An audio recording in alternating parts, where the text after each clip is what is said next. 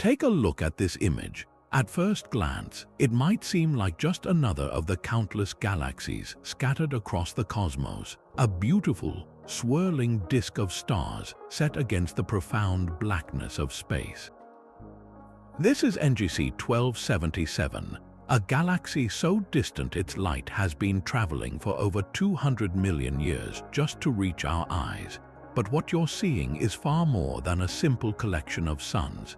It is a cosmic rebel, an island universe that stubbornly refuses to follow the rules written by our most fundamental laws of physics. What if I told you that within this seemingly ordinary pinprick of light, there are mysteries so profound, so utterly bizarre, that they challenge our very understanding of how galaxies live and die? This is not just a story about a distant cluster of stars. It is a journey to the very edge of known science, a place where the familiar universe begins to unravel. We are about to embark on an exploration of 50 of the strangest phenomena ever observed in NGC 1277. Each one is a piece of a puzzle that has left astronomers both baffled and exhilarated. We're talking about gravitational anomalies that shouldn't exist, stellar populations that appear impossibly ancient, and whispers of dark matter behaving in ways we can't yet explain. This galaxy is a cosmic laboratory, a natural experiment that is revealing flaws in our models and hinting at entirely new chapters in physics. It's a reminder that for all our knowledge, the universe is still profoundly, wonderfully weird, and it is in these anomalies that the next great discoveries are waiting to be made. So prepare to have your perception of reality stretched. We will venture into the heart of this celestial enigma, uncovering one baffling mystery after another. This journey promises a blend of sheer awe and cutting-edge science, a chance to stand at the frontier of human knowledge and peer into the unknown. The secrets locked within NGC 1277 are not just for astronomers in observatories. They are a shared human inheritance, a story of curiosity and our relentless drive to understand our place in the cosmos. Let's begin. Our journey into the bizarre begins with the very fabric of the cosmos itself, a discovery so unsettling it forced astronomers to question a foundational truth of the universe. This first phenomenon is the case of the missing dark matter. Now, to understand why this is so revolutionary, we need to grasp what dark matter is. Think of it as the universe's hidden skeleton. We can't see it, touch it, or directly detect it with any of our instruments, but we know it's there because of its immense gravitational pull. It's the invisible glue that holds galaxies together. Without its gravitational influence, the outer stars in a spinning galaxy would simply fly off into the void, like children flung from a merrily go-round spinning too fast. For decades, this concept has been a cornerstone of cosmology, a non-negotiable ingredient in the recipe for every galaxy we've ever studied, until we looked at NGC 1277. When astronomers measured the velocities of stars orbiting within this galaxy, they expected to see a clear signature of dark matter's gravitational grip. Instead, they found something profoundly confusing. The stars were moving precisely as you would predict if only the visible matter, the stars and gas we can see, was present. The ghostly, massive halo of dark matter that should be enveloping the galaxy, making up over 80% of its mass, was simply not there. It was as if you weighed a person and then discovered their skeleton was missing, yet they were still standing and walking around perfectly normally. This single observation sent shockwaves through the astrophysics community. How could a galaxy this massive and structured exist without the cosmic scaffolding that every model tells us is essential? The methods used to make this discovery are a testament to human ingenuity. Researchers employed a technique that tracks the motion of globular clusters, dense, ancient swarms of stars that orbit the galaxy's main body. By meticulously measuring the speeds of these clusters, they could calculate the total mass of NGC 1277.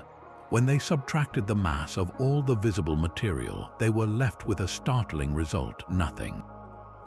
The dark matter component was virtually zero. The initial reaction was, as you might expect, profound skepticism. The scientific process demands that extraordinary claims be met with rigorous scrutiny. Many wondered if there was an error in the observations, a flaw in the methodology, or perhaps some exotic astrophysical process at work that was mimicking the appearance of no dark matter.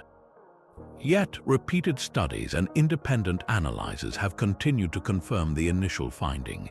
This galaxy is a cosmic rule breaker, a colossal celestial object that appears to have formed and endured against all odds, challenging us to reconsider one of the most deeply held beliefs in modern science. If the absence of dark matter was our first major clue that NGC 1277 is an oddity, then the nature of its stars is the second, equally baffling piece of the puzzle. We are now looking at phenomenon 2, the ancient stellar population. To put it simply, this galaxy is a cosmic senior citizen, a relic that has essentially retired from the vibrant business of star formation. While most large galaxies in our cosmic neighborhood are lively, dynamic places where new stars are continuously being born in clouds of gas and dust, NGC 1277 is what astronomers call red and dead. Its light is dominated by the reddish glow of ancient, cool stars, and it shows no signs of the vibrant blue hues that would indicate youthful, hot new suns. This galaxy's star-forming factories shut down an astonishingly long time ago, over 10 billion years in the past. To grasp the scale of that, our own sun and solar system are a mere 4.6 billion years old. This galaxy had already completed its primary period of star formation before our sun even existed. This leads to a truly profound revelation about its stellar population. It appears that nearly all of its stars were created in one incredibly intense, rapid burst of activity in the very early universe. Imagine an entire galaxy's worth of stars, hundreds of billions of them blazing into existence in a comparatively short cosmic time span. After this frantic initial burst, something happened. The galaxy's gas supply, the raw fuel for new stars, was either used up, expelled, or somehow cut off. The consequence is that the stars we see today are all roughly the same ancient age, a monolithic population of old suns that have been steadily burning for more than 90% of the universe's history. This makes NGC 1277 a fossil, a pristine time capsule from an era when the cosmos was young. What makes this red and dead state so unusual is the context of the galaxy's size and location. We typically find such ancient stellar populations in two types of galaxies: small, faint dwarf galaxies that simply didn't have the mass to hold onto gas for long, or in the enormous, bloated giants that sit at the hearts of dense galaxy clusters.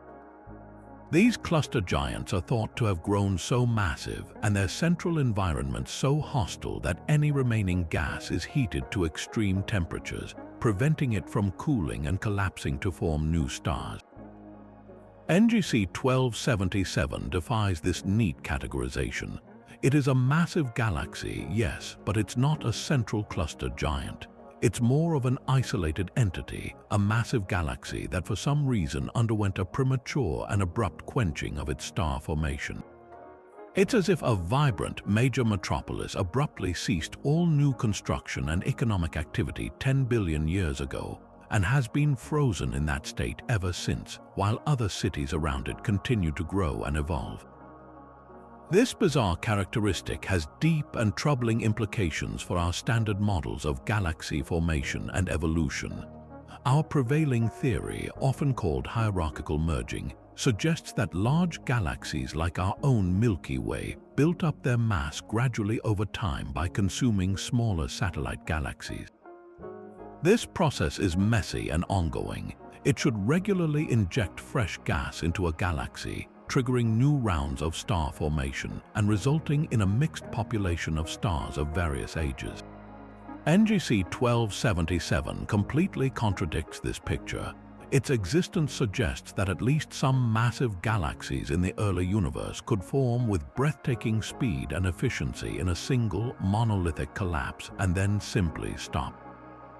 They challenge the idea that all big galaxies are the products of a long and violent history of mergers and acquisitions. This galaxy seems to have formed all at once, and then was somehow protected or isolated from the later cosmic events that would have rejuvenated its stellar population. It forces astronomers to ask a difficult question: was our picture of galaxy evolution incomplete all along? Did an entire alternative pathway for forming massive galaxies exist in the early universe, one that we are only now beginning to recognize through these rare, frozen-in-time relics like NGC 1277? But the strangeness of NGC 1277 doesn't stop with what's missing. It extends to what is overwhelmingly present.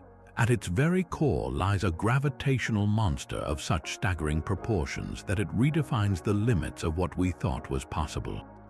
This is phenomenon 3, the supermassive black hole anomaly. To fully appreciate the scale of this beast, let's first consider the supermassive black hole at the heart of our own Milky Way, named Sagittarius, a star. It is a cosmic heavyweight with a mass equivalent to about 4 million times that of our Sun. That number is so large it's difficult to comprehend, a testament to the raw power that governs the center of our galaxy. Yet the black hole in NGC 1277 makes our own look like a mere pebble. This colossal entity boasts a mass of around 17 billion suns.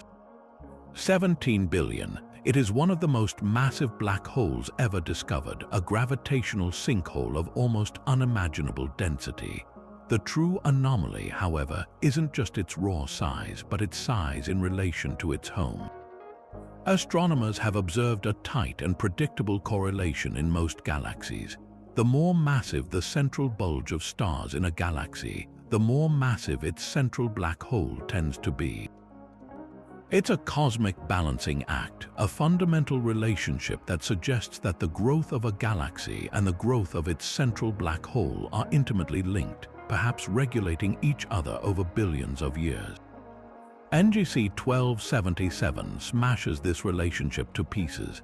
Its central black hole is not just large, it is grotesquely, disproportionately enormous. While this black hole contains a mass of 17 billion suns, the entire rest of the galaxy, all its hundreds of billions of stars, weighs in at a total of around 120 billion solar masses.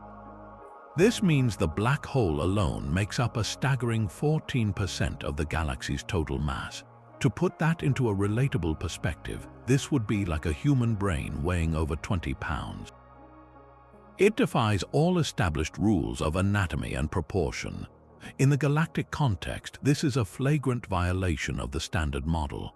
The black hole is so massive that its gravitational influence should have fundamentally reshaped the entire galaxy. Yet NGC 1277 maintains a relatively compact and orderly structure. This presents a profound puzzle for theorists. How could such a behemoth form, and how could it exist within a galaxy that isn't itself an absolute cosmic giant? The theories attempting to explain this are as fascinating as the anomaly itself. One leading idea is that we are witnessing a relic from the universe's most chaotic and violent era. In the very early cosmos, vast reservoirs of pristine gas may have collapsed directly under their own immense gravity, bypassing the typical process of star formation and instead funneling directly into a gargantuan black hole seed. This direct collapse scenario would create a monster from birth, a black hole that started its life with a mass thousands of times greater than any that could be formed from a single dying star. Another compelling theory suggests that this black hole is the product of a runaway feeding frenzy in the dense, crowded environment of the early universe, gorging itself on gas and stars at a rate so extreme that it temporarily became a brilliant quasar, outshining its entire host galaxy before eventually depleting its fuel source and falling quiet. This galaxy, then, could be the fossilized corpse of one of the universe's first and most powerful quasars. Its silent, red and dead state is the aftermath of that glorious, violent feast. The existence of this black hole forces us to consider that the pathways to building cosmic structures in the infant universe were far more diverse and extreme than our current models allow, a testament to a time when the cosmos operated by a different, more ferocious set of rules. This leads us to one of the most compelling theories that attempts to tie all these bizarre traits together, a theory that involves galactic cannibalism and cosmic ghosts. Phenomenon 4 explores the ultra-compact dwarf galaxy connection. To understand this, we first need to know what an ultra-compact dwarf galaxy, or UCT, actually is. Picture a star cluster, but one that has been pumped up on cosmic steroids. These objects are far more massive and densely packed than ordinary globular clusters, yet they are much smaller than a typical galaxy like our Milky Way. They are the celestial equivalent of a heavyweight boxer crammed into the body of a gymnast, incredibly dense, massive, and mysterious. For a long time, their origin was a puzzle. Were they just exceptionally large star clusters, or were they something else entirely? The prevailing theory today is that many of these ultra-compact dwarfs are the stripped, naked cores of what were once much larger galaxies. Imagine a smaller galaxy venturing too close to a gigantic, predatory galaxy in the early universe. The immense gravitational tides of the larger galaxy act like a cosmic cheese grater, ruthlessly tearing away the outer layers of stars and dark matter from the smaller victim. What remains after this violent gravitational assault is just the dense, central core, the galactic heart, if you will, which continues to orbit its captor as a compact, ultra-dense relic of its former self. This process is galactic cannibalism on a grand scale, and it's how many of the largest galaxies in the universe have grown over time. This is where the connection to NGC 1277 becomes absolutely fascinating. What if our enigmatic subject isn't a galaxy that formed in isolation, but is itself one of these surviving cores? What if NGC 1277 is the stripped remnant of a galaxy that was once far more massive? This idea provides an elegant, though violent, explanation for many of its odd properties. Its lack of dark matter, for instance, fits perfectly. During a tidal stripping event, the loosely bound dark matter halo, which extends far beyond the visible stars, is the first thing to be ripped away and devoured by the larger predator galaxy. What's left is primarily the bright, compact, and dense central region where the stars are packed so tightly that they can resist the gravitational pull. Its ancient stellar population also aligns with this story. If it was the core of a larger galaxy, it likely experienced that intense initial burst of star formation early on, and then the violent interaction that stripped it also cut off its gas supply, leaving it red and dead ever since.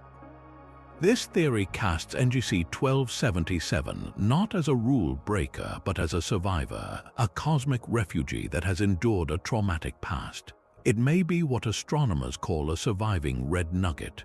Red nuggets are a class of small, compact, and massive galaxies found in the distant universe, thought to be the building blocks that later merged to form the giant galaxies we see today. Most of them were consumed long ago. NGC 1277, in this scenario, is a rare one that never got fully incorporated into a larger structure. It's a living fossil from that chaotic era of galaxy formation, a pristine specimen that has drifted through the eons largely untouched, allowing us to study an object that most theories predicted should have disappeared billions of years ago. The alternative, of course, is that it wasn't stripped at all, but that it formed this way incredibly dense and massive from the very beginning. This possibility is even more challenging to our models, suggesting that the early universe could forge these compact powerhouses in ways we don't fully understand. Either way, its connection to the ultra-compact dwarf family highlights a violent and dramatic history, a past filled with gravitational encounters and cosmic close calls that have shaped it into the profound mystery we observe today. Now we turn our attention to a silence that speaks volumes, a profound stillness at the very heart of this celestial anomaly. Phenomenon 5 is the galaxy's complete and utter lack of recent star formation. To call it quenched is an understatement. This is a galaxy that has been in a state of cosmic hibernation for over 10 billion years. The evidence for this is written in the very light it emits. When astronomers break its light into a spectrum, they don't see the telltale signatures of hot, young, blue stars or the glowing pink emission nebulae that act as stellar nurseries.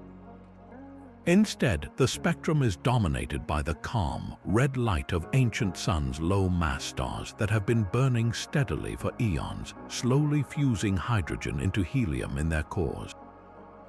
This spectral fingerprint is unmistakable.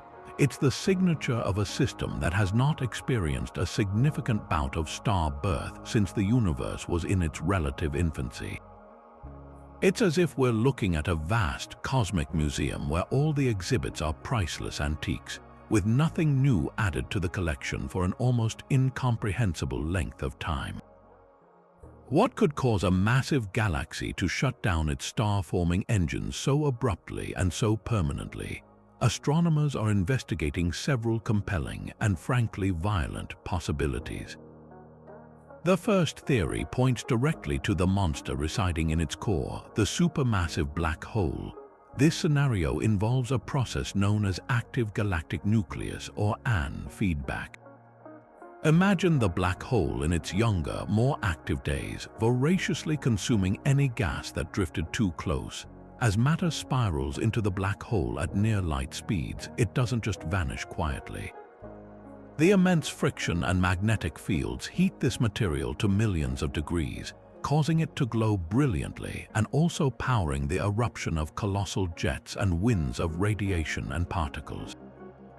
These outflows blast through the galaxy at tremendous speeds, acting like a cosmic blowtorch. They heat up the vast reservoirs of cold gas, the raw material for new stars, preventing it from cooling down and collapsing under its own gravity to form new suns. In a particularly intense episode, these winds can even push the gas entirely out of the galaxy, effectively robbing it of its future. It's a case of the galactic heart in its most violent outburst, sterilizing its own home. The black hole's feast ultimately leads to a famine for the entire galaxy, leaving it red and dead. But there is another potential culprit, one that involves the galaxy's environment and a punishing journey through space. NGC 1277 is not entirely alone. It resides within the immense gravitational well of the Perseus Cluster, a sprawling family of thousands of galaxies. The space between these galaxies isn't truly empty. It's filled with a superheated, thin gas known as the intracluster medium. For a galaxy moving rapidly through this environment, the experience is akin to running through a heavy downpour.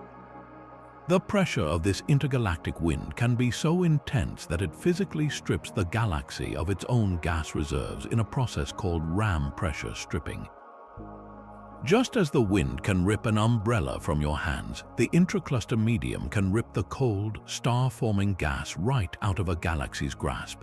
This effect is particularly potent for a galaxy like NGC 1277 if it is on a high-speed orbit through the cluster's dense core. Its own gas is effectively scoured away, leaving it barren and unable to form new stars. This process would have been especially effective billions of years ago, when the galaxy was younger and still possessed a significant gas reservoir, explaining its ancient quenching. It's possible, of course, that both of these dramatic mechanisms worked in tandem. The galaxy's initial, frantic burst of star formation may have used up much of its available gas, leaving it vulnerable. Then, as it fell into the Perseus cluster, ram pressure stripping finished the job, removing what little gas remained. Simultaneously, the central black hole, perhaps agitated by this infall or by earlier merger activity, could have unleashed its powerful feedback, ensuring that not a single pocket of gas could cool and collapse to reignite the star-forming flame. The result is the cosmic fossil we see today, a galaxy frozen in time, its story of creation long since concluded, its stellar population a silent, unified chorus from the dawn of time. This profound stillness is not a sign of peace, but the aftermath of a galactic drama of immense scale and violence, a drama that forever shaped its destiny. Just when we thought the portrait of NGC 1277 couldn't get any stranger, its stars reveal a chemical fingerprint that deepens the mystery exponentially. This sixth phenomenon concerns the galaxy's unusually high metallicity stars. Now, in astronomy, metals mean something very specific. It's the term for any element heavier than hydrogen and helium. These elements, like carbon, oxygen, iron, and silicon, are the building blocks of planets and indeed of life itself. They aren't produced in the Big Bang. They are forged in the nuclear furnaces of stars and then scattered across space when those stars die in spectacular supernova explosions. Over billions of years, successive generations of stars seed the cosmos with these heavy elements, enriching the gas clouds that will one day form new stellar populations. Because of this, we observe a clear trend in the universe. Older stars tend to be metal-poor, having formed from pristine gas, while younger stars are metal-rich, born from material recycled by many previous stellar generations. This is what makes the stars in NGC 1277 so baffling. They are profoundly ancient, as we've established, yet they are not metal-poor. On the contrary, they show a surprisingly high abundance of heavy elements, a level of enrichment you would typically associate with a much younger stellar population that has had a long and complex history of star formation and death. It's as if you discovered a prehistoric cave painting executed with modern synthetic paints. The existence of these metal-rich, ancient stars presents a serious cosmic timing problem. How did this galaxy manage to produce and distribute such a large quantity of heavy elements so early in the universe's history, and do it so quickly that the very first generation of stars could incorporate them? The answer lies in a concept known as chemical evolution, and the scenario it points to is one of almost unimaginable intensity. The most compelling explanation is that NGC 1277 experienced a starburst of truly epic proportions, a frenzy of star formation so concentrated and violent that it fundamentally reshaped the galaxy's chemical makeup in a geological blink of an eye. Imagine the entire galaxy as a single colossal firework. Instead of a slow, steady trickle of star birth, it ignited in a single, brilliant flash. In this incredibly dense and turbulent environment, immense stars were born by the millions. These weren't just any stars, many of them were true behemoths, many times more massive than our Sun. Massive stars live fast and die young. They burn through their nuclear fuel in just a few million years, a mere instant on the cosmic clock, before ending their lives in cataclysmic core collapse supernova. Each one of these explosions is a cosmic alchemy factory, violently fusing lighter elements into heavier ones and then blasting them out into the surrounding space at nearly the speed of light. In a normal, more sedate galaxy like our Milky Way, this process happens gradually over many generations, but in the frantic environment of NGC 1277's youth, the timeline was drastically compressed. The first generation of massive stars lived, died, and exploded, flooding the galaxy with newly forged metals while the galaxy was still vigorously forming its very first population of stars. This newly enriched gas, now peppered with heavy elements, would have then immediately collapsed to form the next wave of stars. This means that many of the ancient stars we see in the galaxy today, while still among the first generation in a broad sense, are actually a second wave that formed from this rapidly polluted material. The entire cycle from the birth of the very first stars to the formation of this enriched population might have taken only a few 100 million years, an astonishingly short period that allowed the galaxy to achieve a high level of chemical maturity while the universe itself was still in its infancy. This theory of a single, monstrous starburst elegantly ties together several of the galaxy's other bizarre traits. The sheer violence and energy of this event could have played a direct role in quenching the galaxy. The combined effect of countless supernova explosions would have created a powerful superwind, a galactic-scale hurricane that could have driven much of the remaining star-forming gas right out of the galaxy, permanently shutting down its ability to make new stars and leaving it red and dead.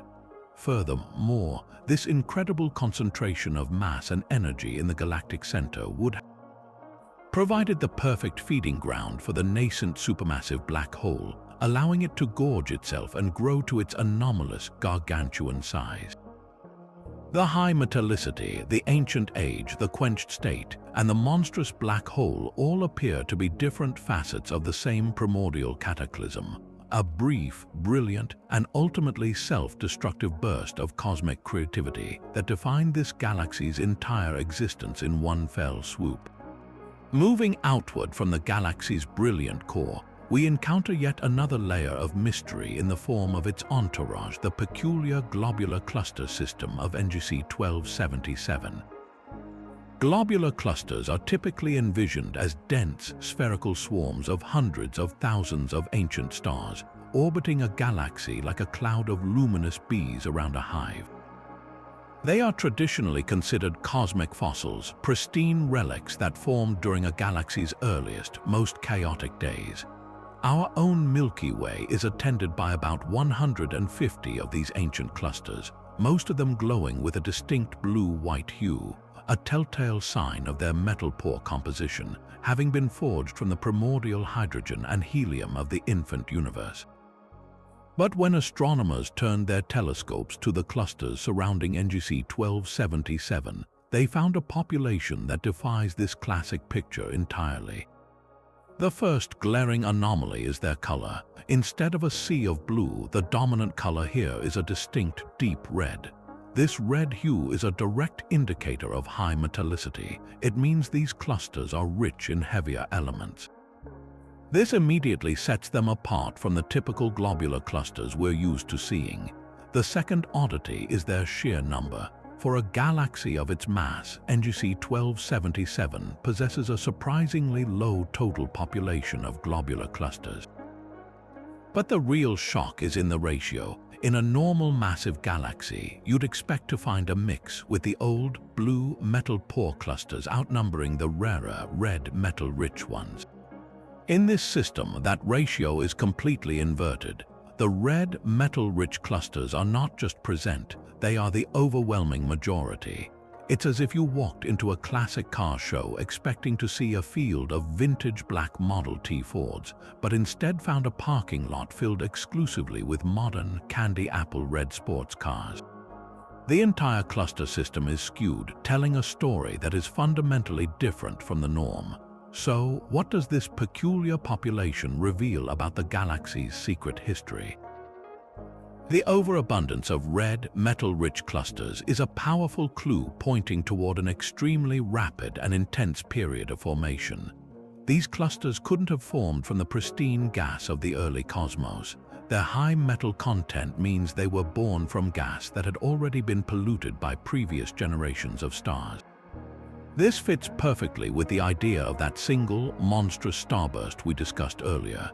In the frantic, gas-rich environment of the young NGC 1277, globular clusters likely formed in droves, but they did so after the first massive stars had already lived, died, and seeded the galaxy with heavy elements. They are not the first generation of star formation, but a product of that initial, incredibly productive wave. Their red color is the chemical signature of that frantic, self-enriching burst. This bizarre cluster system also provides compelling evidence for a surprisingly isolated life. One of the primary ways large galaxies like our Milky Way acquire new globular clusters is through galactic cannibalism, by tearing them away from smaller galaxies they consume during mergers.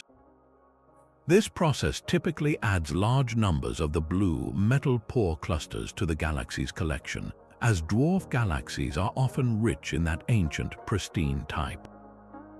The stark lack of these blue clusters around NGC 1277 strongly suggests it has been a cosmic hermit for most of its existence. It appears to have avoided any major mergers for the last 10 billion years.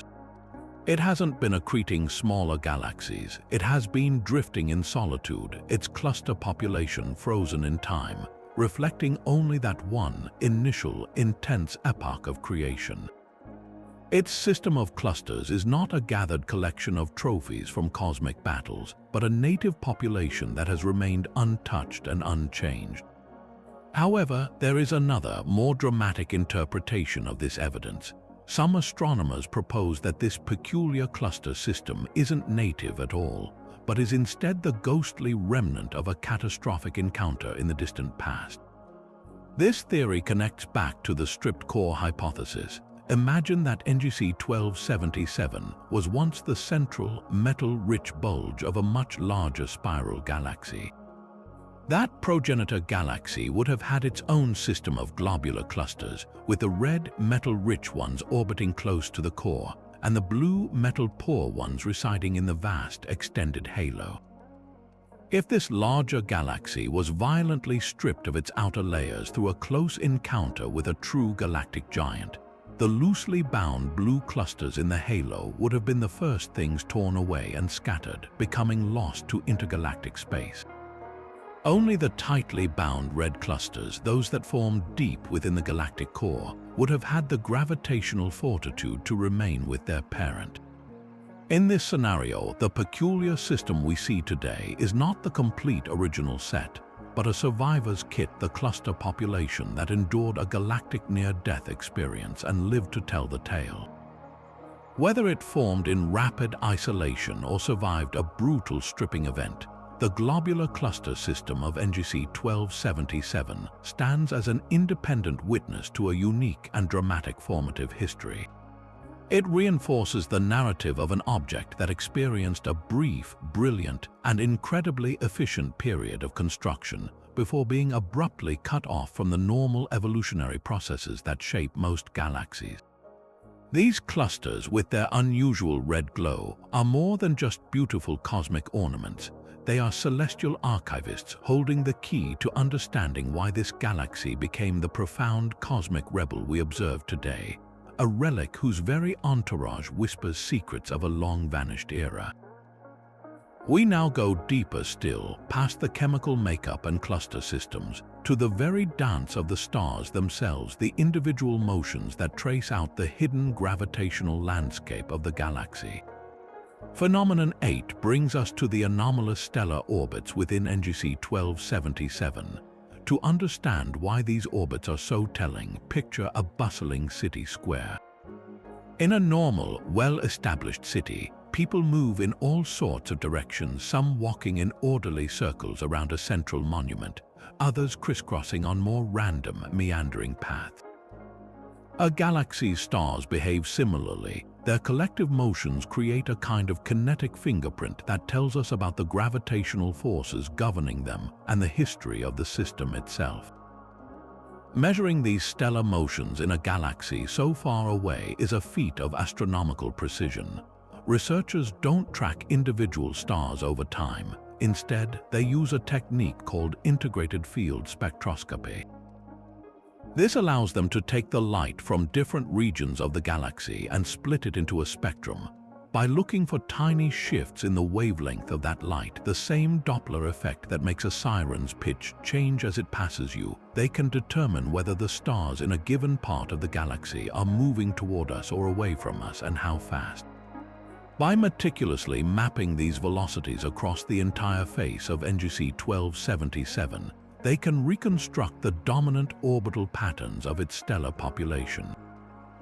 What they found was a distinct and unusual preference. A significant fraction of the stars appear to be on highly radial orbits. This means their paths are not like the circular, placid orbits of stars in the disk of our own Milky Way. Instead, these stars are like cosmic comets diving inward from the galactic outskirts, plunging perilously close to the central black hole at high speed, only to swing back out again in long, elongated trajectories. It's a far more chaotic and energetic orbital dance than one would expect in a relaxed, ancient system. This prevalence of radial motion is a powerful clue, a fossil record of the galaxy's dynamic past frozen into the kinematics of its stars. So, what could cause such a pronounced preference for these dramatic, plunging orbits? One of the most compelling explanations points to a violent merger event deep in the galaxy's past. If NGC 1277 did indeed collide and merge with another sizable galaxy billions of years ago, the gravitational shockwaves from that encounter would have sent vast numbers of stars onto these new, highly radial paths. The chaos of the merger would have disrupted their original, more circular orbits, funneling them into this new, distinctive pattern. The fact that we still see this signature today, after so much time has passed, suggests the galaxy has been remarkably undisturbed since that event. It never had a chance to relax back into a more mixed and disorderly state through subsequent interactions. The evidence for this ancient violence is literally written in the paths the stars follow. An alternative and perhaps even more intriguing possibility involves the ghostly influence of the absent dark matter. In a typical galaxy, the massive spherical halo of dark matter acts as a gravitational stabilizer. Its presence tends to randomize stellar orbits over time, creating a balanced mix of circular, radial, and everything in between. But in NGC 1277, that stabilizing influence is missing. Without the smoothing effect of a dark matter halo, the gravitational field is dominated almost entirely by the visible stars and the monstrous central black hole. This creates a much steeper and more focused gravitational potential well, one that can naturally funnel stars into these radial, plunging trajectories and then preserve those orbits for eons. The anomalous motions of the stars, therefore, might be a direct consequence of the missing dark matter, a visible manifestation of an invisible absence. This kinematic fingerprint provides a crucial, independent line of evidence that supports the other bizarre traits we've explored. The radial orbits fit perfectly with the idea of a rapid, monolithic collapse or a major merger that also triggered the intense starburst and fed the central black hole. They are consistent with the galaxy being a stripped core, as such a violent stripping event would absolutely leave its stars on these kinds of disturbed paths. The stellar orbits are not just a curiosity, they are the dynamic memory of the galaxy, a living record of the forces both seen and unseen, that sculpted this celestial rebel into the profound cosmic mystery it is today. As we piece together the evidence, a fascinating contradiction comes into focus, one that forms the very heart of the NGC 1277 enigma. This ninth phenomenon is the mystery of its isolated evolution. Here we have a galaxy that resides within one of the most crowded neighborhoods in the cosmos, the immense Perseus Cluster, a gravitational family of thousands of galaxies all swirling around a common center. In such a dense environment, galactic interactions are the norm, not the exception. Galaxies are constantly brushing past one another, their gravitational fields intertwining in a complex dance that can pull, stretch, and ultimately merge systems together. This process of hierarchical merging is the standard story of how large galaxies grow. Think of a bustling metropolitan downtown where buildings are constantly being renovated, expanded, and combined.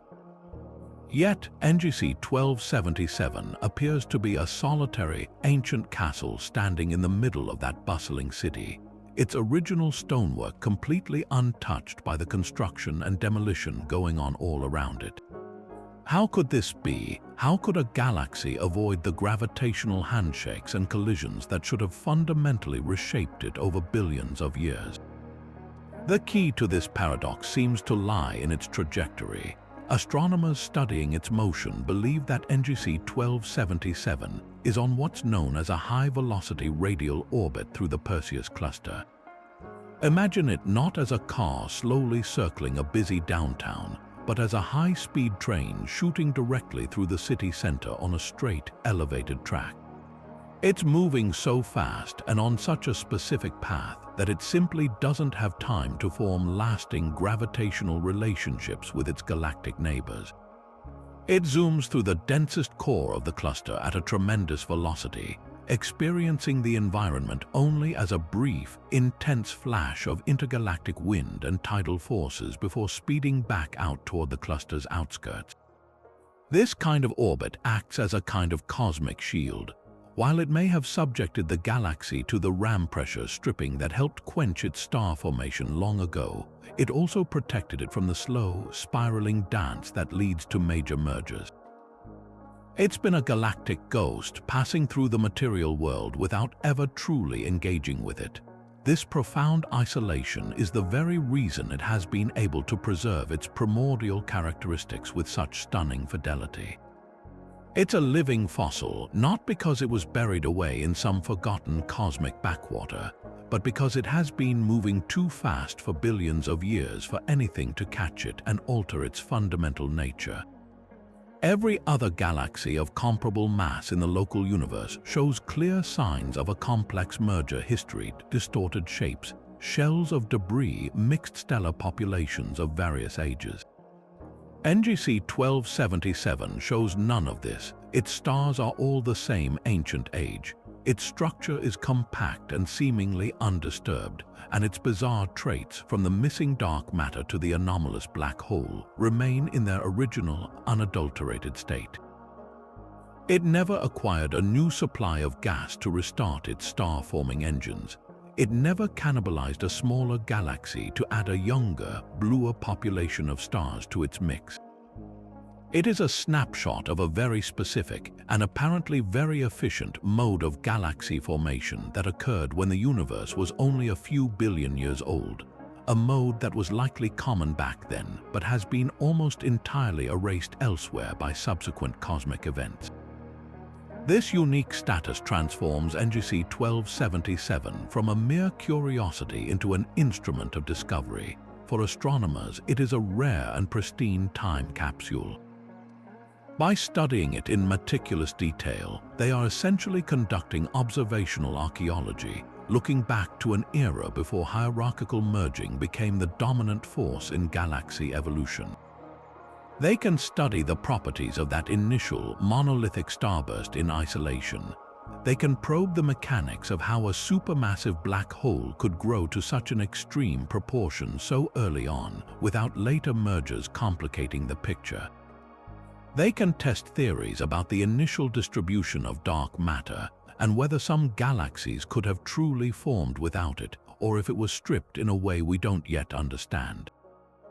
This single galaxy provides a clean laboratory, a control sample against which the messy, merger-driven histories of all other galaxies can be compared. Its isolation is not an absence of story, but the preservation of a story that was written only once at the dawn of time and has remained legible ever since. This brings us to a fascinating what-if scenario written in the stars themselves, or more accurately, in the stark absence of a specific stellar pattern. Phenomenon 10 explores what we might call the case of the failed spiral arms. Consider our own Milky Way, a magnificent spiral galaxy. Its sweeping arms, traced by bright blue star-forming regions and lanes of dark dust, are not just beautiful, they are the signature of a dynamic and ongoing evolutionary process. These spiral structures are thought to be density waves moving through the galactic disk like ripples across a pond, compressing gas and triggering the birth of new stars as they go. For a galaxy to develop and maintain such a grand design, several key conditions are generally required. A significant rotating disk of cold gas, a stable and relatively undisturbed gravitational environment, and often the gravitational nudge from a smaller satellite galaxy to actually initiate the spiral pattern. Now look at NGC 1277. Its structure is not a flat, spinning disk but a much more amorphous, spheroidal or lenticular shape. There is no sign of the delicate spiral architecture that defines galaxies like our own. This leads to a compelling hypothesis. What if, in its youth, this galaxy possessed the raw materials to become a spiral? What if it was on that very path, only to have its destiny abruptly rerouted? The conditions necessary for spiral arms were likely never met, or more dramatically, they were violently disrupted. The primary culprit, once again, appears to be that incredibly intense and rapid initial starburst. If a galaxy uses up almost all of its cool, sky gas reservoir in one frantic, short-lived burst of star formation, there is simply nothing left to form a sustained spiral structure. The raw fuel for the density waves is gone, consumed in a brilliant flash. The galaxy's morphology is then frozen as a consequence of that early, self-limiting frenzy. Furthermore, the gravitational environment within NGC 1277 would have been profoundly hostile to the delicate balance needed for spiral arms. The presence of the anomalously massive central black hole creates an incredibly deep and steep gravitational potential well at the galaxy's heart. This extreme central mass concentration can dynamically heat the orbits of the surrounding stars, making their paths more random and less organized into a cool, thin, rotating disk. It's the difference between a calm, orderly roundabout and a chaotic, multi-level interchange with cars flying off in all directions. The latter simply cannot sustain a single, coherent flow pattern. The black hole's gravity essentially acts to puff up the stellar distribution, preventing the formation of a stable disk where spiral density waves could propagate. The galaxy's potential history as a stripped core adds another layer to this narrative. If it was indeed the central bulge of a larger spiral galaxy that was torn apart, then its failure to be a spiral is not a failure at all, but a post-traumatic state. The beautiful spiral arms and the extensive disk that may have once surrounded it were the very parts that were gravitationally shredded and stripped away in that ancient encounter, leaving behind only the dense central bulge. We are not looking at a galaxy that failed to form arms, but at a galaxy that had its arms brutally amputated, leaving only the core body behind. This would explain its current, armless morphology perfectly. Its story transforms from one of a stunted development into a tale of survival after a catastrophic loss. Whether it was the violence of its own birth, the overwhelming gravity of its core, or the trauma of a past encounter, NGC 1277 stands as a testament to a road not taken, a permanent reminder of the spiral structure it could have been, had the turbulent history of the cosmos unfolded just a little differently. Now, let's shift our gaze from the blazing stars to the cold, invisible gas that drifts between them, because what we don't find in this galaxy is as revealing as what we do. Phenomenon 11 is the enigma of the galaxy's hydrogen gas distribution, or more accurately, its profound and unusual absence. To understand why this matters, think of neutral hydrogen gas, what astronomers call HI as the galactic pantry. It's the cool, raw, unprocessed fuel from which future generations of stars are born. In a typical spiral galaxy like our own, this hydrogen is abundant, swirling in a vast disk and constantly replenishing the cycle of stellar life. Even many red and dead galaxies hold onto significant reserves of this gas in their outer halos, a potential inheritance for a future rebirth. But when radio telescopes like the powerful Very Large Array were pointed at NGC 1277 to map its hydrogen signature, they found a cosmic cupboard that is almost completely bare. This isn't just a minor shortage, it's a near-total depletion. The amount of detectable neutral hydrogen gas in this massive galaxy is staggeringly low, orders of magnitude less than what we would expect for an object of its size and mass. This discovery perfectly aligns with its quenched state. You can't form new stars without the raw material, but it deepens the central mystery of how the galaxy became so utterly desiccated. The lack of gas acts as a final, emphatic stamp on its death certificate, confirming that its star-forming days are not just paused but are permanently over. The question then becomes, what cosmic event or process was so thorough that it could strip away this fundamental resource so completely? The most likely suspect for this galactic robbery is the very environment the galaxy calls home, the dense, hot intracluster medium of the Perseus Cluster. We mentioned ram pressure stripping before, but its effect on the hydrogen gas is particularly brutal. Picture NGC 1277 as a dandelion seed, and the superheated plasma filling the space between galaxies as a powerful hairdryer. As the galaxy speeds on its high-velocity orbit through the cluster, this intergalactic wind slams into it with immense force. The galaxy's own gravity is too weak to hold onto its tenuous, widespread clouds of neutral hydrogen against this onslaught. The gas is simply swept away, ripped from the galaxy's grasp and left to dissipate into the vast, hot intracluster void. This process is incredibly efficient, and for a galaxy that has been repeatedly plunging through the cluster core for billions of years, it could systematically scour away every last trace of its cool gas reserves. However, there is another, more explosive possibility. The galaxy's own violent youth may have contributed to its gaseous demise. That initial, frantic starburst we discussed wouldn't have just created stars, it would have been accompanied by a relentless barrage of supernova explosions. The cumulative effect of thousands upon thousands of these stellar detonations could have generated a powerful galactic superwind, a hurricane of energy and hot gas blowing outward from the galaxy's center. This internally generated tempest could have physically pushed a significant portion of the remaining hydrogen gas out into intergalactic space, a case of the galaxy expelling its own future fuel supply in the fiery throes of its creation. It's a self-inflicted wound where the very process of building the galaxy also sealed its fate, leaving it vulnerable to the final, cleaning sweep of the cluster environment.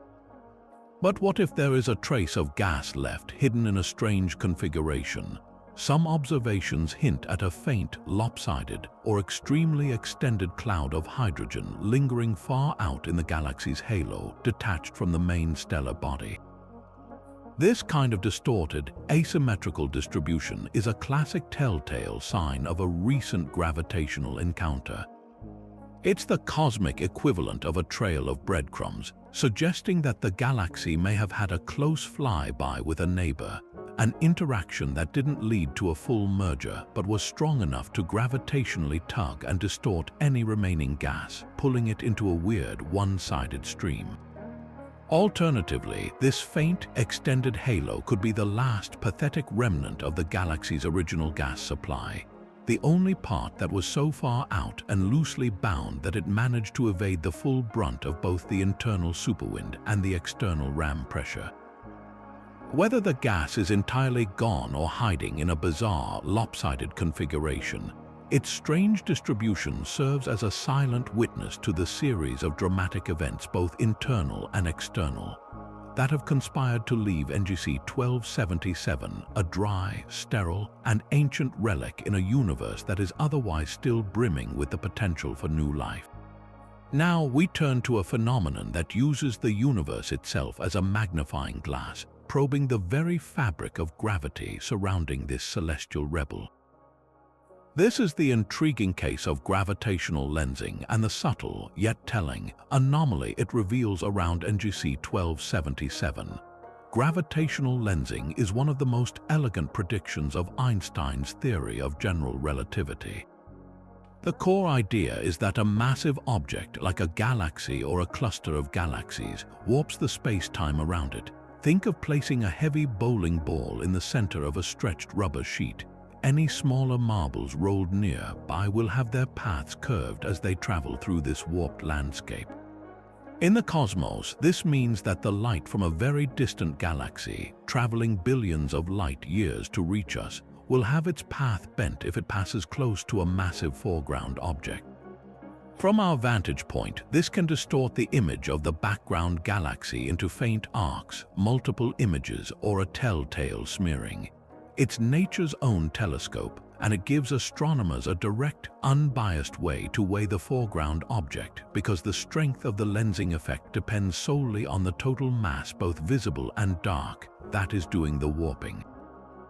When researchers went looking for this effect around NGC 1277, They weren't expecting the dramatic, arc-filled spectacle seen around immense galaxy clusters. Given its mass, it would be what's known as a weak lensor. The distortions would be incredibly subtle, perhaps just a slight, statistical stretching of the shapes of thousands of faint background galaxies that lie behind it from our point of view. By meticulously measuring these tiny, coherent distortions, astronomers can map the total gravitational pull of the galaxy and create a mass map independent of the motion of its own stars. This provides a crucial, separate line of evidence in the great dark matter debate. If the lensing map shows a massive, extended halo of gravity that isn't accounted for by the visible stars, it would be the smoking gun for the presence of dark matter. If, on the other hand, the lensing mass matches almost perfectly with the mass of the stars we can see, it would be a powerful, independent confirmation of the bizarre dark matter deficit. The results from these delicate measurements point overwhelmingly toward the latter, more puzzling scenario. The weak gravitational lensing signal around NGC 1277 is exceptionally faint, aligning closely with the mass calculated from its stellar population alone. This independent check powerfully corroborates the story told by the motions of its globular clusters. There is no significant extended halo of invisible matter contributing to its gravity. The lensing anomaly, therefore, is not that the lensing is strange, but that it is so normal for the amount of visible stuff present. In a universe where dark matter is supposed to dominate, this normalcy is itself profoundly abnormal. It's as if you used two completely different methods to weigh a person, one by looking at their body and another by measuring their gravitational pull on orbiting satellites. And both methods gave you the same number, conclusively proving the person truly has no skeleton. This lensing data closes a major loophole, making it extremely difficult to argue that the dark matter is simply hiding in a novel configuration. The evidence suggests it genuinely isn't there in the quantities our models demand. This consistency across different observational techniques forces us to confront the implications head-on. The lensing anomaly doesn't just reinforce the mystery, it sharpens it. It tells us that our understanding of how mass dictates gravity in this system is correct, but that our understanding of what that mass should be is fundamentally flawed. This galaxy's gravitational personality is defined almost entirely by its stars and its monstrous central black hole, with the mysterious dark component playing no significant role. This makes NGC 1277 a critical test case for alternative theories of gravity, like modified Newtonian dynamics or MUND, which propose that our theory of gravity itself needs revision on galactic scales rather than invoking invisible particles. While such theories have had mixed success explaining other cosmic phenomena, the unique profile of this galaxy with its extreme mass concentration and lack of dark matter provides a pristine environment to test these ideas against the standard model. The subtle warping of light by this cosmic rebel is quietly challenging the foundations of physics, offering a clear, observational puzzle that any successful theory of the universe must now be able to explain. While the visible light from NGC 1277 tells a story of ancient, quiet stars, observing it with an X-ray telescope reveals a far more energetic and puzzling dimension. This 13th phenomenon involves the galaxy's unexpected X-ray emissions. Space observatories like NASA Chandra X-ray Observatory are designed to detect this high-energy radiation, which is typically produced by processes involving immense temperatures or violent acceleration. When they were pointed at this cosmic relic, the data revealed an intriguing profile that adds another layer of complexity to its mystery. The X-ray signature isn't the brilliant, powerful beacon of a fully active quasar, but it's also not the complete and total silence one might expect from a galaxy that has been dormant for so long. Instead, it presents a faint yet significant glow that points to ongoing, subtle activity in its deep interior. So, what could be generating these X-rays? One strong possibility involves the superheated interstellar gas that might still be lingering within the galaxy. When gas is heated to temperatures of millions of degrees, it naturally emits energy in the X-ray part of the spectrum. In a typical massive galaxy, this hot gas is often the aftermath of countless supernova explosions from billions of years ago, a vast, diffuse atmosphere that is held in place by the galaxy's gravitational pull. However, for NGC 1277, the amount of this hot gas appears to be strangely low, consistent with its overall theme of being a depleted and quenched system. The faint X-ray glow that is detected could be the last thin whisper of this ancient hot atmosphere, a fading remnant of the galaxy's fiery youth. The other, and perhaps more compelling, source for these X-rays is the supermassive black hole itself. Even in its current quiescent state, the gravitational pull of a 17 billion solar mass black hole is unimaginably strong. Any stray gas or dust, or even the occasional star that wanders too close, can be accelerated and heated to extreme temperatures as it spirals inward. This process, even at a very low level, would produce a faint but detectable X-ray signal. This would classify the core of NGC 1277 as a low-luminosity active galactic nucleus. It's not the roaring blaze of its quasar past, but the quiet, persistent smoldering of a cosmic engine that is not entirely shut off. The presence of this faint AGN signature is crucial because it suggests that the black hole, while no longer dominating the galaxy with powerful outbursts, is still capable of influencing its immediate environment, subtly heating any nearby gas and preventing it from cooling and collapsing to form new stars. This X-ray profile acts as a critical diagnostic tool, helping astronomers choose between competing theories for the galaxy's strange state. The relative faintness of the emission strongly supports the idea that the galaxy has been effectively cleaned out. If ram pressure stripping had efficiently removed the galactic gas, there would be very little fuel left to fall onto the black hole or to form a substantial hot atmosphere, resulting in the weak X-ray signal we observe. At the same time, the very presence of a faint AGN signal indicates that the black hole is not completely starved, hinting that a trickle of material may still be finding its way to the center, perhaps from the stellar winds of its aging population of stars.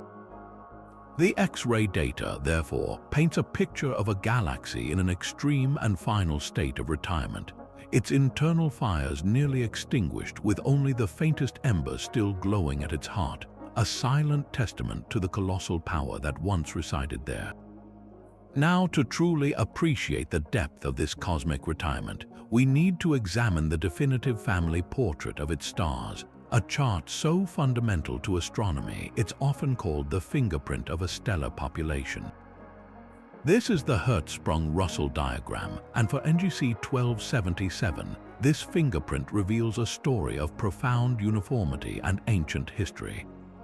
At its heart, the HR diagram is a simple but powerful plot.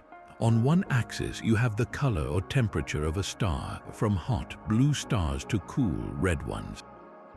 On the other axis, you have its luminosity or intrinsic brightness. When you plot thousands of stars from a typical galaxy like our own Milky Way, you get a vibrant and diverse picture. You see a broad band called the main sequence, where stars like our Sun are happily fusing hydrogen. You see a region of brilliant red giants, stars that have exhausted their core hydrogen and are now bloated and luminous. And you might even spot a few anomalous blue stragglers, stars that appear unexpectedly young and blue in an old crowd, possibly rejuvenated by stellar collisions or by siphoning material from a companion.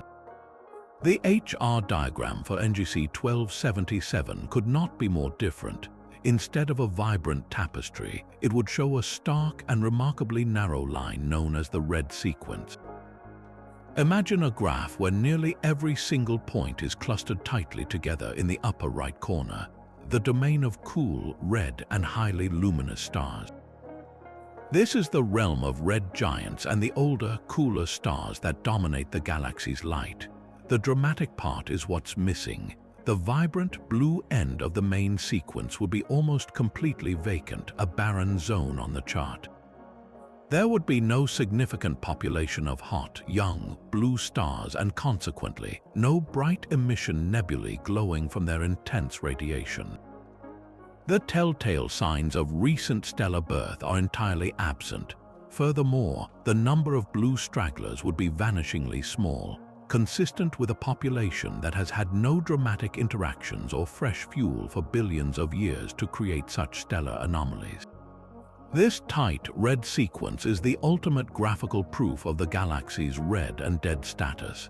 It's not just that the galaxy looks red, its very stellar demography is skewed entirely toward ancient suns. The diagram tells us that the vast majority of stars currently shining with any significant brightness are these old, evolved giants. The main sequence is populated only at its very faintest, coolest end by low-mass red dwarfs, which burn their fuel so slowly they can last for trillions of years but contribute little to the galaxy's overall glow. The lack of any stars on the upper, blue part of the main sequence means there has been no significant star formation for an epoch long enough for all the massive, short-lived blue stars to have lived out their entire life cycles and vanished. Given that the most massive stars live for only a few million years, the void on the blue end of the diagram indicates that the galaxy's star-forming factories have been shut down for a time far longer than that, a silence measured in billions of years. This unique HR diagram acts as a powerful chronometer, allowing astronomers to date the galaxy's last major period of activity with remarkable precision. Because stellar evolution is a well-understood science, we know how long different types of stars spend in each phase of their lives. The specific layout of the red sequence, exactly how bright the red giant branch is, and where the point is at which stars begin to leave the main sequence provides a very accurate clock. For NGC 1277, that clock reads an astonishingly old age. The diagram confirms that the last major burst of star formation occurred over 10 billion years ago, and after that, the stellar population has simply been aging in lockstep with no new births to reset the timer. Every star we see is on a very similar evolutionary path, growing into a red giant and then eventually fading away, with no new stars being born to take their place on the main sequence. This is a galaxy whose stellar story reached its climax in the opening acts of the universe, and whose final chapters are now being written in the slow, quiet fading of its ancient suns. While the overall structure of NGC 1277 appears remarkably pristine and undisturbed, astronomers have turned to some of the most sensitive telescopes in the world to search for the faintest possible clues of a more violent history. This 15th phenomenon is the hunt for elusive tidal streams and debris. Imagine looking at a seemingly calm and clear night sky. To the naked eye, it appears empty, but if you use a long exposure camera, you might start to see the faint, ethereal glow of the northern lights or a far distant nebula. In the same way, the space around a galaxy can hold incredibly subtle structures that are invisible in standard observations.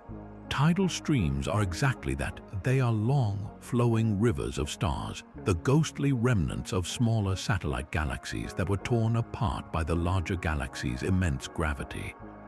They are the cosmic equivalent of a faint smoke trail, evidence of a long-finished feast. Finding these streams around NGC 1277 is particularly challenging. Because the galaxy resides within the bright and complex backdrop of the Perseus Cluster, distinguishing these faint stellar filaments from the general glow of the cluster itself is like trying to spot a single, dim thread woven into a vast, intricate tapestry. This search requires ultra-deep imaging campaigns, often using space-based telescopes like Hubble, which can observe with exquisite clarity above Earth's atmosphere. Researchers take incredibly long exposures, patiently collecting photons for hours or even days, to tease out the faintest possible signals from the background noise. They are looking for any slight, coherent overdensity of stars that forms a telltale arc, a shell, or a diffuse cloud that doesn't belong to the galaxy's smooth main body.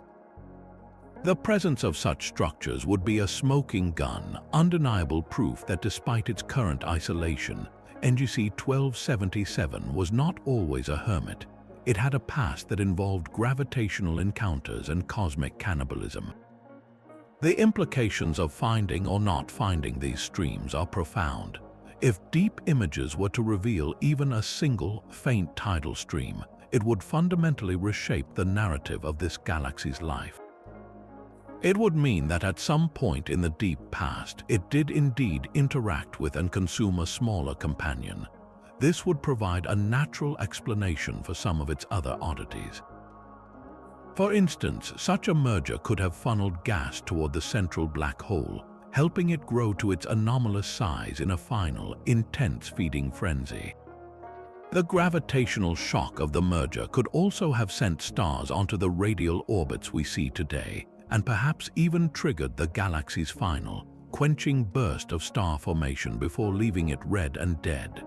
A single stream would transform the galaxy from a pristine relic that formed in total isolation into a survivor of a more typical, if ancient, violent event.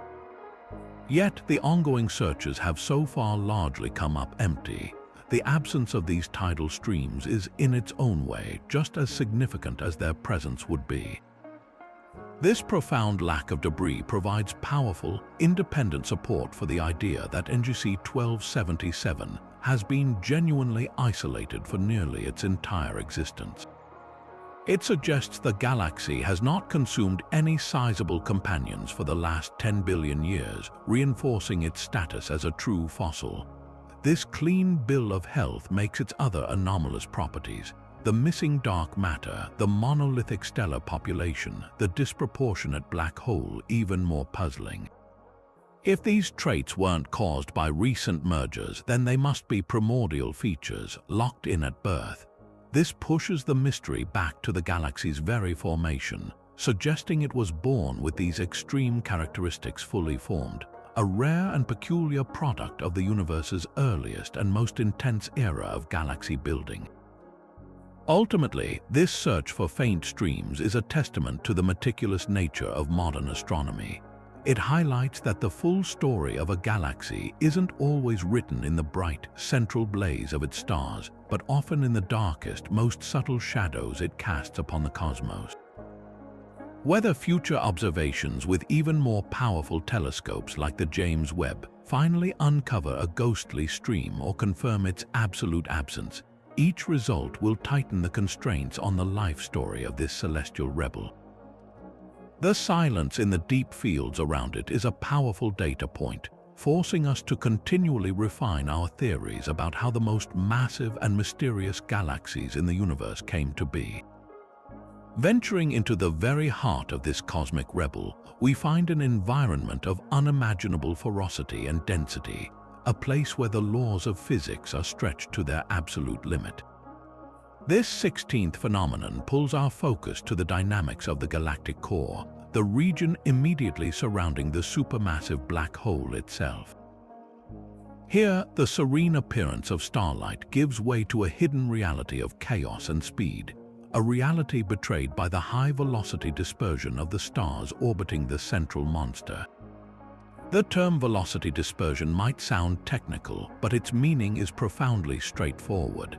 It is a measure of how wildly the speeds of individual stars vary from one another. In a calm, orderly system like our solar system, planets orbit the Sun at predictable, placid speeds. But in the core of NGC 1277, it's as if you replaced our Sun with a gravitational vortex and then set the planets racing around it in a frantic, chaotic scramble, all on different, intersecting paths at wildly different velocities. Measuring this stellar pandemonium from a distance of over 200 million light-years is a monumental achievement of astronomical ingenuity. It hinges on a technique known as spectroscopy. Astronomers don't just take a picture of the core, they dissect its light. Using powerful instruments, they spread the light from the galaxy's center into a rainbow-like spectrum. Embedded in this spectrum are dark lines, fingerprints of the specific elements present in the stars. Now, here's the crucial part. If a star is moving toward us, its light waves get compressed, shifting these dark lines slightly toward the blue end of the spectrum. If a star is moving away, its light stretches, shifting the lines toward the red. In a region with high velocity dispersion, you are capturing the combined light of millions of stars, some hurtling toward Earth, some racing away, and others moving transversely. The result is that these dark spectral lines become incredibly broad and blurred. They are not sharp, defining features, but smeared signatures, their width a direct and precise measure of the shear spread in stellar velocities within that pixel of light. The broader the line, the more violent and chaotic the stellar motions. What these broad spectral lines reveal about the core of NGC 1277 is staggering. The velocity dispersion here is among the highest ever measured, indicating that stars are whipping around at average speeds of hundreds of kilometers per second relative to one another. This isn't just a sign of a massive object, it's the signature of an extremely concentrated one. The gravitational force you feel depends not just on the total mass, but on how close you can get to its center. A high-velocity dispersion tells us that the stars in the core are experiencing an intense gravitational pull from a truly enormous amount of mass packed into a remarkably small volume. It is the definitive proof that the 17 billion solar mass black hole is not a theoretical construct but a tangible, dominating gravitational anchor, its event horizon acting as the central pivot around which this stellar maelstrom churns. This chaotic dance maps out the central gravitational potential, illustrating a pit of gravity so deep and steep that it fundamentally governs the orbits and fates of every star that dares to venture near. This furious environment has direct and dramatic consequences for the stars themselves.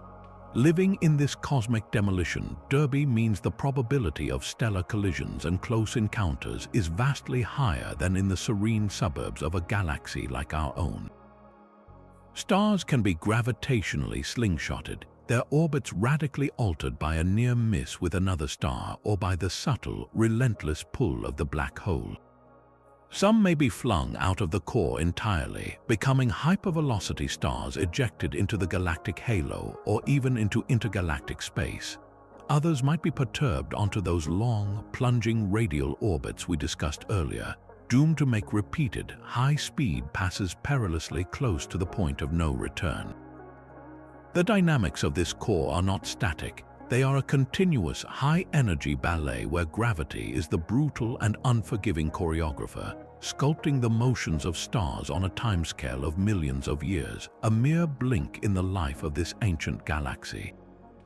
Moving from the violent dynamics of the core to a different part of the electromagnetic spectrum reveals a hidden layer of the galaxy's activity, or lack thereof.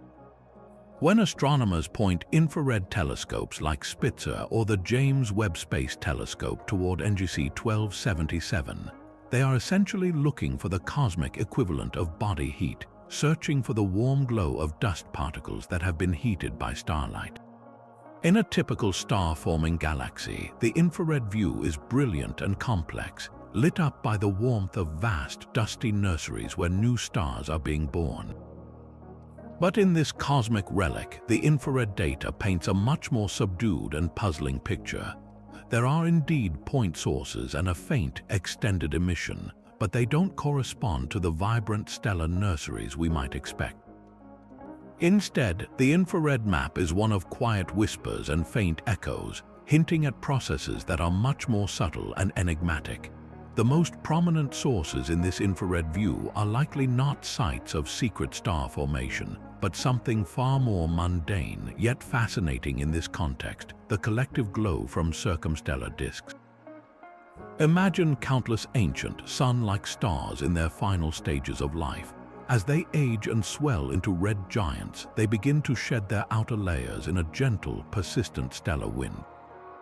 This ejected material, rich in dust and complex molecules, can form a vast, dusty shroud around the star, a cocoon that absorbs the star's visible light and re-radiates it as a faint infrared warmth.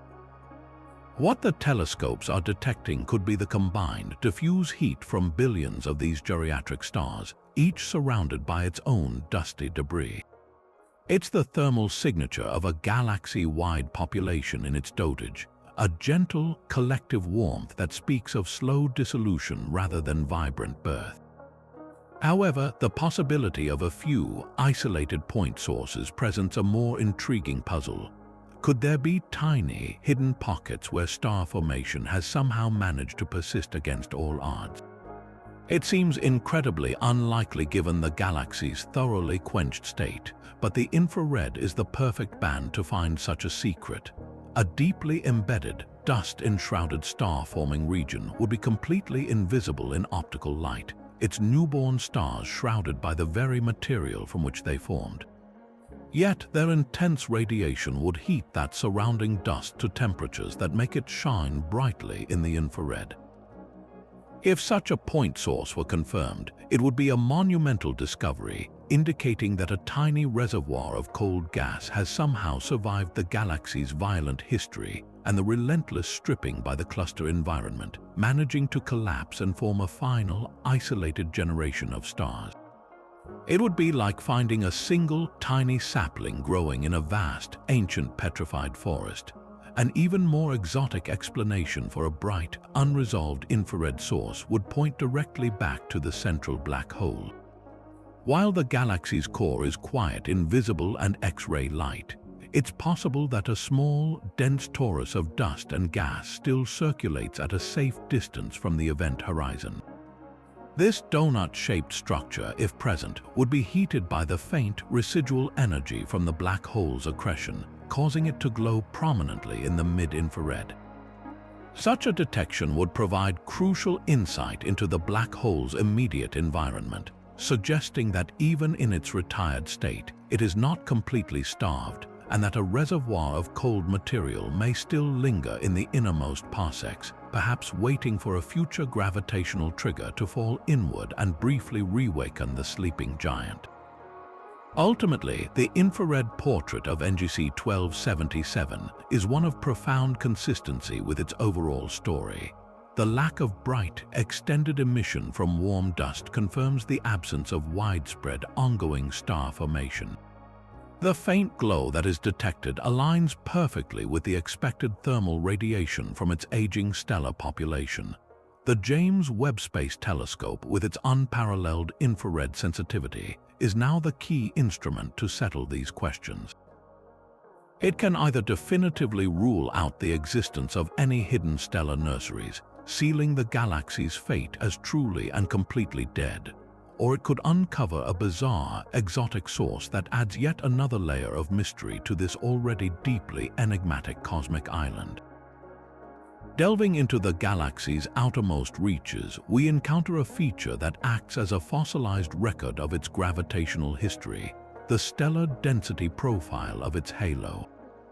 Think of a galaxy not as a flat image but as a three-dimensional object. The bright central region we easily see is just the core. Surrounding it is a vast, diffuse sphere of stars known as the stellar halo, stretching far out into the otherwise empty intergalactic space. This halo is the galaxy's final frontier, and mapping how its star count drops off with distance the density profile is like taking its archaeological core sample. For most massive galaxies, this decline follows a predictable pattern, a smooth and relatively gentle gradient that reflects a long history of absorbing smaller satellite galaxies which smear their stars across the outer volumes. But when astronomers meticulously charted the halo of NGC 1277, they found a profile that is strikingly, almost brutally steep. The number of stars in its halo doesn't gently fade away, it plummets. Beyond a certain radius, the stellar density falls off so sharply it's as if someone drew a definitive border in the cosmos, marking a stark edge to the galaxy's visible territory. This steep profile is a profound anomaly with major implications. In the standard model of galaxy formation, a massive galaxy's halo is built up over time through a process of hierarchical merging, continuously capturing and tearing apart dwarf galaxies. This messy, ongoing construction project should leave behind a halo that is extensive and has a relatively shallow density gradient, with streams and clumps of stars littering the outskirts as evidence of past meals. The steep profile of NGC 1277 is the complete opposite of this expectation. It suggests a very different life story. This galaxy has not been a prolific consumer of smaller neighbors. Its halo is not a gathered collection of stellar debris. It is pristine and native, composed almost entirely of stars that were born with the galaxy itself during that initial monolithic collapse. The sharp cutoff implies the galaxy formed with a very specific and compact initial distribution of stars, and it has remained largely untouched, never experiencing the gravitational interactions that would have puffed out its halo and made it more shallow and extended. An alternative and equally compelling interpretation ties back to the galaxy's controversial history as a possible stripped core. If NGC 1277 is indeed the surviving central bulge of a much larger galaxy that was torn apart, then its steep halo profile makes perfect sense. The violent tidal forces that ripped away the original galaxy's outer layers would have also stripped away the vast majority of its loosely bound halo stars. What remains is just the innermost, most tightly bound core of the original stellar distribution. The steep profile we see today would therefore be the natural density structure of that naked core, a relic of the catastrophic encounter that defined its fate. In this scenario, the halo isn't just small. It's a survivor, the part of the original galaxy that had the gravitational fortitude to withstand a near-death experience. Perhaps the most critical clue embedded in this steep profile is its connection to the missing dark matter. Dark matter halos are not just massive, they are also incredibly extended, forming a vast, invisible sphere that dwarfs the visible galaxy. This dark matter scaffold governs the distribution of the visible halo stars. If a galaxy lacks this extended dark component, as the evidence strongly suggests for NGC 1277, then the gravitational potential holding the halo stars is dramatically different. Without the deep, extensive gravity well of a dark matter halo, the visible stars have nothing to bind them tightly at such great distances. The natural consequence is a stellar halo that is both much smaller and far steeper than in a dark matter-dominated galaxy. The halo's sharp edge, therefore, may be the most direct visible signature of the dark matter deficit, a celestial architecture that could only exist in the absence of the universe's primary gravitational glue. This single measurement of starlight in the farthest reaches forces us to confront the possibility that we are looking at a galaxy whose very form was sculpted not by the invisible, but solely by the stars we can see. Now let's turn our attention to the final breaths of stars within this cosmic relic, to the beautiful and ephemeral ghosts known as planetary nebulae. These are not planets at all, despite the name, but glowing, expanding shells of gas cast off by sun-like stars in the final, dramatic throes of their lives. When a star of moderate mass nears the end of its nuclear burning journey, it becomes unstable, pulsating and ejecting its outer layers into space. The hot, exposed core of the star then floods this expanding cloud of gas with intense ultraviolet radiation, causing it to fluoresce in vibrant, specific colors. For astronomers, these nebulae are far more than just celestial beauty. They are invaluable cosmic tools, acting as natural tracers that can map out the galaxy's hidden structure and the chemical history of its stellar population. But within the unique environment of NGC 1277, even these stellar death shrouds behave in peculiar ways. The first striking feature is their sheer scarcity. In a typical galaxy, you would expect to find hundreds, if not thousands, of these detectable nebulae, corresponding to the vast number of stars currently going through this brief but brilliant final phase. In NGC 1277, however, surveys have revealed a surprisingly sparse population. This scarcity is a direct and powerful consequence of the galaxy's ancient red and dead state.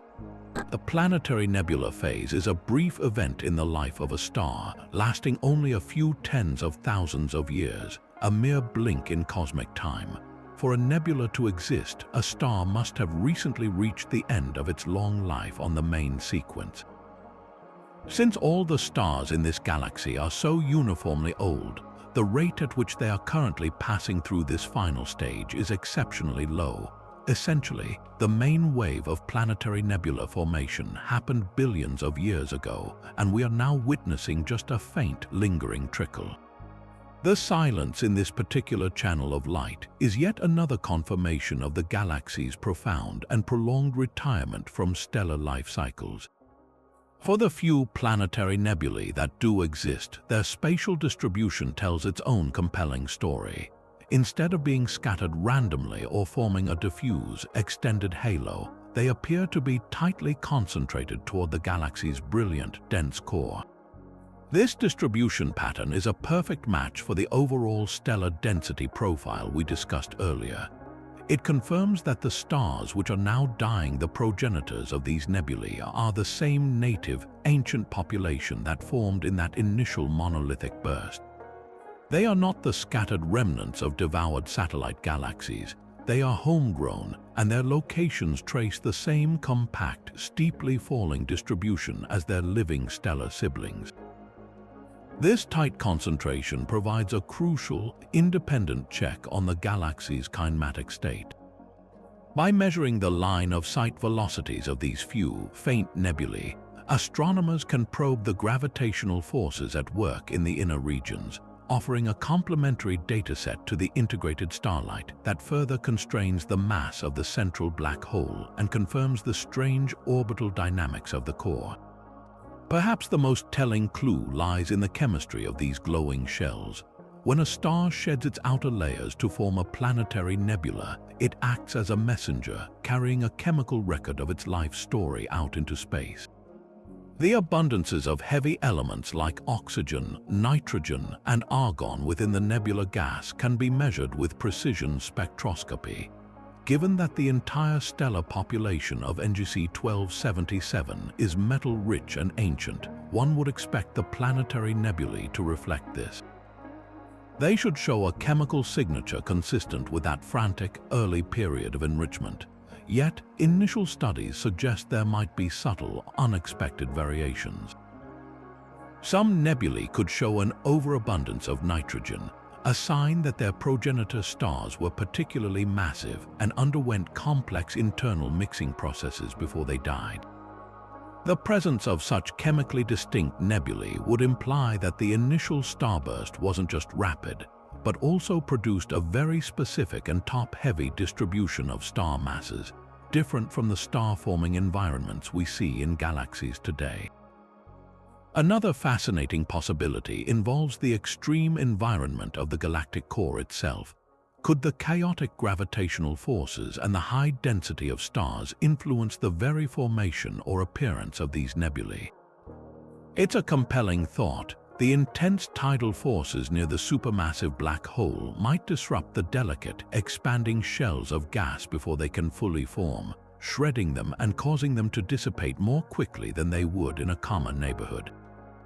Alternatively, the high probability of stellar collisions or close encounters in the core could lead to the formation of bizarre, asymmetrical nebulae with unusual shapes and ejection patterns, very different from the elegant, symmetrical rings and bubbles we often see in isolation.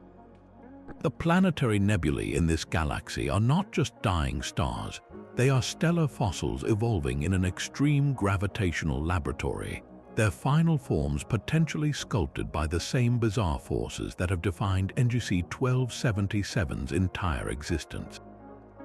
Each faint, glowing shell is therefore a tiny, complex puzzle piece, its light encoding secrets not only about the death of a single star, but about the unique and violent history of the entire cosmic relic it calls home. To truly grasp the peculiarity of this galaxy, we need to see it in the context of its cosmic family, plotted on a chart that astronomers use to classify the entire galactic population. This is the color magnitude diagram, and NGC 1277's position on it is nothing short of bizarre. Imagine a graph where every known galaxy is a single point. On the vertical axis, you have the galaxy's magnitude, its total brightness, which is a rough proxy for its mass. Brighter, more massive galaxies are toward the top. On the horizontal axis, you have its color, from blue on the left to red on the right. When you plot thousands of galaxies, a striking pattern emerges. The points aren't scattered randomly, they cluster into two distinct clouds. On one side, you have the blue cloud, a region populated by spiral and irregular galaxies that are actively forming new, hot blue stars.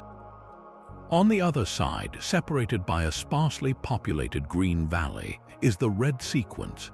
This is the domain of the quiescent galaxies, the massive ellipticals and lenticulars that have retired from the star-forming business, glowing with the collective, reddish light of their ancient stellar populations. Now find the point for NGC 1277. It is firmly on the red sequence, as you would expect for a galaxy that is red and dead.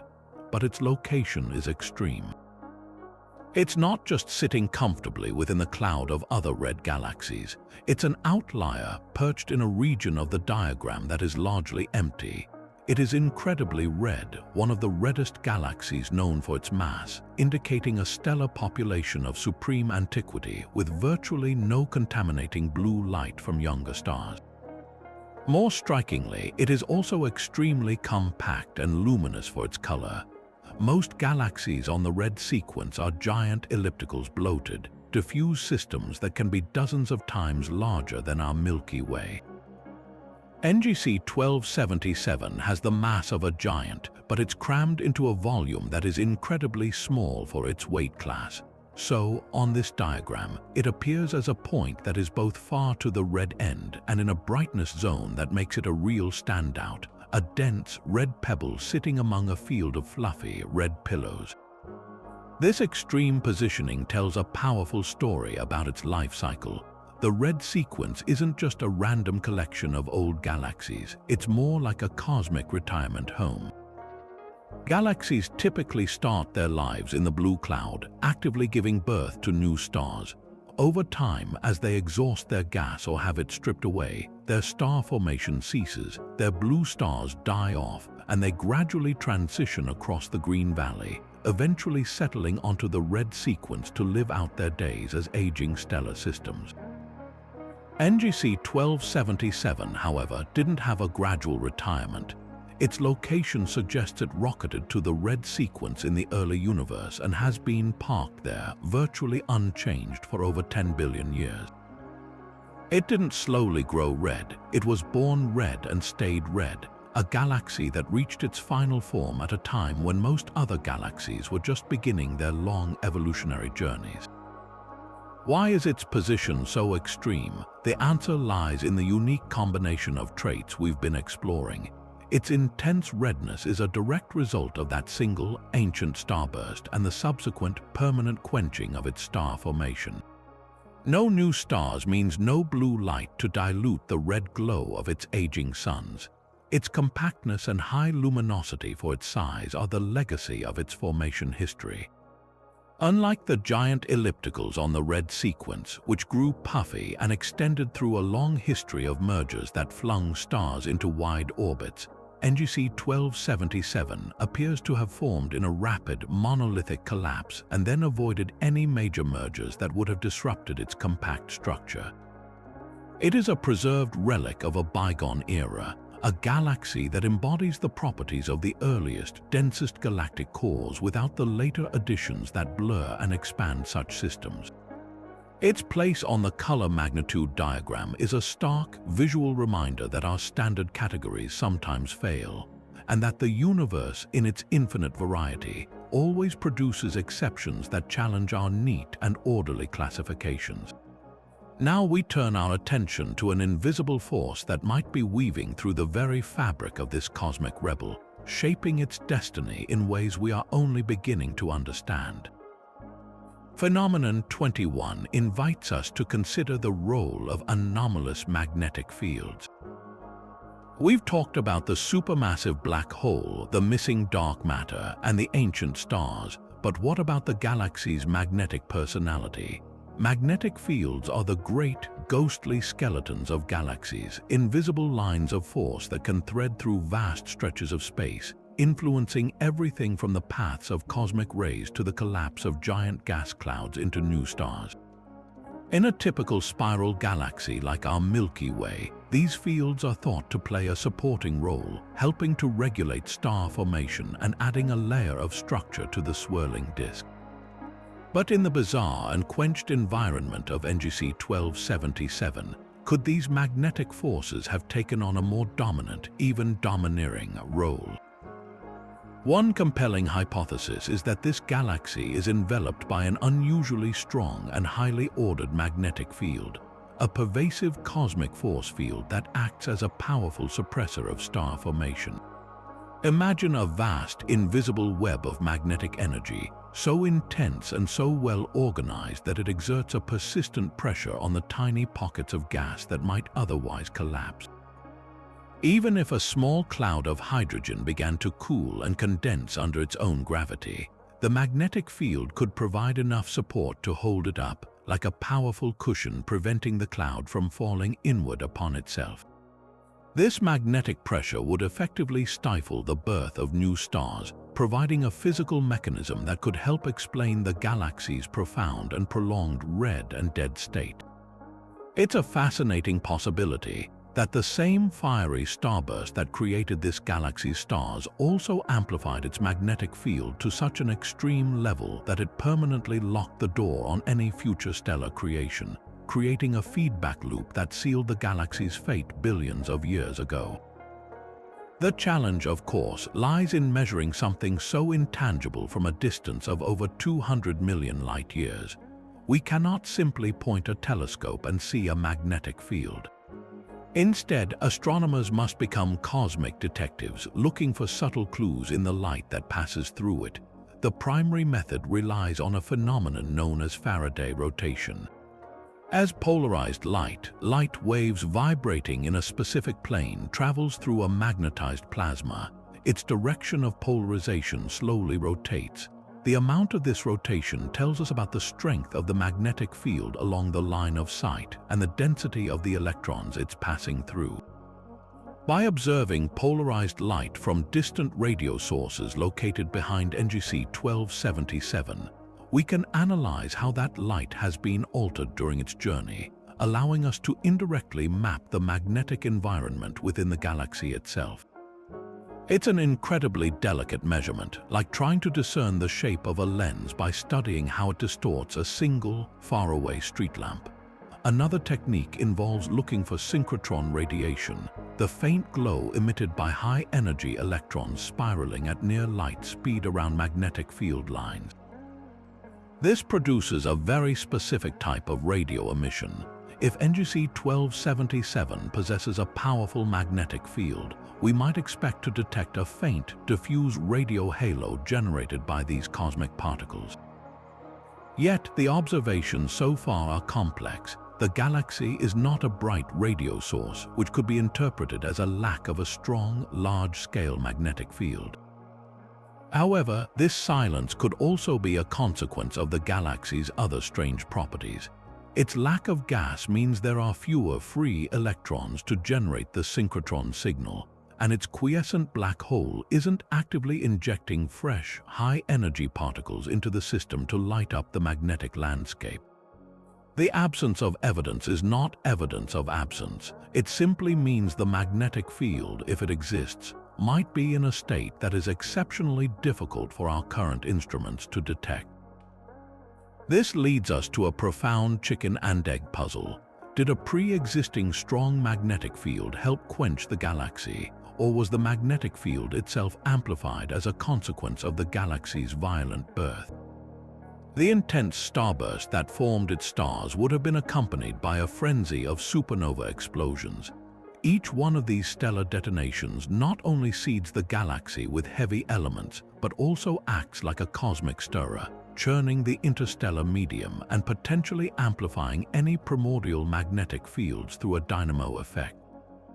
It's possible that this frantic period of activity generated a magnetic field so powerful that it subsequently became a primary actor in the galaxy's story, helping to drive out the remaining gas and ensuring that star formation could never reignite. The magnetic field would then be a fossil itself, a relic of that initial burst of activity, frozen in time and still silently maintaining order within this ancient celestial island. Whether as a cause or an effect, the potential influence of magnetic forces adds yet another layer of sophistication to the mystery of why NGC 1277 remains so stubbornly and so completely retired from the vibrant business of cosmic creation. This brings us to a profound emptiness surrounding our cosmic rebel, a void that speaks volumes about its solitary existence. Most large galaxies, including our own Milky Way, are social hubs, the gravitational centers of their own miniature cosmos. They are almost always surrounded by a retinue of smaller dwarf satellite galaxies, dim, faint companions that orbit them like moons around a planet, the lasting evidence of a hierarchical universe built from the bottom up. These satellites are the galactic equivalent of an extended family, testaments to a history of gravitational gathering and growth. Yet, when astronomers meticulously scan the space around NGC 1277, they find a startling and significant departure from this norm. The region around it is conspicuously empty. The expected cloud of faint dwarf galaxy companions is simply not there. This is the satellite galaxy problem, and its implications reach deep into the mystery of how this celestial island came to be so profoundly alone. Why would a galaxy of this mass lack such a fundamental feature? The most straightforward explanation lies in the punishing environment of the Perseus Cluster and the galaxy's own breakneck speed. We've already discussed how ram pressure strips a galaxy of its gas, but the same principle applies to its gravitational family. If NGC 1277 is indeed on a high-velocity radial orbit, shooting through the dense core of the cluster, it's not just moving through hot gas, it's moving through a sea of other galaxies and their own dark matter halos. In this chaotic, high-speed environment, gravitational interactions are fierce and fleeting. Any small, faint dwarf galaxies that may have once been gravitationally bound to NGC 1277 would have had a very tenuous hold at best. As the host galaxy plowed through the cluster core, the immense tidal forces exerted by the cluster's overall gravity, combined with close encounters with other massive galaxies, would have easily ripped these feeble satellites away. They would have been stripped from their parent, their delicate gravitational bonds severed, and left to drift as orphaned galaxies within the wider cluster, their allegiance forever lost. In this scenario, NGC 1277 is like a ship that sailed through a stormy sea at such tremendous speed that all its lifeboats were torn away, leaving it to continue its journey alone. However, there is another, more radical possibility. What if the satellite galaxies were never there to begin with? This idea forces us to question the very formation path of NGC 1277. The standard model of cosmology, known as the lambda cold dark matter model, makes a very specific prediction. It suggests that large galaxies form within an immense, invisible scaffolding of dark matter, and that this dark matter halo should be filled with thousands of smaller subhalos. It is within these smaller subhalos that we expect dwarf satellite galaxies to form and orbit. The profound lack of satellites around NGC 1277 could therefore be a direct and visible consequence of its other great anomaly, its missing dark matter. If the galaxy truly lacks a massive, extended dark matter halo, then it would also lack the multitude of dark matter subhalos that are the necessary nurseries for dwarf galaxy formation. There would be no gravitational framework to assemble and hold onto a family of satellites. Their absence wouldn't be a case of loss, but a case of a fundamentally different birth. This galaxy may have formed in a monolithic collapse that simply did not produce the intricate hierarchy of dark matter structures that our standard models insist should be present. This satellite deficit provides a powerful, independent line of evidence that helps us distinguish between the two leading theories for the galaxy's identity. If NGC 1277 is a surviving red nugget, a pristine relic from the early universe, then its lack of satellites makes perfect sense. In the dense, primordial environment where it was born, the process of building a large galaxy in a single, rapid burst may have been so efficient and internally focused that it didn't involve the gradual accumulation of a vast system of smaller companions. It was an only child from the start. On the other hand, if it is the stripped core of a larger galaxy, the satellite problem finds an equally compelling explanation.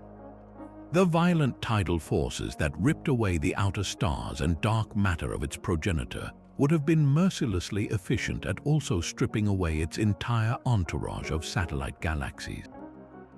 The faintest and most loosely bound companions would have been the first to go.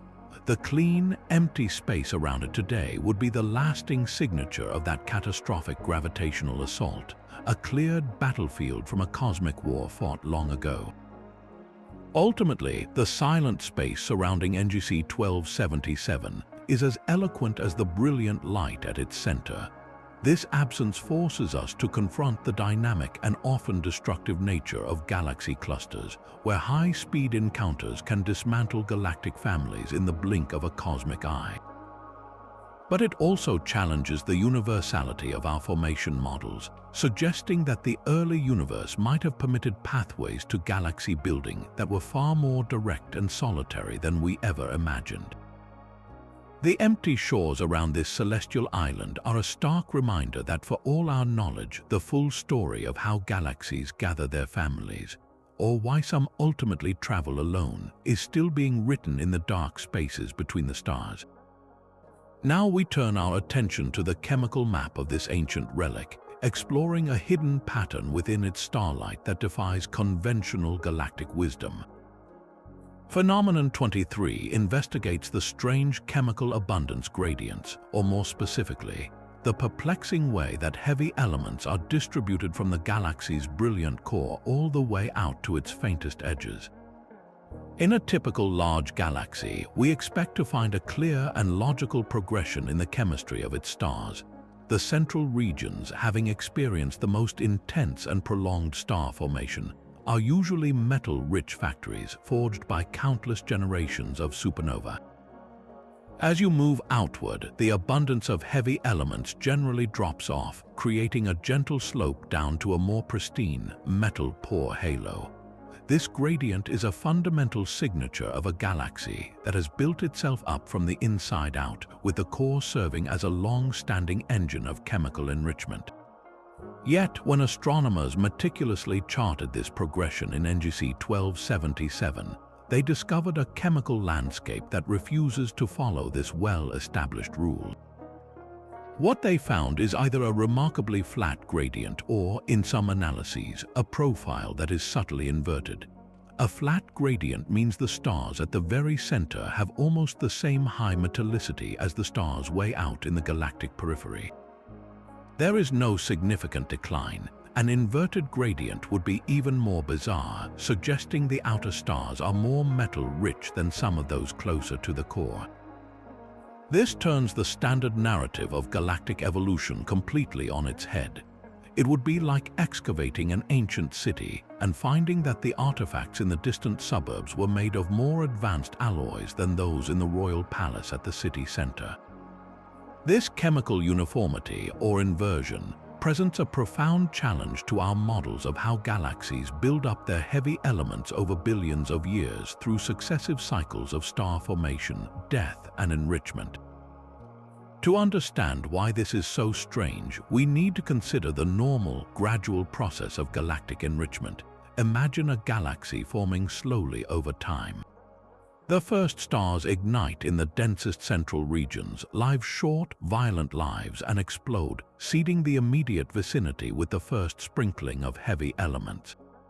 The next generation of stars forms from this slightly enriched gas, and when they die, they pollute it further. This process repeats with the core becoming a chemical crucible. Meanwhile, in the outskirts, star formation is slower and more sparse. The gas there is less affected by the central factories, so it remains more pristine. This naturally creates a metallicity gradient. For NGC 1277 to lack this gradient implies that its entire structure, from the core to the halo, was enriched to a high level of chemical maturity in one incredibly swift and coordinated event. The most compelling explanation for this bizarre chemical map points directly to the galaxy's frantic, monolithic starburst in its youth. This wasn't a slow, creeping process of enrichment. It was a galaxy-wide firestorm of star formation that occurred with such breathtaking speed and intensity that the entire system was chemically homogenized before it could settle into a stable structure. In this scenario, the first generation of immense stars formed everywhere at once, not just in the core, but throughout the entire protogalactic cloud. These stars lived and died in a few million years, and their supernova explosions did not have time to create a localized chemical gradient. Instead, the ferocious energy of countless simultaneous detonations created a powerful, galaxy-wide superwind, a turbulent hurricane of hot, metal-rich gas that churned and mixed the entire interstellar medium. This cosmic blender would have thoroughly stirred the newly forged heavy elements, ensuring they were evenly distributed throughout the galaxy's vast volume before the next and final wave of stars had a chance to form. Every star that condensed after this violent mixing period, regardless of its eventual location, was born from the same uniformly enriched soup, locking in the flat chemical gradient we observe today. An alternative and equally dramatic possibility involves the galaxy's history as a stripped core. If NGC 1277 is the surviving central bulge of a much larger spiral galaxy, then its current stellar population is not representative of an entire galaxy, but only of its densest innermost part. In a spiral galaxy, the central bulge is typically the most metal-rich region. If the entire outer disk and halo, the parts that are metal-poor, were stripped away in a violent encounter, all that would remain is this compact, uniformly metal-rich core. What we are interpreting as a flat gradient across a whole galaxy might actually be us looking at only the chemical profile of the original galaxy's heart, with the contrasting outer regions simply gone, lost to intergalactic space. The gradient wasn't erased, it was surgically removed, leaving behind a chemically homogeneous remnant. This peculiar chemical structure serves as a powerful, independent test for the galaxy's other anomalous traits. The flat gradient is completely consistent with the single, rapid burst of star formation required to explain its ancient, red and dead state. It also aligns with the bizarrely skewed globular cluster system, which is dominated by metal-rich red clusters, suggesting a system-wide event that enriched all components simultaneously. Furthermore, it provides a clue to the missing dark matter.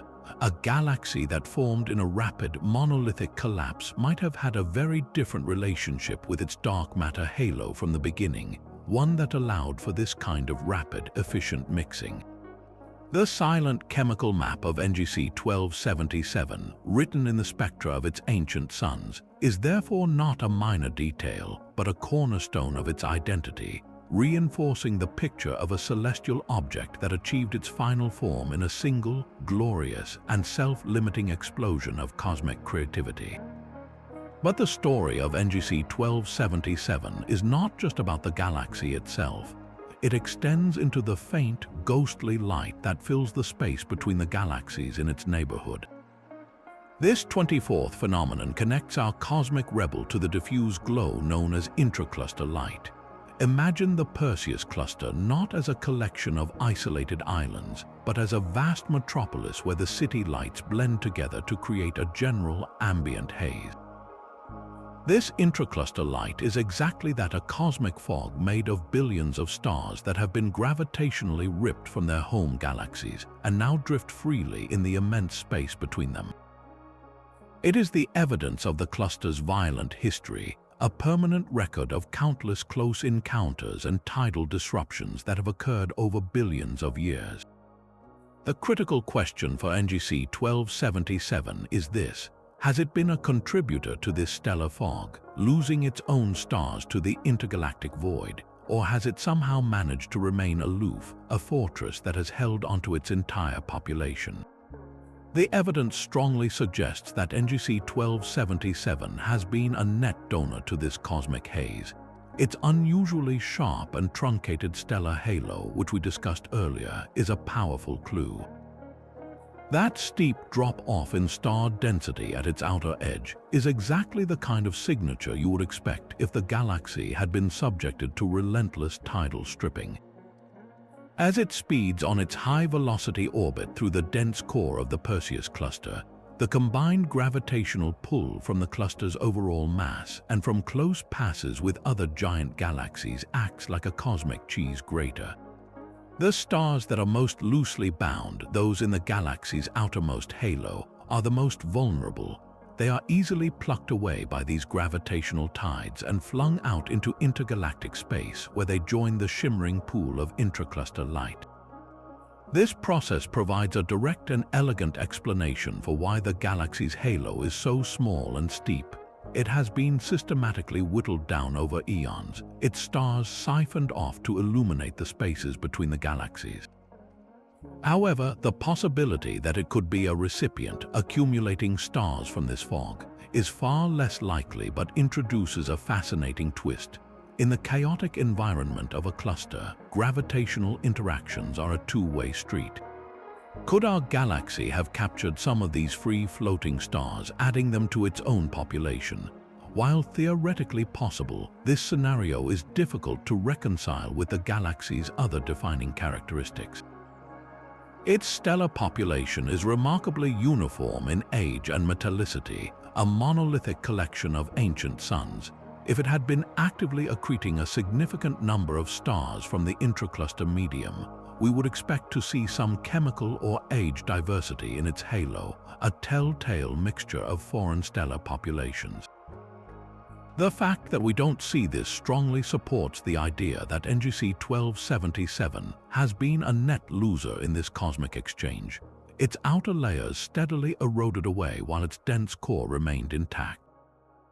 This interaction with the intracluster light offers a compelling, overarching narrative that ties together several of the galaxy's most puzzling traits.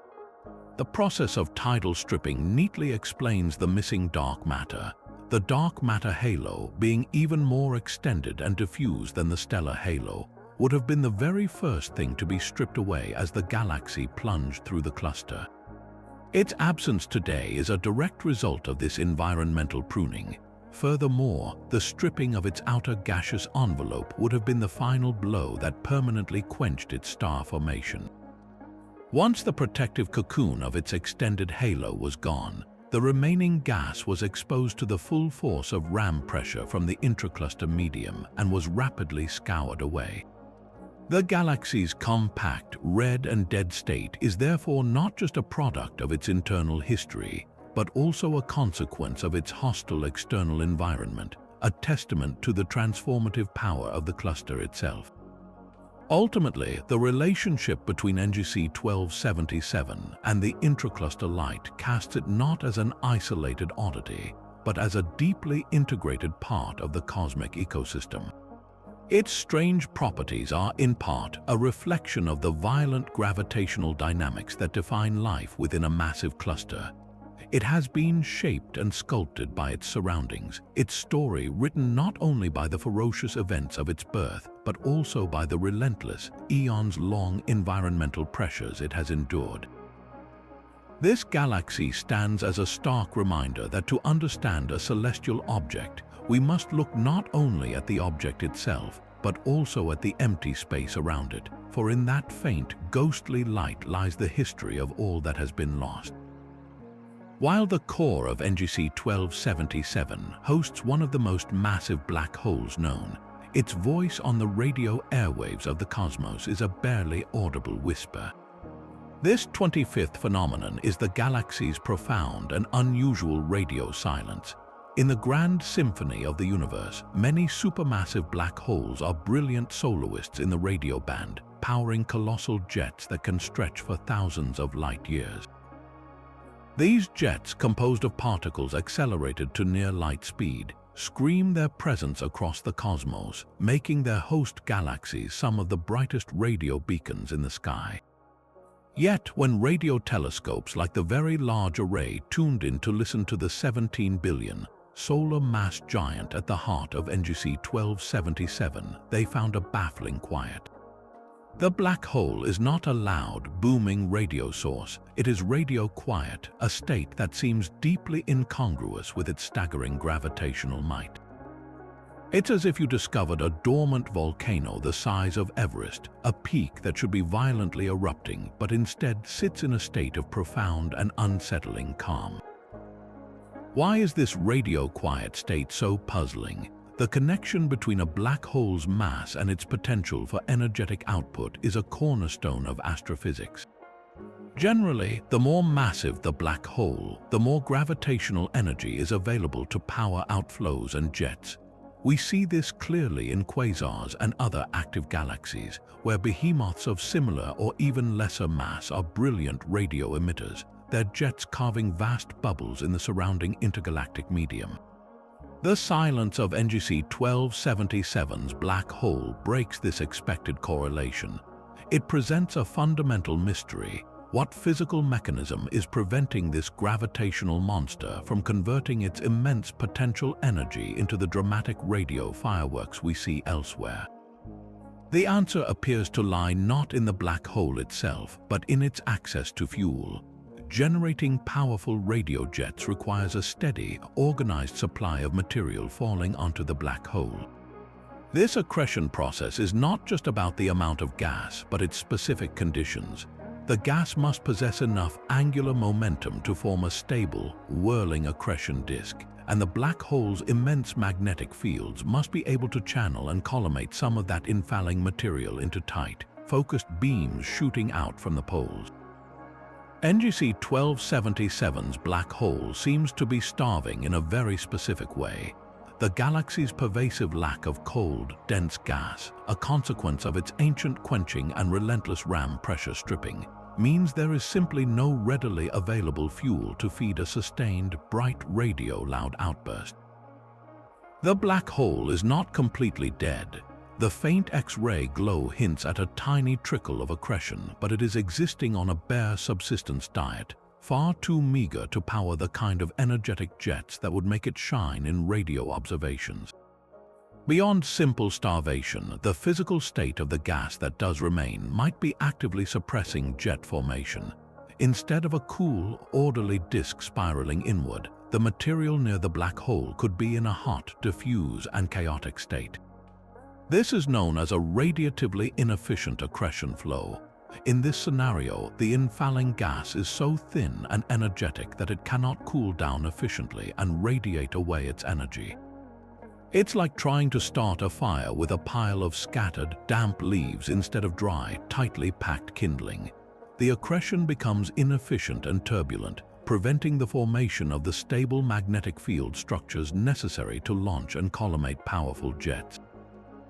The black hole may still be accreting, but it's doing so in a sputtering, disorganized manner that produces a feeble radio glow rather than a brilliant beacon.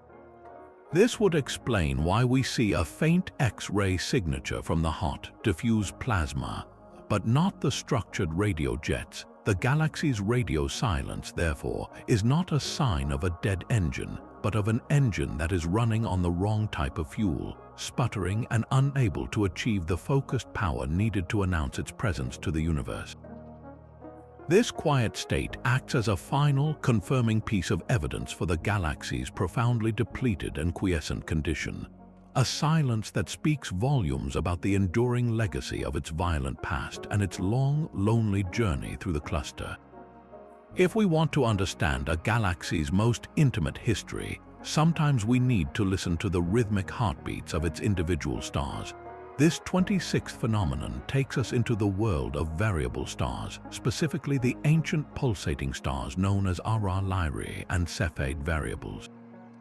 These aren't just any stars, they are the universe's most reliable metronomes, celestial clocks whose predictable pulsations make them invaluable tools for astronomers.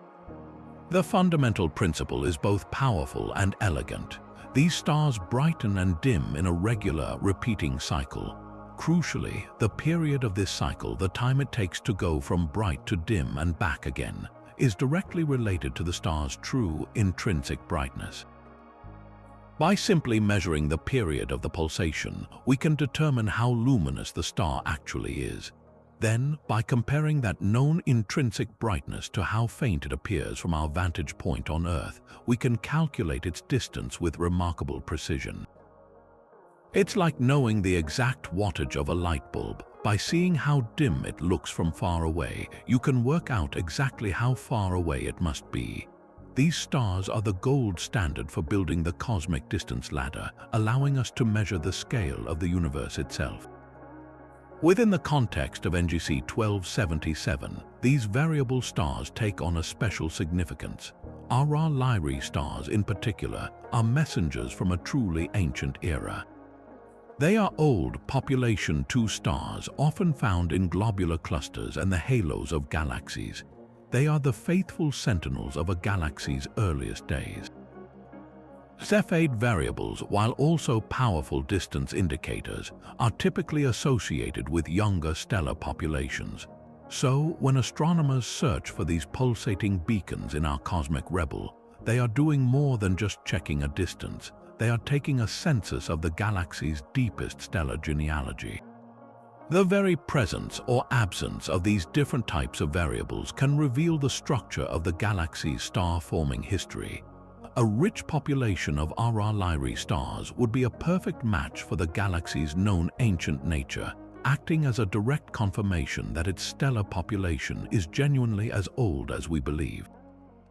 Conversely, finding a significant number of younger Cepheids would create a major contradiction, suggesting a hidden chapter of recent star formation we have so far completely missed. What makes this investigation so compelling is the potential for an anomalous frequency, the specific number of these variable stars we find compared to what our models predict. Every galaxy has a certain specific frequency of variable stars, a kind of expected ratio given its mass, type, and stellar population. For a massive, red and dead relic like NGC 1277, we would anticipate a very particular pattern. We would expect to find a certain number of RR Lyrae stars tracing its ancient halo, but we would predict very few, if any, of the younger Cepheid variables. If the actual count defies these expectations, it would send ripples through our understanding. An overabundance of RR Lyrae stars could indicate that the galaxy's halo is even more purely ancient and undisturbed than we thought, perhaps supporting the idea that it is a pristine survivor from the early universe that never experienced any mergers to stir up its stellar population. A surprising lack of them, however, would be deeply puzzling.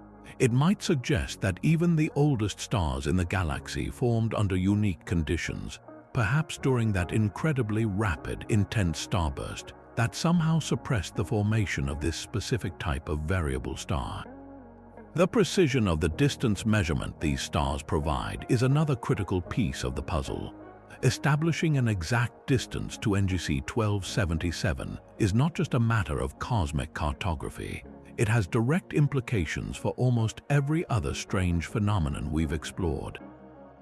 Knowing the precise distance allows astronomers to convert the galaxy's apparent brightness into its true luminosity, and from there to calculate its mass with far greater accuracy. This refined mass measurement would have a cascading effect. It would allow us to double-check the staggering mass of the central black hole with improved confidence. It would let us recalculate the mass-to-light ratio, providing an even sharper test for the missing dark matter hypothesis. If the distance found from variable stars were to differ significantly from previous estimates, it could force a recalibration of all the other bizarre properties, either softening some of the anomalies or, more excitingly, making them appear even more extreme. These pulsating stars act as independent auditors, checking the books on this cosmic rebel's most fundamental properties. Observing these faint, flickering lights from over 200 million light-years away is a monumental technical challenge. It requires the sustained, patient gaze of space telescopes like Hubble or the James Webb Space Telescope, which can monitor the same patch of sky over weeks and months, free from the interference of Earth's atmosphere. Astronomers must sift through the light of millions of stars, searching for those few whose brightness changes by a tiny, predictable fraction. It is a painstaking search for a rhythmic whisper in a cosmic cacophony. Yet the payoff is immense. Each successfully identified Aurora Lyrae star in the halo of NGC 1277 is like finding a single, perfectly preserved fossil in a vast prehistoric bed. Its pulsation period not only tells us its distance but also its chemical composition, adding another date to point to the mysterious chemical homogeneity of the galaxy. The collective pulse of these ancient variables provides a direct link back to the galaxy's birth, a rhythmic echo from a time when the universe was young, and this celestial rebel was just forging its unique and enduring identity. The search for tidal dwarf galaxy candidates around NGC 1277 is a hunt for cosmic ghosts, for the celestial children that may or may not have been born from its violent past. To understand what we're looking for, picture a galactic collision. When two massive galaxies gravitationally embrace, they don't just merge quietly, they tear each other apart, flinging colossal streams of stars, gas, and dust out into the void. It's within these tidal tails, these rivers of cosmic debris, that something remarkable can happen. The gravitational pull within a dense knot of this debris can be enough to cause it to collapse on itself, forming a brand new, small galaxy right there in the wreckage. These are tidal dwarf galaxies, or TDG. They are not primordial objects born from the collapse of dark matter halos in the early universe. They are second-generation galaxies, forged from the recycled material of their parents, and they typically contain very little, if any, dark matter, having been born from the collisional debris of the visible components of their progenitor galaxies. Finding even one such object orbiting NGC 1277 would be like finding a child's toy in the attic of an ancient, solitary castle, a clear, tangible clue that the castle was once a lively family home. It would be the smoking gun for a past major merger, a direct contradiction to the galaxy's current appearance of pristine isolation. The formation of a tidal dwarf requires a tremendous amount of gas and a truly violent gravitational interaction to launch that gas far enough out for it to coalesce independently. If we could identify a TDG, it would instantly rewrite the galaxy's life story. It would prove that, despite its current calm and undisturbed state, NGC 1277 was once at the heart of a colossal cosmic crash, a dramatic event violent enough to spawn new galactic entities from its own flesh and blood. This evidence would powerfully support the stripped core hypothesis, providing a narrative where the galaxy's compact form and missing dark matter are the direct results of a catastrophic encounter that left it permanently scarred and reduced to its dense core. Yet, the search for these celestial orphans is incredibly difficult and so far has yielded deeply ambiguous results. Astronomers use the most powerful telescopes available, like Hubble, to take incredibly deep images of the space surrounding the galaxy, looking for any faint, diffuse smudges of light that could be a gravitationally bound collection of stars. They also scan with radio telescopes for concentrations of neutral hydrogen gas that might be associated with such a clump. The challenge is that any potential TDG would be very faint and could easily be lost in the bright, complex backdrop of the Perseus Cluster itself. Furthermore, what might look like a tiny, distinct galaxy could just be a chance alignment of a more distant, unrelated object, or a mere overdensity within the galaxy's own, already stripped outer halo. This ambiguity leads to the profound and equally intriguing alternative that no such tidal dwarfs exist. The absence of these cosmic children is, in its own way, just as telling as their presence. If deep surveys continue to find no evidence for TDGs, it strengthens the case for the other leading theory, that NGC 1277 is a genuine red nugget, a pristine relic that formed in a rapid monolithic collapse and has never undergone a major merger in its entire existence. A galaxy that formed this way in a single intense burst would not have the long, extended tidal tails necessary to form such objects. Its rapid formation and subsequent quenching would have locked it into its compact form without the messy, protracted drama of a galactic collision. The silence in the deep fields around it, the lack of these telltale debris-borne galaxies, becomes a powerful argument for a life of profound and undisturbed solitude. This search sits at the heart of the great debate about this galaxy's origin. Is it a survivor of a galactic massacre, its family lost to the void, or is it a cosmic only child, born unique and destined to remain alone? The hunt for tidal dwarf galaxy candidates forces us to look not just at the brilliant center of the galaxy, but into the darkest, most empty spaces around it, where the faintest echoes of its most ancient history may still linger, waiting to be found. Now we encounter a characteristic that places NGC 1277 in a class of its own, a fundamental property so extreme it literally doesn't fit on the chart. This is its violation of the stellar mass-size relation, a cosmic rule so reliable that seeing a galaxy break, it is like finding a person who is 6 feet tall but weighs as much as a small car. To grasp this, imagine plotting every known galaxy on a simple graph. On one axis, you have the galaxy's total stellar mass, essentially, the combined weight of all its stars. On the other axis, you have its physical size, typically measured by the radius that contains half of its total light. When you do this for thousands of galaxies, a beautifully clear trend emerges. It's one of the most fundamental relationships in all of astronomy. More massive galaxies are, almost without exception, larger in size. A small, dwarf galaxy has a low mass and a tiny radius. A giant elliptical galaxy has a huge mass and a vast, extended radius. The data points create a well-defined band, a cosmic mainstream where almost every galaxy comfortably resides. NGC 1277 does not reside in that band. It is a dramatic and glaring outlier. It possesses the stellar mass of a true galactic heavyweight, a behemoth containing well over 100 billion times the mass of our Sun. Based on the standard relation, you would expect a galaxy of this heft to be a sprawling giant, a diffuse cloud of stars stretching across tens or even hundreds of thousands of light years. But NGC 1277 is nothing of the sort. It is phenomenally compact, packing all that colossal stellar weight into a shockingly small volume, with a half-light radius of only a few thousand light years. To put that in perspective, our own Milky Way, which has only about 1/10 of the stellar mass, is more than 3 times larger in diameter. This galaxy has the mass of a giant but the physical dimensions of a much more modest system. It's the cosmic equivalent of compressing the entire population of a massive country into the area of a single, dense city, defying all standard expectations of urban planning.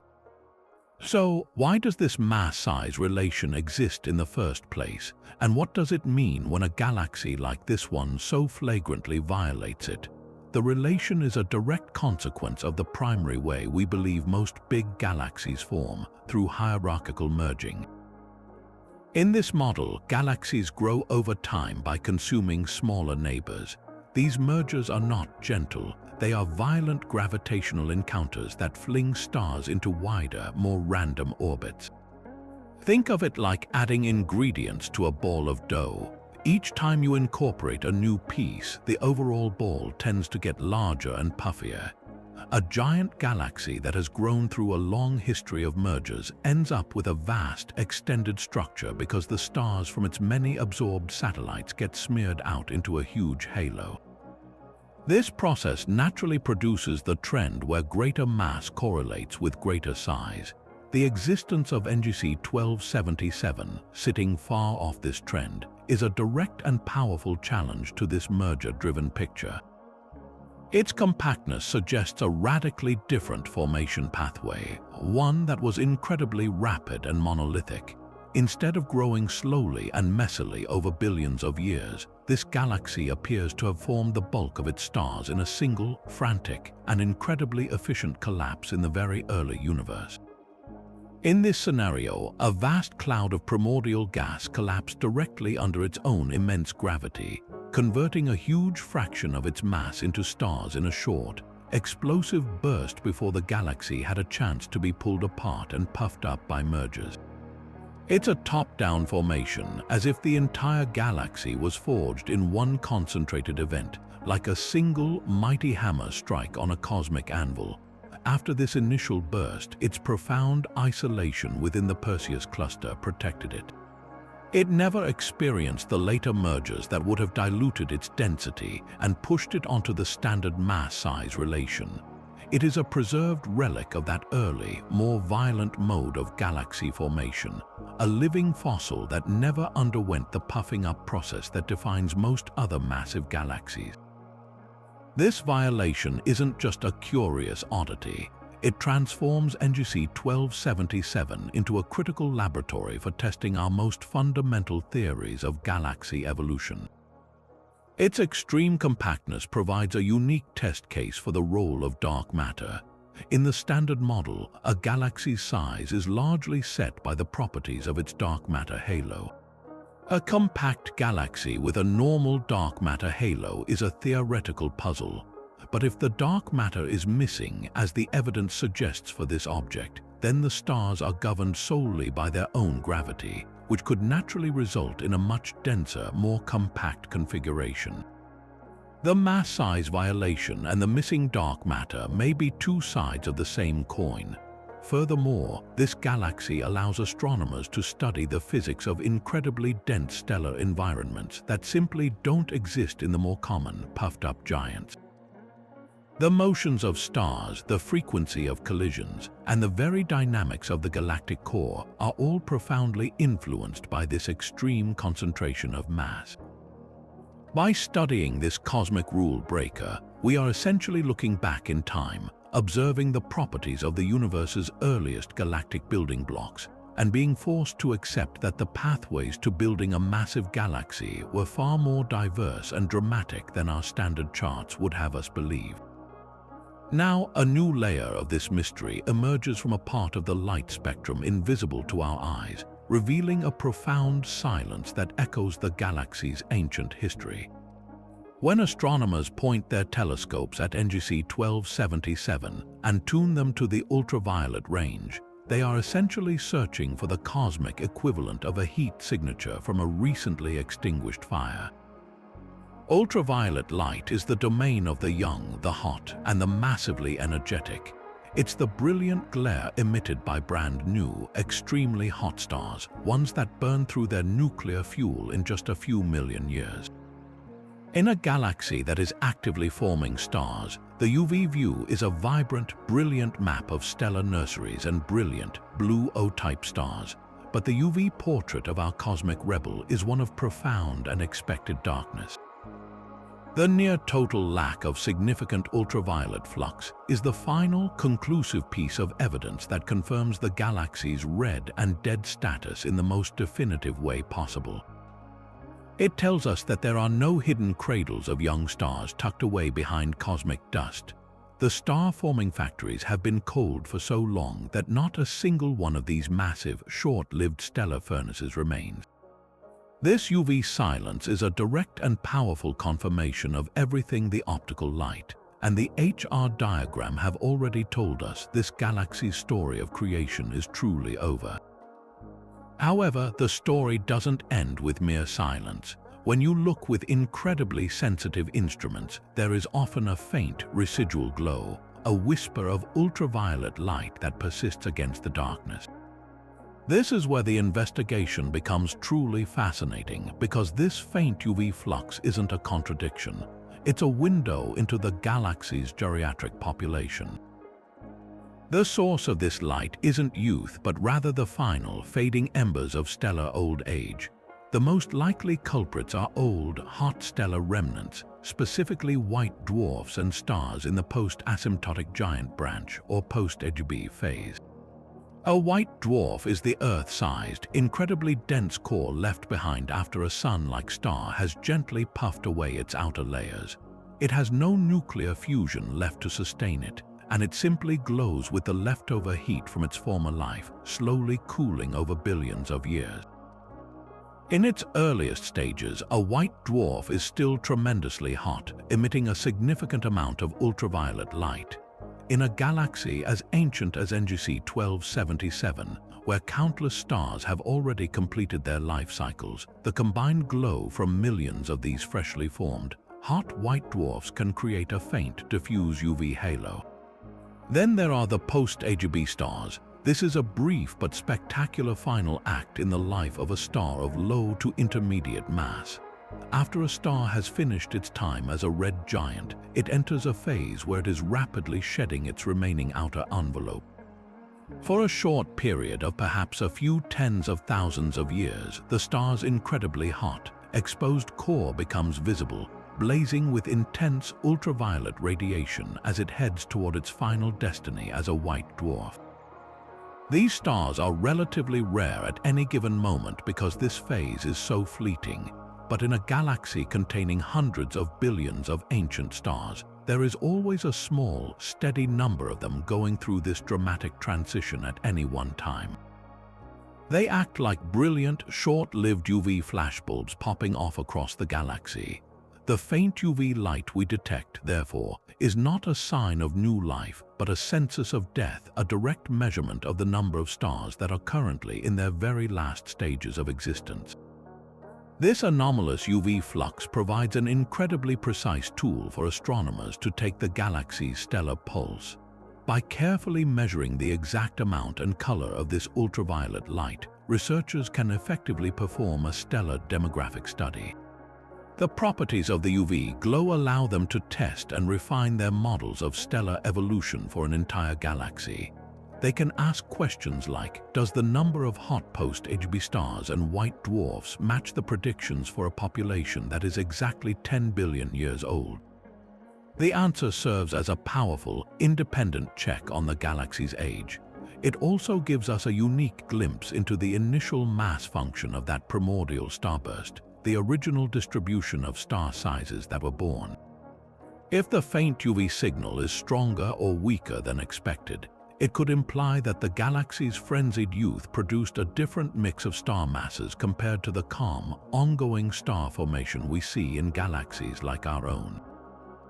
Perhaps it forged a disproportionate number of the intermediate mass stars that end their lives as these specific UV bright remnants.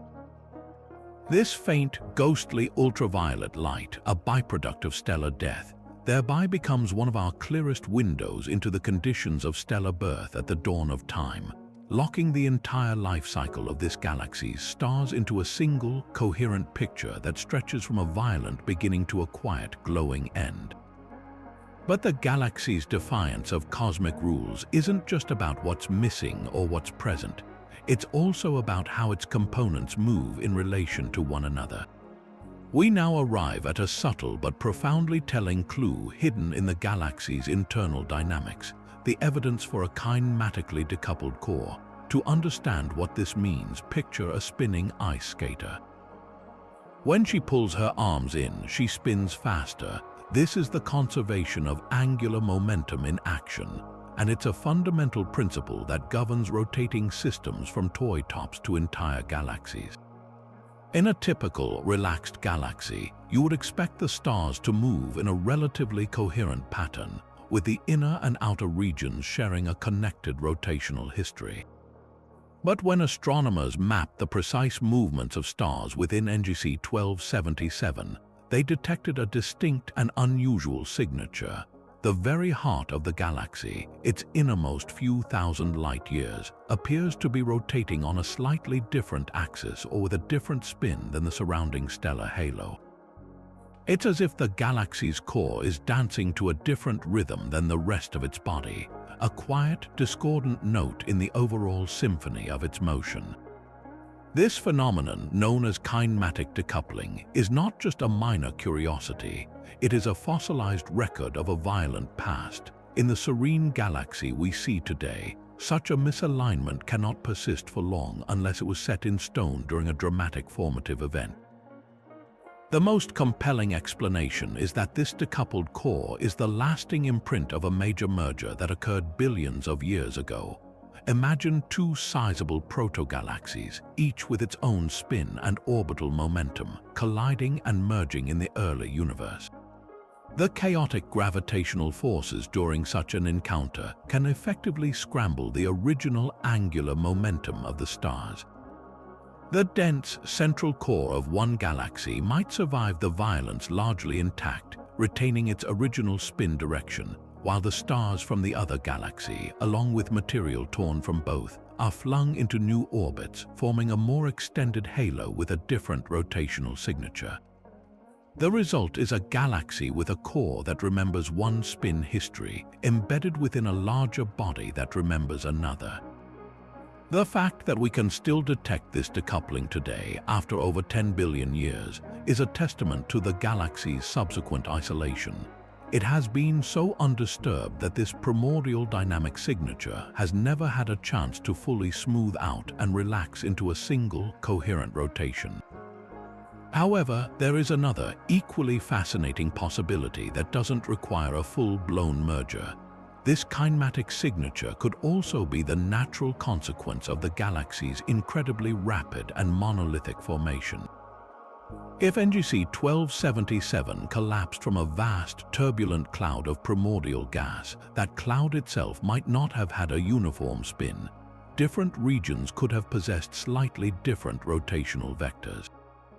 As the cloud collapsed under its own immense gravity, the inner, densest regions could have coalesced first, locking in one specific rotational direction. Meanwhile, the outer material falling in later could have had its own inherent spin, leading to a mild but persistent decoupling between the core and the halo. This scenario paints a picture of a galaxy born in a single, chaotic, and turbulent event. A birth so rapid that it didn't have time to settle into a perfectly uniform rotation before its star formation was permanently quenched. The decoupled core, in this case, is not a scar from a collision, but a birthmark from a frantic and efficient genesis. Uncovering this subtle dynamic fingerprint required some of the most advanced observational techniques in modern astronomy. Researchers used sophisticated integral field spectroscopy, a method that doesn't just take a picture of the galaxy but captures a spectrum for every single point within it. This creates a three-dimensional data cube, two spatial dimensions and one velocity dimension. By meticulously analyzing this cube, they could construct detailed maps of how the stars are moving, not just toward or away from us, but also across our line of sight. They looked for the telltale signs of a twist in the velocity field, a place where the red shifted and blue shifted sides of the galaxy didn't align perfectly from the center to the edge. Detecting such a slight misalignment in a galaxy so far away is like trying to measure the wobble of a top from a mile away, a feat that pushes our technological capabilities to their absolute limit. The very presence of this signal, however faint, provides a powerful, independent line of evidence that complements the galaxy's other bizarre traits, adding another layer of complexity to the story of how this cosmic rebel came to be. When we take a step back from the intricate details of stellar chemistry and galactic motion, we can observe the larger portrait of NGC 1277, and here the galaxy reveals yet another layer of subtle complexity in its overall shape. Astronomers study the structure of galaxies by mapping their contours of equal brightness, known as isophotes. Imagine taking a detailed photograph of a galaxy and then drawing lines connecting all the points that have the exact same brightness, much like the contour lines on a topographic map that connect points of equal elevation. For a perfectly relaxed and simple elliptical galaxy, these isophotes would form a set of smooth, concentric, and perfectly elliptical rings, like the rings of a giant cosmic tree trunk. But when researchers perform this precise mapping on our cosmic rebel, they find that its isophotes are not so simple. They exhibit faint but measurable distortions, slight deviations from perfect ellipses that manifest as boxy or disguised shapes, or even subtle twists in their orientation. These asymmetries are the whispers of a dynamic past, the faint echoes of events that shaped the galaxy long after its initial stars were formed. A boxy distortion, for instance, gives the galaxy's contours a subtle, squared-off appearance in the outer regions, as if the smooth ellipse has been gently pressed at its corners. This specific signature is a classic telltale of a past major merger. The gravitational violence of two large galaxies slamming together sends powerful waves or oscillations through the resulting stellar system. These waves can push stars onto more rectangular-shaped orbits, creating a gravitational potential that is slightly steeper along the axis of the box. The presence of a boxy isophote in NGC 1277 would be powerful, albeit indirect, evidence that it did indeed experience a colossal collision billions of years ago, a dramatic event that could explain its compact nature if it was the product of two dense cores merging. On the other hand, a sky distortion presents a different story. Here, the isophotes appear slightly pinched or pointed along one axis, indicating the presence of a faint, embedded disk of stars rotating within the larger spheroidal body. This could be the ghost of a later, more minor accretion event, a small, gas-rich galaxy swallowed whole, whose stars were not fully torn apart but settled into a coherent, rotating structure deep within the larger galaxy. It could also be a relic from the galaxy's own formation, a vestigial disk that never fully developed into spiral arms because the gas supply was so abruptly cut off.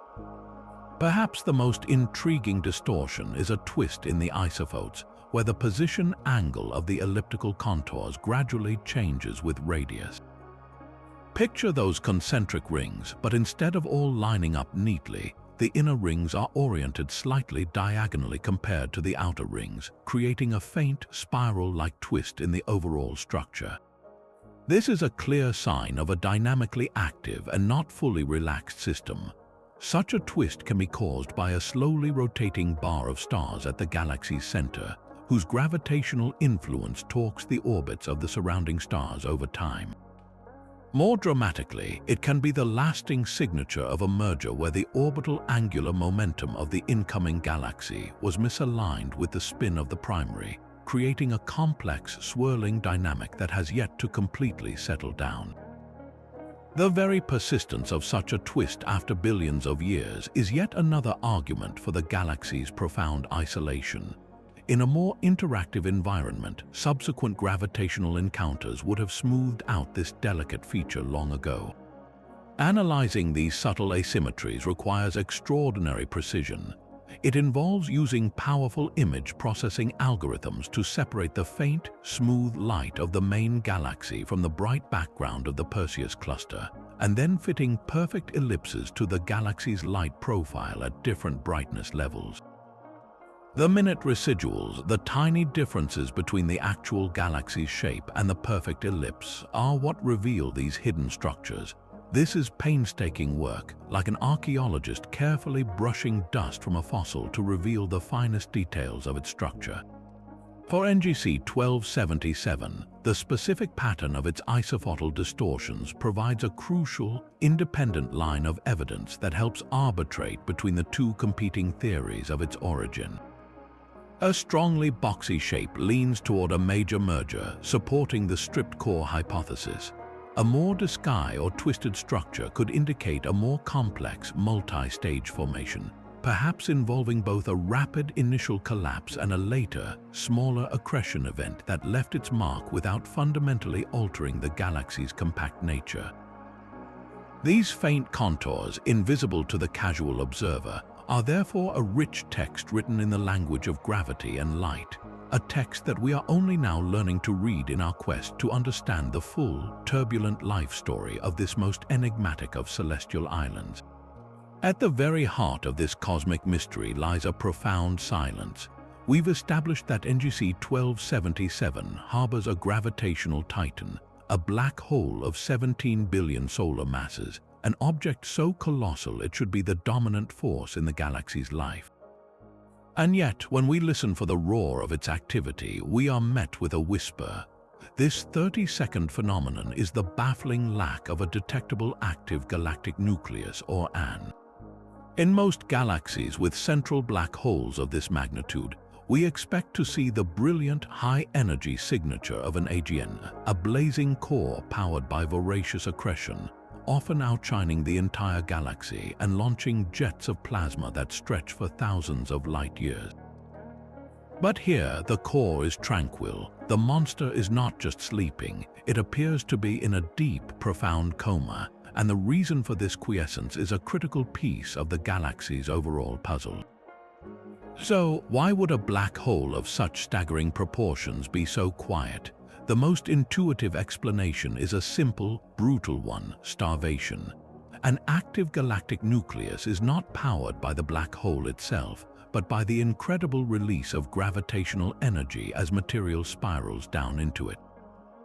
This requires a steady, plentiful supply of gas to act as fuel, and NGC 1277, as we've seen, is a galactic desert. Its cold, star-forming gas was likely exhausted in its initial ferocious starburst and then systematically stripped away by its high-speed journey through the Perseus Cluster. There is simply no food left in the pantry for the black hole to consume. It's a cosmic case of a magnificent engine with no fuel, a king ruling over a kingdom that has been entirely depleted of resources. The faint X-ray glow we detect could be the equivalent of the black hole's stomach rumbling, the last vestiges of a thin, wispy plasma that occasionally stumbles too close, but it's nowhere near enough to power the brilliant beacon an AGN should be. However, the story might be more nuanced than simple starvation. It's possible that some material is still available, but it's in a form that the black hole cannot efficiently consume. This leads us to the concept of a radiatively inefficient accretion flow. Imagine the difference between pouring a steady stream of water onto a turbine to generate power versus trying to power that same turbine with a sparse, diffuse mist. In the first case, the water flows in an organized, dense disk, generating immense energy through friction and compression. This is the efficient mode that creates a brilliant AGN. In the second case, the mist is so hot and thin that the particles rarely collide, and most of the energy is carried inward with the flow instead of being radiated away as visible light or X-rays. This is what astronomers call an advection-dominated flow. For the black hole in NGC 1277, any remaining gas might be in this hot, diffuse, and chaotic state, perhaps heated to millions of degrees by the combined effect of old supernova remnants or the sheer gravitational energy of the core itself. The black hole could be accreting, but it's doing so in a silent, dim mode, like a ghost feeding on vapor. This would explain the faint, hard-to-detect signals we observe without the glorious fireworks of a full-blown AGN. The quenching of this AGN activity is not just a curious side note, it is likely the final act in the drama that sealed the galaxy's fate. There is a powerful concept in galactic evolution known as AGN feedback. In many systems, the central black hole acts as a cosmic regulator. When it becomes an active quasar, the immense energy it releases, in the form of radiation and powerful winds, blasts through the galaxy, heating the surrounding gas and preventing it from cooling and collapsing to form new stars.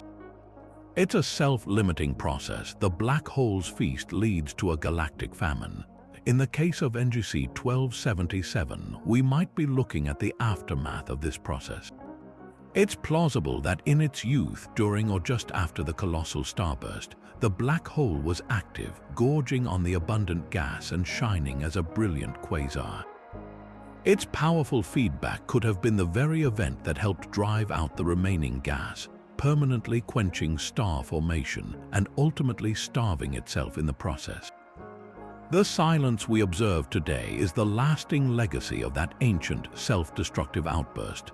The black hole, having served its purpose as a galactic kill switch, now rests in a state of permanent retirement, its immense gravitational potential locked away, a silent giant in a galaxy of ancient stars. Now we turn our attention to an invisible component of the galactic ecosystem, the fine particulate matter that floats between the stars. Phenomenon 33 reveals a profound imbalance in the galaxy's interstellar medium, an unusually low gas-to-dust ratio.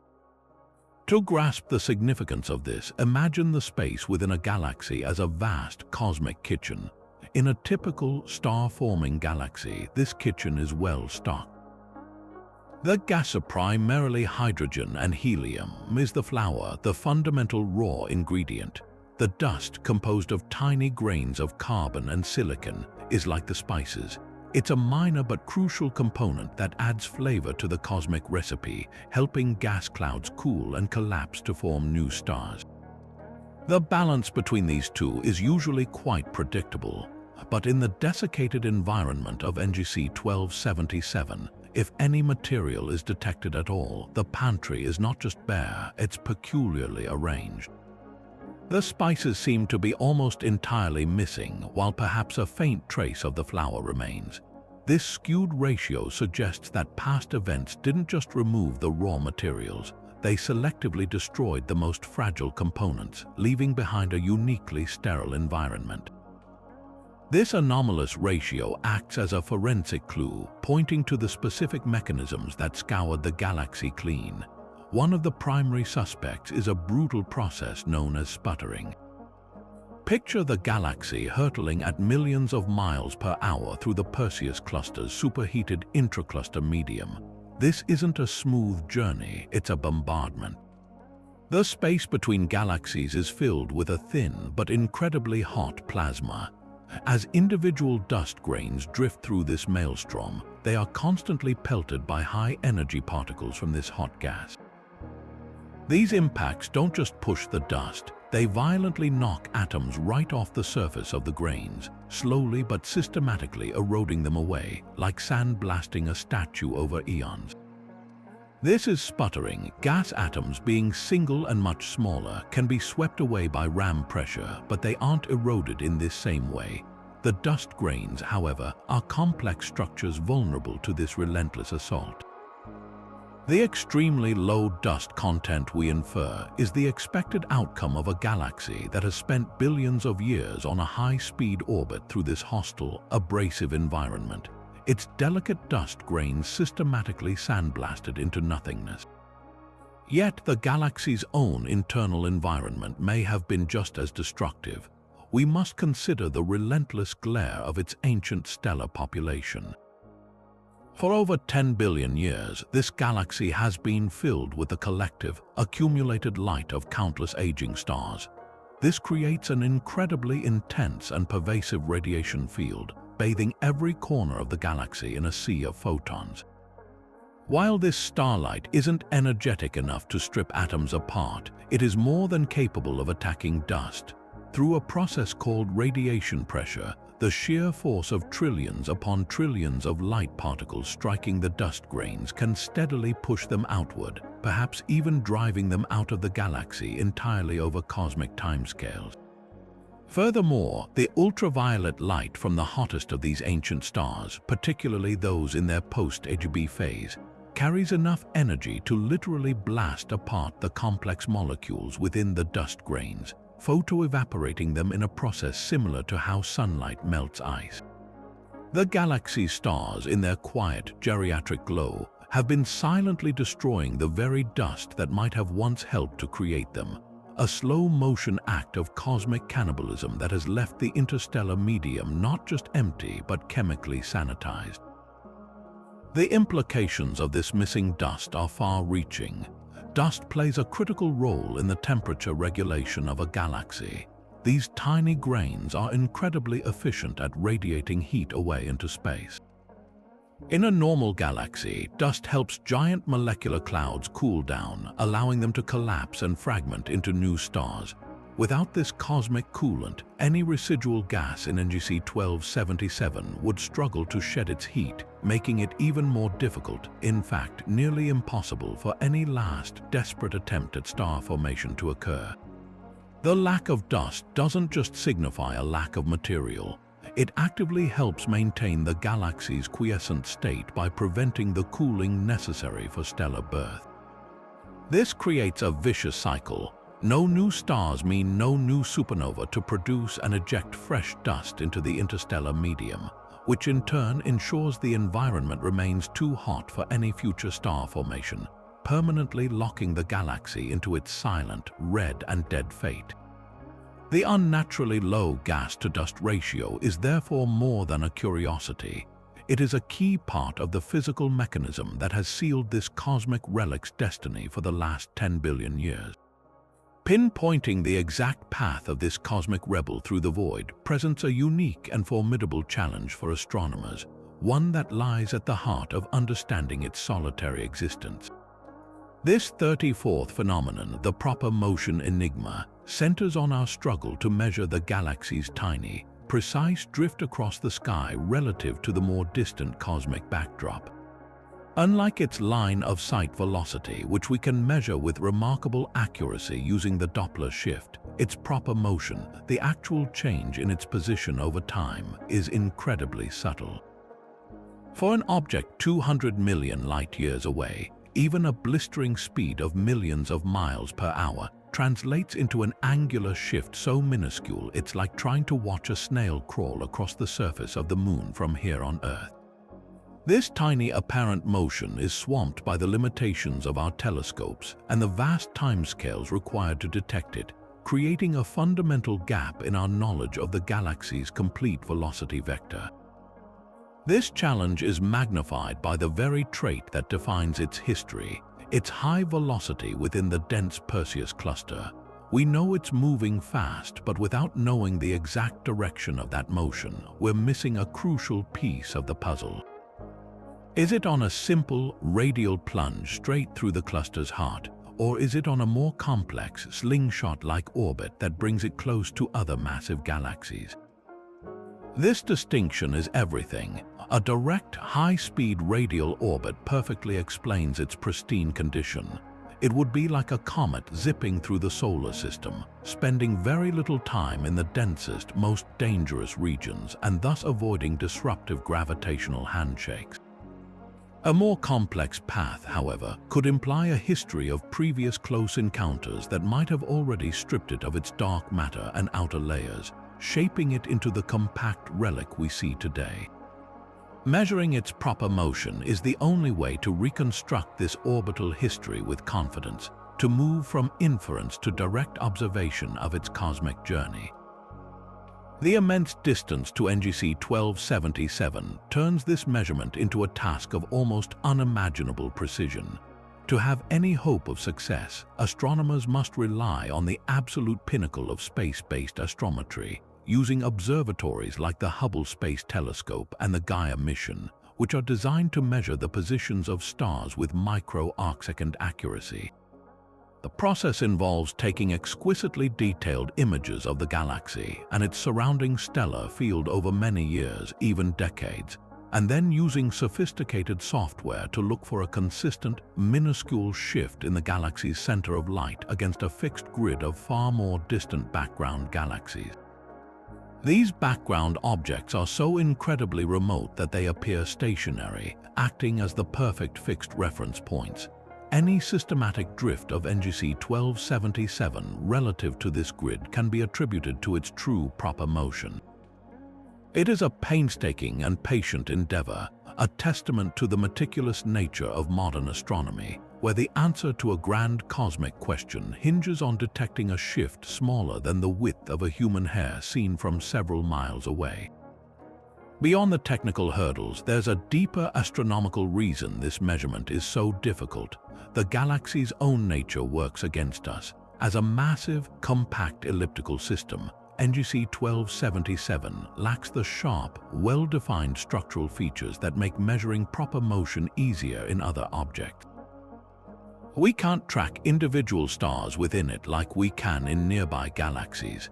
Its stars blend into a smooth, glowing haze. Furthermore, its residence within the bright and complex core of the Perseus Cluster creates a contaminating fog of foreground and background light that can obscure the clean signal needed for such a precise measurement. It's like trying to measure the exact drift of a particular boat in a crowded, foggy harbor from a distant shore. The sheer number of other lights and the haze in the air make the task exponentially more difficult. Successfully unlocking this proper motion would be a watershed moment, providing the final piece of dynamical evidence needed to choose between the two leading theories for the galaxy's origin. A measured trajectory showing a clean, high-velocity radial orbit would be the ultimate validation of the pristine red nugget hypothesis. It would demonstrate that the galaxy has been on this fast-moving, isolated path for billions of years, protecting it from mergers and allowing it to remain a frozen relic. Conversely, a measured path that shows signs of a past close encounter with the cluster's central giant galaxy, IC310, would powerfully support the stripped core scenario. It would provide a specific gravitational culprit for the violent event that ripped away its dark matter halo, outer stars, and gas, leaving behind the dense, compact core we observe today. Until we can pin down this elusive drift across the sky, the full story of NGC 1277's journey and the definitive explanation for its bizarre collection of properties remains tantalizingly just out of reach, a secret held by the silent, relentless motion of gravity itself. This leads us to a consideration of the very building blocks of the galaxy's stellar population, a fundamental rule of star formation that might have been written differently in this unique cosmic environment. Phenomenon 35 asks a deceptively simple question. Were the stars in NGC 1277 born in the same proportions as the stars we see forming elsewhere in the universe? The answer lies in a concept known as the initial mass function, or IMF. This is essentially the universe's blueprint for a stellar population. When a giant cloud of gas collapses to form a cluster of stars, it doesn't produce a uniform collection of identical suns. Instead, it creates a spectrum from a few brilliant, incredibly massive stars down to a vast multitude of faint, diminutive red dwarfs. The IMF is the statistical rule that describes this distribution. It tells us that for every single star with a mass 100 times that of our Sun, you can expect to find thousands and thousands of stars with masses much lower. This relationship is so consistent across a wide range of environments in our local cosmos that it is often considered a universal law, a fundamental pillar in our understanding of how stars are born. However, there is growing and compelling evidence that in the most extreme environments, this universal law might be more of a guideline. Some of the densest, most massive, and ancient galaxies we have observed, particularly those that resemble NGC 1277 in their compact nature, appear to possess a stellar population that defies the standard IMF. The specific anomaly is what astronomers call a bottom-heavy initial mass function. What does this mean in practice? Instead of the typical distribution of star sizes, these galaxies seem to have preferentially manufactured a much larger number of low-mass stars. The dim, cool, red dwarf at the expense of their more massive, brilliant siblings. Imagine a car factory that, for some reason, suddenly decided to produce 90% compact economy cars and only a handful of high-performance sports cars, completely flipping the expected ratio. A bottom-heavy IMF represents a similar cosmic shift, a fundamental change in the efficiency of star formation that would have profound and lasting consequences for the entire galaxy. So, how would we even detect such a quirk from a distance of over 200 million light-years? We can't count individual stars. Instead, astronomers must become cosmic detectives, looking for subtle clues in the integrated light of the entire galaxy. The most powerful method involves analyzing the galaxy's spectrum with exquisite precision. The light from a galaxy is a composite of the light from all its billions of stars. The spectrum of a massive, hot star looks very different from the spectrum of a small, cool star. By using sophisticated computer models to match the observed spectrum of NGC 1277 against a library of spectra from different stellar mixtures, researchers can essentially perform a stellar census. They look for specific, subtle absorption lines in the spectrum that are particularly strong in cool, low-mass dwarf stars. If these features are significantly more pronounced than what the standard IMF predicts, it provides strong evidence that the galaxy is indeed overstocked with these faint, long-lived suns. Another clue comes from the galaxy's overall mass-to-light ratio. Low-mass stars are incredibly inefficient. They produce a tiny trickle of light compared to their mass. If a galaxy has a bottom-heavy IMF, it will be much heavier for its brightness than we would otherwise expect. This directly impacts the dark matter calculation. An overabundance of faint stars could mimic the gravitational signature of missing dark matter, as the extra mass would be in the form of dim, hard-to-see stars rather than invisible particles. The implications of a bottom-heavy IMF for NGC 1277 are staggering, touching upon nearly every other mystery we've explored. Let's start with its profound redness and ancient age. A galaxy that formed a huge surplus of low-mass stars from the very beginning would naturally evolve to appear extremely red. Low-mass red dwarfs are inherently cool and red, and they live for trillions of years, essentially forever on cosmological timescales. A population dominated by these stars would lock in a red color immediately and maintain it forever. Furthermore, the sheer lack of massive stars in such a scenario would have dramatic consequences. Massive stars are the cosmic powerhouses. They are responsible for producing the majority of a galaxy's ultraviolet light, for creating the heavy elements through their supernova explosions, and for energizing the interstellar medium with their fierce stellar winds. If the initial starburst in NGC 1277 was skewed toward low-mass stars, the entire ecosystem would have been different. There would have been far fewer cataclysmic supernova to drive powerful galactic winds.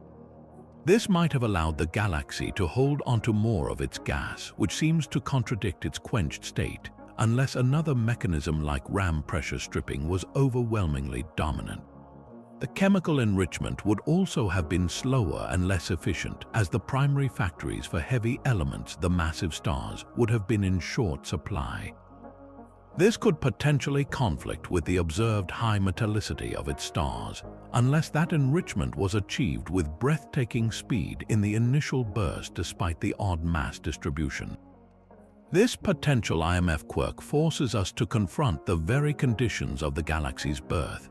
What could cause a bottom-heavy initial mass function? The leading theory points to the incredible physical conditions within the galaxy at the time of its formation.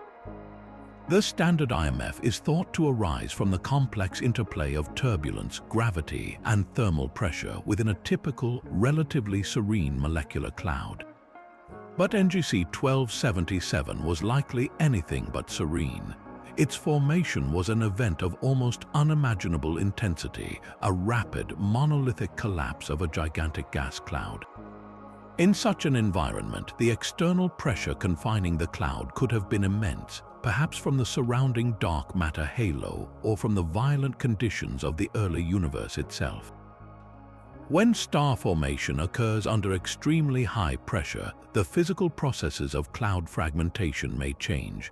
The gas might fragment into a much larger number of smaller, denser clumps, each destined to become a low-mass star rather than forming fewer, more massive condensations. It's the difference between a fine mist condensing into countless tiny droplets versus a light drizzle forming fewer, larger raindrops. The extreme density and turbulence of the young galaxy could have fundamentally altered the physics of star birth, leading to a stellar population that was, from its very inception, fundamentally different from anything we see forming in the cosmos today. Ultimately, the question of the initial mass function is not an isolated curiosity.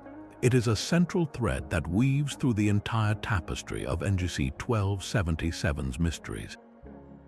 A confirmed bottom-heavy IMF would provide a powerful, alternative explanation for the galaxy's high mass-to-light ratio, potentially reducing the need for such an extreme missing dark matter interpretation. It would elegantly explain its persistent red color and the enduring nature of its stellar population. It would also paint a picture of a galactic birth environment so extreme and so foreign to our local experience that the most basic rules of star formation were rewritten. Whether the IMF is normal or strange, the very act of investigating it forces us to refine our tools and question our assumptions, reminding us that the universe, for all its apparent regularity, always reserves the right to break its own rules in the most spectacular and enlightening ways.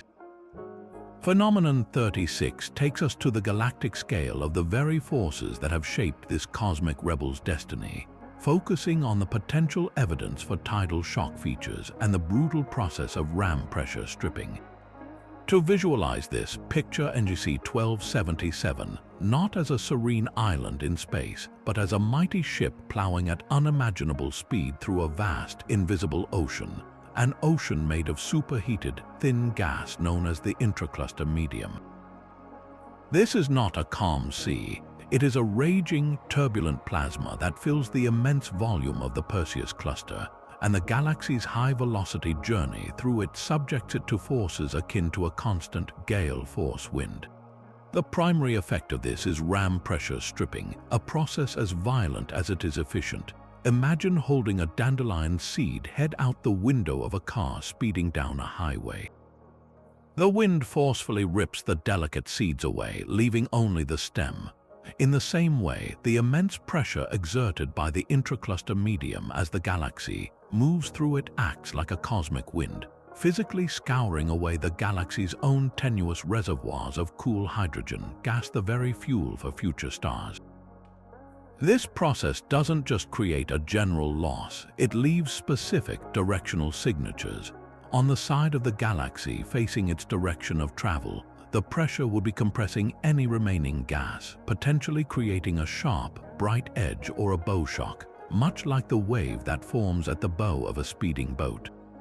On the opposite, trailing side, we would expect to see the ghostly, filamentary tails of gas that have been stripped away, stretching out behind the galaxy like a cosmic wake, a visible testament to what has been lost during its long, punishing voyage. The search for these tidal shock features is a hunt for the most direct physical evidence of the galaxy's interaction with its environment. Astronomers use a multi-wavelength approach to piece together this story. In the radio part of the spectrum, telescopes like the Very Large Array search for the faint emission from neutral hydrogen gas, a clear detection of this gas being displaced from the stellar body of the galaxy or pulled into a one-sided tail would be the smoking gun for ongoing ram pressure stripping. If the galaxy's own stars appear undisturbed and perfectly centered, but the gas cloud is visibly shifted or being torn away, it demonstrates that the gravitational grip of the stars is strong enough to hold them, but the tenuous gas is no match for the external pressure. Furthermore, observations in the X-ray range from observatories like Chandra can reveal the interaction in another way. The collision between the galaxy's own potentially hot gaseous halo and the even hotter intracluster medium can create a region of shocked, compressed gas that glows brightly in X-rays, marking the precise boundary where the galaxy meets the cluster. Finding such a sharp, compressed X-ray edge on one side of NGC 1277 would be like finding the dents and scratches on the hull of a ship, telling us exactly how it has been battered by the environment. The profound implications of this process extend to the very core of the galaxy's identity. Ram pressure stripping provides the most elegant and direct explanation for its thoroughly quenched state. The mechanism is brutally straightforward. It removes the fuel. Even if the galaxy's monstrous black hole had not already contributed to expelling gas through ancient feedback, and even if its own starburst had not used up all the initial gas, the relentless scouring by the intracluster medium would have systematically cleaned it out over billions of years. This transforms our understanding of the galaxy from an object whose fate was sealed solely by internal processes to one whose destiny has been equally dictated by its external journey. Its red and dead nature is not just a product of its birth, but a consequence of its lifelong immersion in a hostile environment. This also elegantly explains the unusually low gas-to-dust ratio we explored earlier. The ram pressure is exceptionally effective at stripping the diffuse atomic hydrogen, while the more destructive process of sputtering, caused by collisions with particles in the hot plasma, simultaneously erodes the delicate dust grains. The galaxy isn't just being emptied, it's being sanitized. Perhaps the most compelling aspect of this phenomenon is how it potentially resolves the great debate about the galaxy's missing dark matter. Tidal shocking from the cluster's overall gravitational field, combined with the high-speed encounters with other galaxies, is one of the few mechanisms powerful enough to strip away a galaxy's extended dark matter halo. Dark matter, while invisible, is still subject to gravity. As NGC 1277 swings through the dense core of the Perseus Cluster, the rapidly changing gravitational tides can pull the dark matter particles, which do not interact with each other, right out of the galaxy's grasp. The loosely bound, extensive dark matter halo would be the first thing to go, stripped away long before the more tightly concentrated stars in the central regions. The telltale evidence for this would be a specific morphological signature, a stellar halo that is not just small, but one that appears symmetrically shaved or truncated, as if the outer layers had been cleanly sheared off by a cosmic force. The presence of clear tidal shock features, therefore, would powerfully support the stripped core hypothesis, painting a picture of a galaxy that was once more normal, but has been whittled down to its dense, resilient heart by eons of environmental punishment. In this narrative, the galaxy's most bizarre properties, its lack of dark matter, its quenched state, and its compact size, all become different facets of the same story, the story of a long, high-speed journey through a cosmic storm, a journey that has stripped it down to its essential ancient core. Now we can begin to plot this galaxy's entire life story, not just by looking at it in isolation, but by placing it on a cosmic map of motion and position, a diagram that reveals its journey through the Perseus Cluster over billions of years. This 37th phenomenon examines NGC 1277 as a phase space fossil. To grasp this, imagine a giant cosmic dance. The Perseus Cluster is the grand ballroom, and every galaxy within it is a dancer, each moving with a specific speed and occupying a specific place on the dance floor. A phase space diagram is our way of drawing a chart of this entire celestial gala. On one axis, we plot a galaxy's position within the cluster. Is it out on the edges or deep in the crowded center?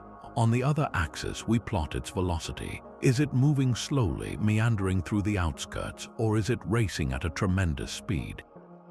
Where a galaxy sits on this plot tells a profound story about its history and its future. Is it a newcomer just arriving from the cosmic countryside? Is it an old-timer settled into a stately orbit for eons? Or is it something even more dynamic, a galaxy that has already endured the most violent part of its journey and is now on a rebound path out into the void? For NGC 1277, its specific coordinates on this phase space diagram are absolutely crucial. The evidence strongly suggests it is on a high-velocity radial orbit, and this places it in a very particular region of the plot. It is not loitering in the serene outer suburbs, nor is it one of the many galaxies permanently trapped in the slow, chaotic jostle of the cluster's dense core. Instead, its position and velocity mark it as what astronomers call a backsplashing galaxy. This term describes an object that has already made its closest approach to the cluster's gravitational heart, has survived the perilous passage, and is now moving outward again, like a pendulum that has reached the bottom of its swing and is now climbing back up. It's a galaxy that has already faced the fire. This single piece of dynamical information is a master key, because it elegantly explains so many of the galaxy's other bizarre properties in one coherent narrative. Consider the implications of this backsplash trajectory.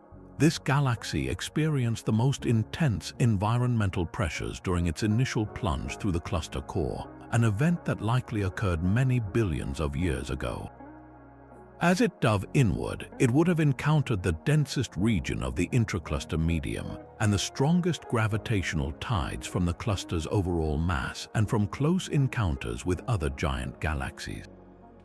This was the moment of its greatest trial. It was during this ancient, high-speed dive that the galaxy was likely stripped of its extended dark matter halo.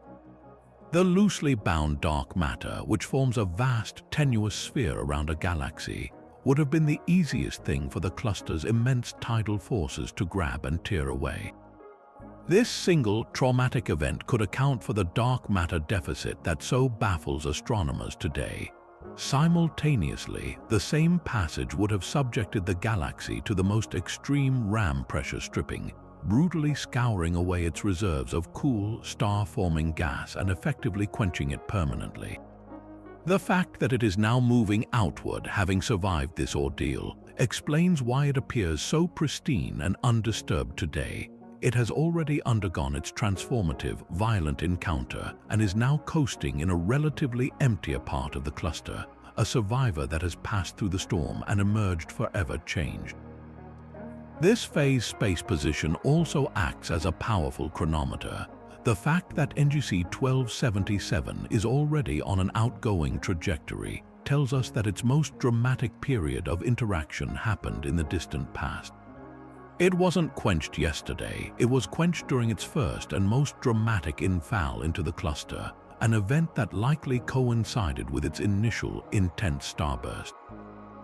This timing resolves a potential contradiction in its story. How could a galaxy be both incredibly ancient and yet have its evolution so clearly shaped by its cluster environment? The answer is that it fell into the Perseus Cluster when the universe was still young and the cluster itself was still assembling. Its quenching wasn't a late-life event, it was part of its brutal, formative adolescence. This makes it a genuine fossil, not just in terms of its stars, but in its orbital dynamics as well. Its path is a preserved record of one of the earliest major events in the cluster's own history. Ultimately, viewing NGC 1277 as a phase space fossil transforms it from a collection of disconnected anomalies into a single, coherent life story. Its missing dark matter, its quenched state, its lack of gas, and its compact size are not separate puzzles. They are all different scars from the same ancient, high-speed plunge through the heart of the Perseus Cluster. Its current position and velocity are the final piece of evidence, the dynamic signature that confirms it is a survivor. It endured the most hostile environment a galaxy can face, was stripped down to its dense, resilient core, and was flung back out, destined to drift as a permanent testament to the violent forces that shaped our cosmic landscape billions of years ago. Imagine for a moment a security camera trained on a museum exhibit that has been utterly still for centuries. Now, what if that camera suddenly recorded a single, brilliant flash of light from within the sealed display case? This is the level of intrigue that surrounds the hunt for unidentified transient events in NGC 1277. Given its status as a cosmic fossil, a galaxy that has been in a state of profound retirement for over 10 billion years, any sudden, short-lived flash of light would be a monumental discovery, a crack in the serene facade that reveals the dynamic and often violent processes still stirring in its ancient heart. Astronomers constantly monitor galaxies like this one, not just for what they are, but for what they might suddenly do.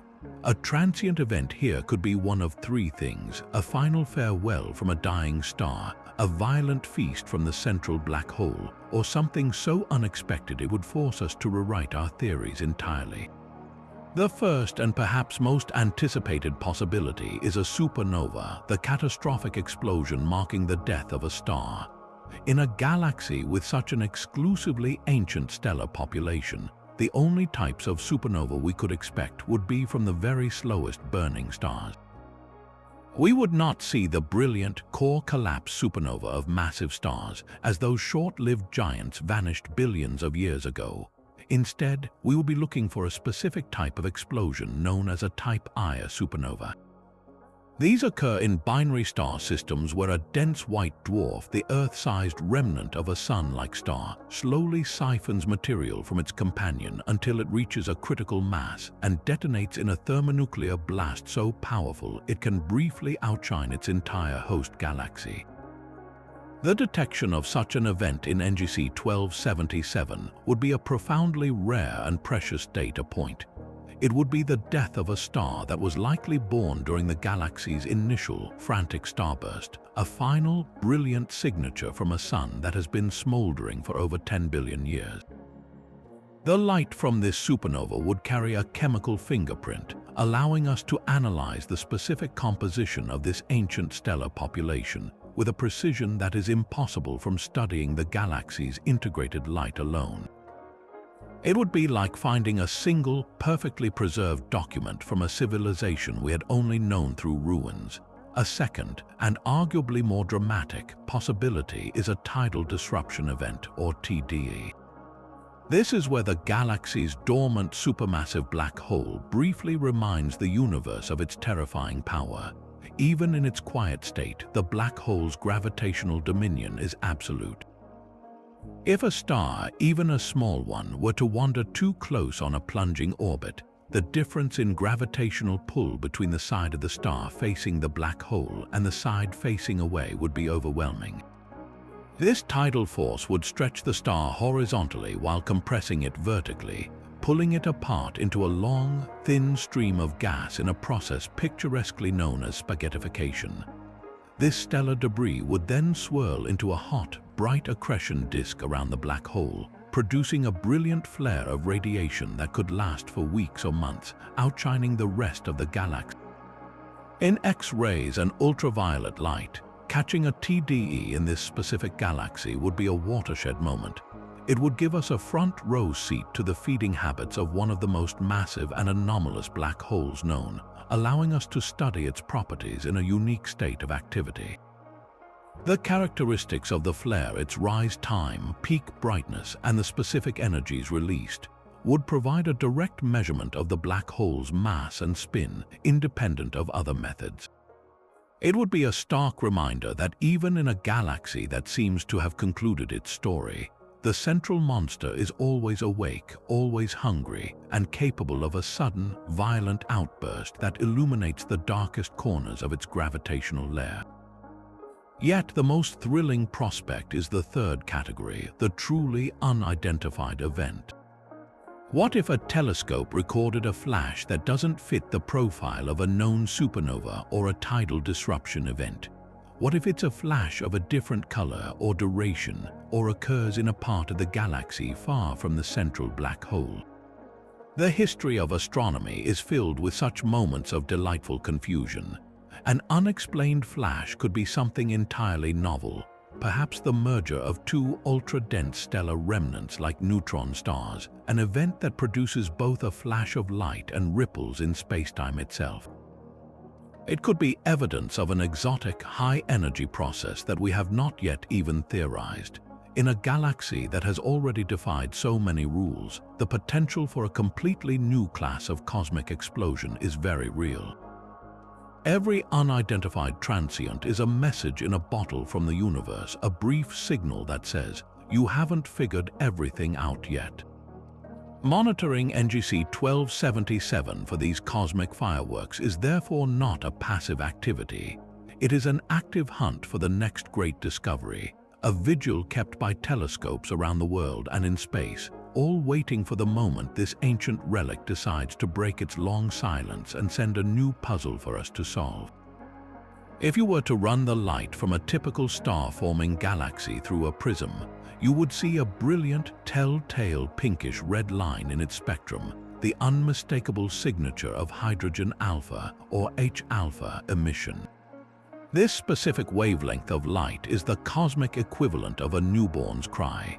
It's produced when the fierce ultraviolet radiation from hot, young, massive stars strips electrons from hydrogen atoms within vast, glowing nebulae. As those electrons are recaptured, they release this distinctive red glow. It is the premier signpost for stellar nurseries, and its presence is a clear announcement that a galaxy is alive with the business of creating new suns. Now shift your attention to the spectrum of NGC 1277. That vibrant H-alpha line is profoundly, almost completely absent. Its silence is deafening.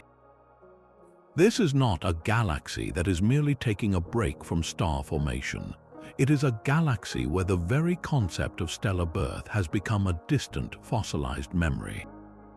The H-alpha deficit is the final, definitive confirmation that the glowing pink nebulae which adorn galaxies like our own have been extinct here for longer than our solar system has even existed. The methods astronomers use to detect this absence are a marvel of precision. They employ a technique called narrowband imaging, using special filters on powerful telescopes that are tuned to isolate only the specific wavelength of H-alpha light.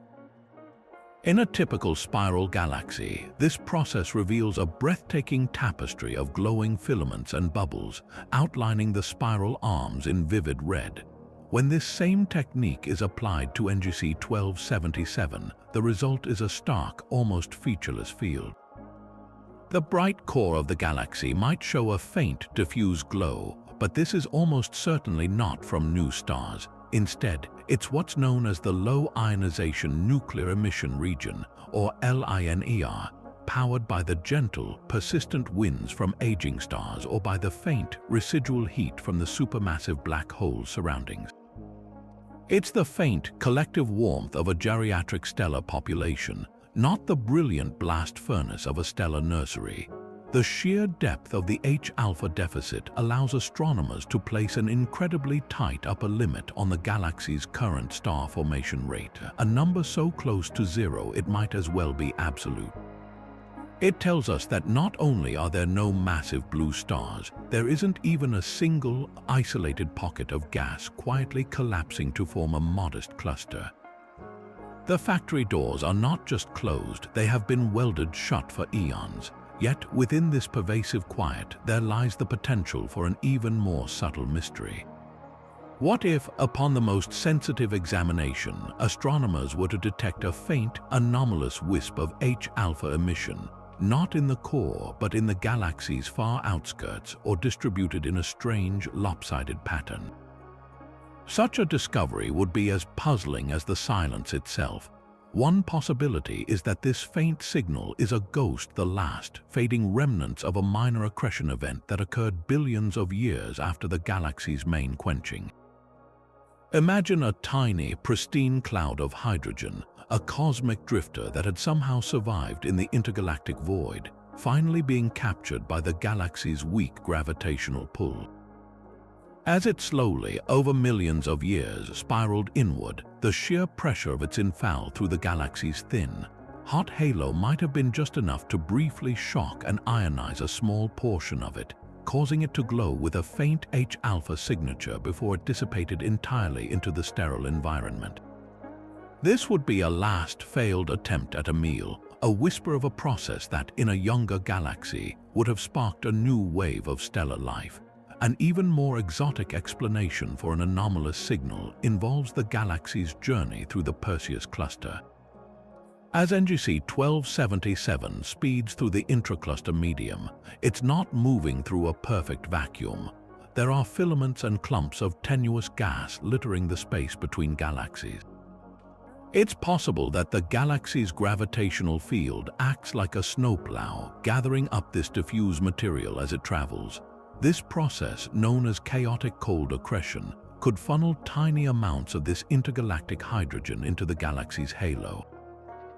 If this accreted gas were to somehow cool and condense even momentarily, it could produce a faint, extended, and highly irregular H-alpha glow, a signature not of internal creation but of external scavenging.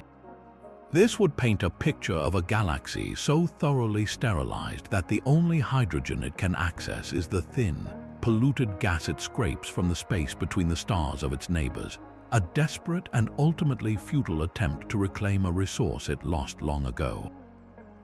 Ultimately, the profound H-alpha deficit is more than just another item on the list of this galaxy's oddities. It is the final, emphatic period at the end of the sentence of its star-forming life. It corroborates the story told by the ultraviolet darkness and the red sequence Hertzsprung-Russell diagram, creating a multi-wavelength consensus that this galaxy's history of creation is conclusively over. This silent spectral line is a direct window into the galaxy's energy budget, or rather, the lack thereof. There is no longer enough available energy from young stars to power the ionization of hydrogen on any significant scale. The galaxy exists in a state of thermodynamic equilibrium, where its stars steadily burn their fuel and its black hole smolders quietly, with no new sources of intense radiation to disturb the calm. This deficit is the ultimate validation of its status as a true relic, a celestial museum piece where the vibrant processes that define most of the universe have been stilled, leaving behind only the quiet, red light of ancient suns and the profound, telling silence of a missing red line in its cosmic fingerprint. But perhaps the most profound legacy of this galaxy's monstrous black hole isn't written in light at all, but in the subtle, rhythmic warping of space-time itself. This brings us to a phenomenon that connects NGC 1277 to one of the most exciting frontiers in modern physics, the gravitational wave background. Imagine the cosmos not as a silent void, but as a vast, churning ocean. The events we see with telescopes, the explosions, the collisions, are like the crashing waves on the surface. But beneath that surface, there is a deep, constant hum, a background rumble created by the cumulative effect of every massive cosmic collision that has ever occurred throughout the history of the universe. This is the stochastic gravitational wave background, a symphony of space-time vibrations so faint that detecting it requires listening not with telescopes, but with the universe's most precise natural clocks, pulsars. These pulsars are the spinning cores of long-dead massive stars, beaming radio waves toward Earth with a regularity that rivals atomic clocks. As a gravitational wave, a ripple in the fabric of space-time passes between us and one of these pulsars. It minutely stretches and compresses the distance the radio waves have to travel. This causes the incredibly regular tick of the pulsar to arrive at our telescopes just a little bit early or a little bit late.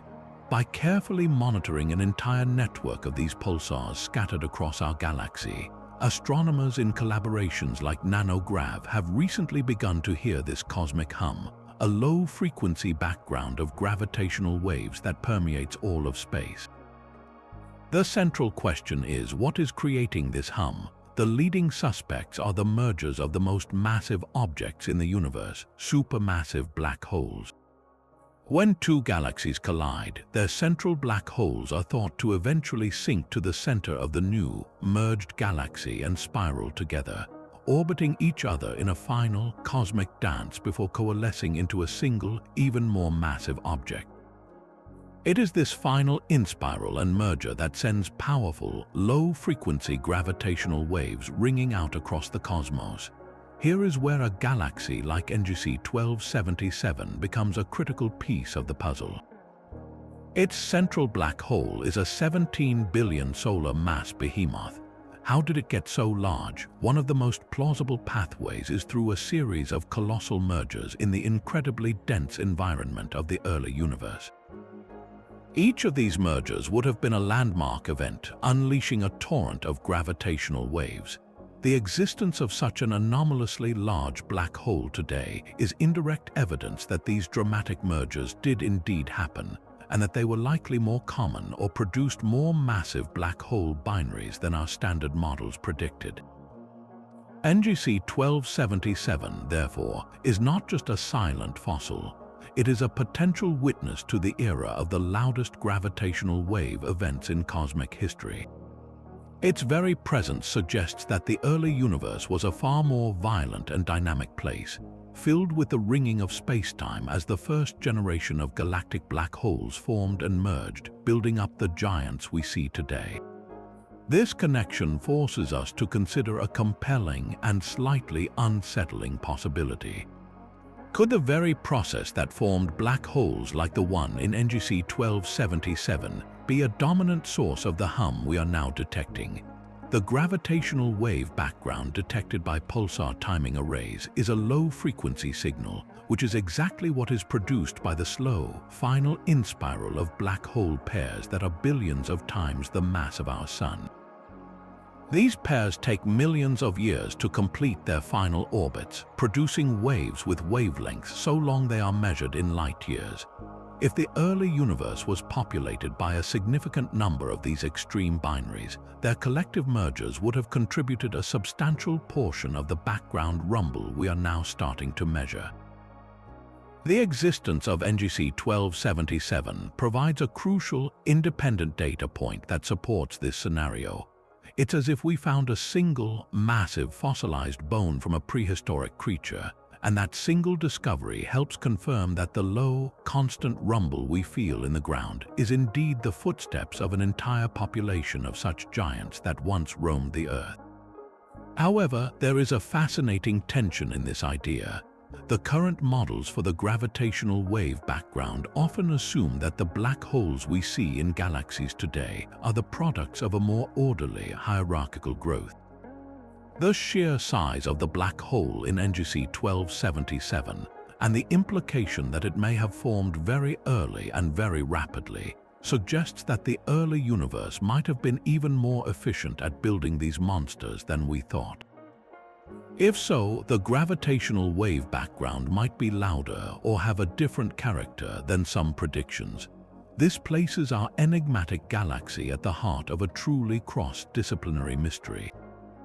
Astronomers studying its light and dynamics are providing crucial constraints for the physicists modeling the gravitational wave universe. The silent, ancient light from NGC 1277 is helping us interpret the faint, cosmic hum heard by pulsar timing arrays, bridging the gap between the electromagnetic and gravitational views of the cosmos and revealing a history written not just in starlight, but in the very vibrations of space and time. Shifting our perspective from the grand sweep of galactic dynamics to the finest texture of its starlight reveals a method for cosmic cartography as elegant as it is powerful. This next phenomenon, number 41, relies on the subtle graininess of the galaxy's appearance, a quality known as surface brightness fluctuations. Imagine looking at a vast, smooth beach from a great distance. From a mile away, the sand appears as a uniform, creamy sheet, but as you walk closer, you begin to resolve individual grains. The apparent graininess of the beach changes with your distance. The closer you are, the more pronounced and distinct the individual grains become. This is the fundamental principle at play with galaxies. A galaxy is not a perfectly smooth cloud of light. It is a collection of individual point-like stars. Because of the immense distances, we cannot resolve most of these stars individually.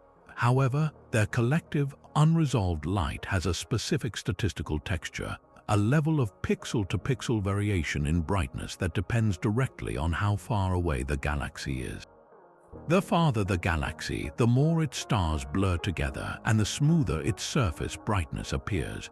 The closer it is, the more lumpy or grainy it looks. By meticulously measuring this statistical lumpiness, astronomers have a remarkably direct ruler for measuring extragalactic distances. The process of measuring these fluctuations is a masterclass in statistical astronomy and requires the sharpest eyes in the cosmos, like the Hubble or James Webb Space Telescopes. Researchers take an ultra-high-resolution image of the galaxy and then break it down into a grid of tiny pixels. They then analyze the variations in brightness from one pixel to the next. In a perfectly smooth source of light, these variations would be random and consistent with the expected noise from the camera's detector and the background sky. But in a galaxy, there is an extra level of variation, a signal superimposed on this noise, caused by the random placement of a few bright, giant stars within each pixel. It is this specific, quantifiable extra variation that constitutes the surface brightness fluctuation signal. By comparing the measured fluctuations to the expected noise, and by accounting for the telescope's resolution, astronomers can extract a number, the fluctuation amplitude, that is exquisitely sensitive to distance. This method is so refined that it can measure distances to galaxies tens of millions of light-years away with an uncertainty of only about 5%, a remarkable feat of precision. Now, apply this powerful technique to the unique case of NGC 1277, and its value is magnified exponentially. The reliability of the surface brightness fluctuation method depends critically on one key assumption, that you have a good understanding of the galaxy's stellar population. You need to know the typical brightness of the stars that are causing the graininess. Think of it like this: if you're judging the distance to a forest by how lumpy it looks, you need to know if the trees are giant redwoods or small, scraggly pines. A forest of redwoods will look much lumpier from the same distance than a forest of pines. For most galaxies, this is a complication, as they contain a mix of stars of all different ages and luminosities.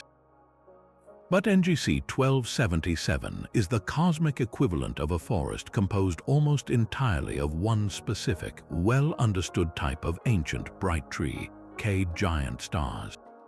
Its stellar population is not just old, it is monolithic and uniform.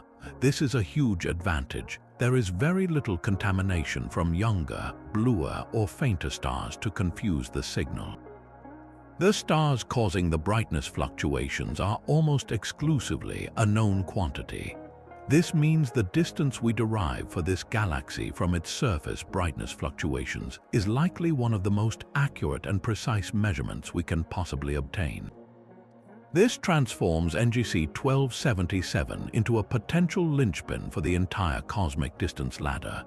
The cosmic distance ladder is the sequence of methods astronomers use to measure the scale of the universe, with each rung calibrating the next. A small error in a nearby rung, like the distance to a specific galaxy, can propagate and become an enormous error when measuring the expansion rate of the universe itself. Having a galaxy like NGC 1277, with its incredibly uniform stellar population, provides a near-perfect calibrator. Its surface brightness fluctuation distance can be used to rigorously test and refine other distance methods, such as those using Cepheid variable stars or the Tully-Fisher relation. If other methods give a slightly different distance for this galaxy, it would point to a subtle systematic error in those methods that we need to understand and correct. In this role, our enigmatic rebel becomes a cosmic anchor, a fixed point of reference against which we can check our other tools for measuring the vastness of space. Furthermore, this precise distance measurement has a direct and critical impact on our interpretation of every other strange property we've explored. The mass of the central black hole, for instance, is calculated from the motion of stars, which requires knowing how far away those stars are to convert their apparent speed into a true velocity. A more accurate distance from surface brightness fluctuations would allow us to recalculate the black hole's mass with even greater confidence, either reinforcing its status as a grotesquely overgrown anomaly or, potentially, adjusting it slightly. The same is true for the galaxy's total mass and its mass-to-light ratio, which is central to the dark matter debate. A more precise distance refines our estimate of its intrinsic brightness, and therefore the mass required to explain that brightness. A small shift in the distance could, in theory, slightly lessen or worsen the severity of the missing dark matter problem. By nailing down this one fundamental parameter, the galaxy's true distance, the subtle graininess of its light, allows us to tighten the constraints on all of its other mysteries, turning this ancient relic into a razor-sharp tool for probing the deepest laws of physics and cosmology.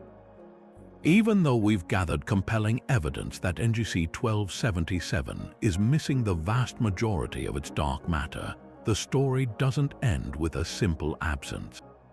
In many ways, the galaxy's strange behavior places incredibly tight constraints on what any remaining dark matter could be like, forcing us to ask a more nuanced question about its potential distribution. The motions of the stars themselves act as a precise gravitational probe, allowing astronomers to map the invisible scaffold that might or might not be there. This turns the galaxy into a natural laboratory for testing one of the most heated debates in modern cosmology: the fundamental nature of dark matter halos. Do they have a dense, sharp peak at their center, a so-called cuspy profile, or are they gentler with a flattened core? The answer to this question isn't just academic. It could point directly to the properties of the dark matter particle itself, and NGC 1277 provides a uniquely clean environment to search for the answer. To understand the cusp versus core debate, it helps to visualize the two possibilities. Imagine a massive, invisible sphere surrounding a galaxy. In the cuspy halo model, which emerges from sophisticated computer simulations of a universe dominated by cold dark matter, the density of dark matter rises steeply and relentlessly as you approach the galactic center. Picture a mountain with an incredibly sharp, almost infinitely pointy peak. The density of dark matter becomes enormous right in the very middle. This is the prediction of our most successful cosmological model. The alternative, a cored halo, looks very different. Here, the dark matter density still increases toward the center, but then it flattens out, creating a central plateau rather than a sharp spike. It's like a mountain with its peak sheared off, leaving a wide, flat summit.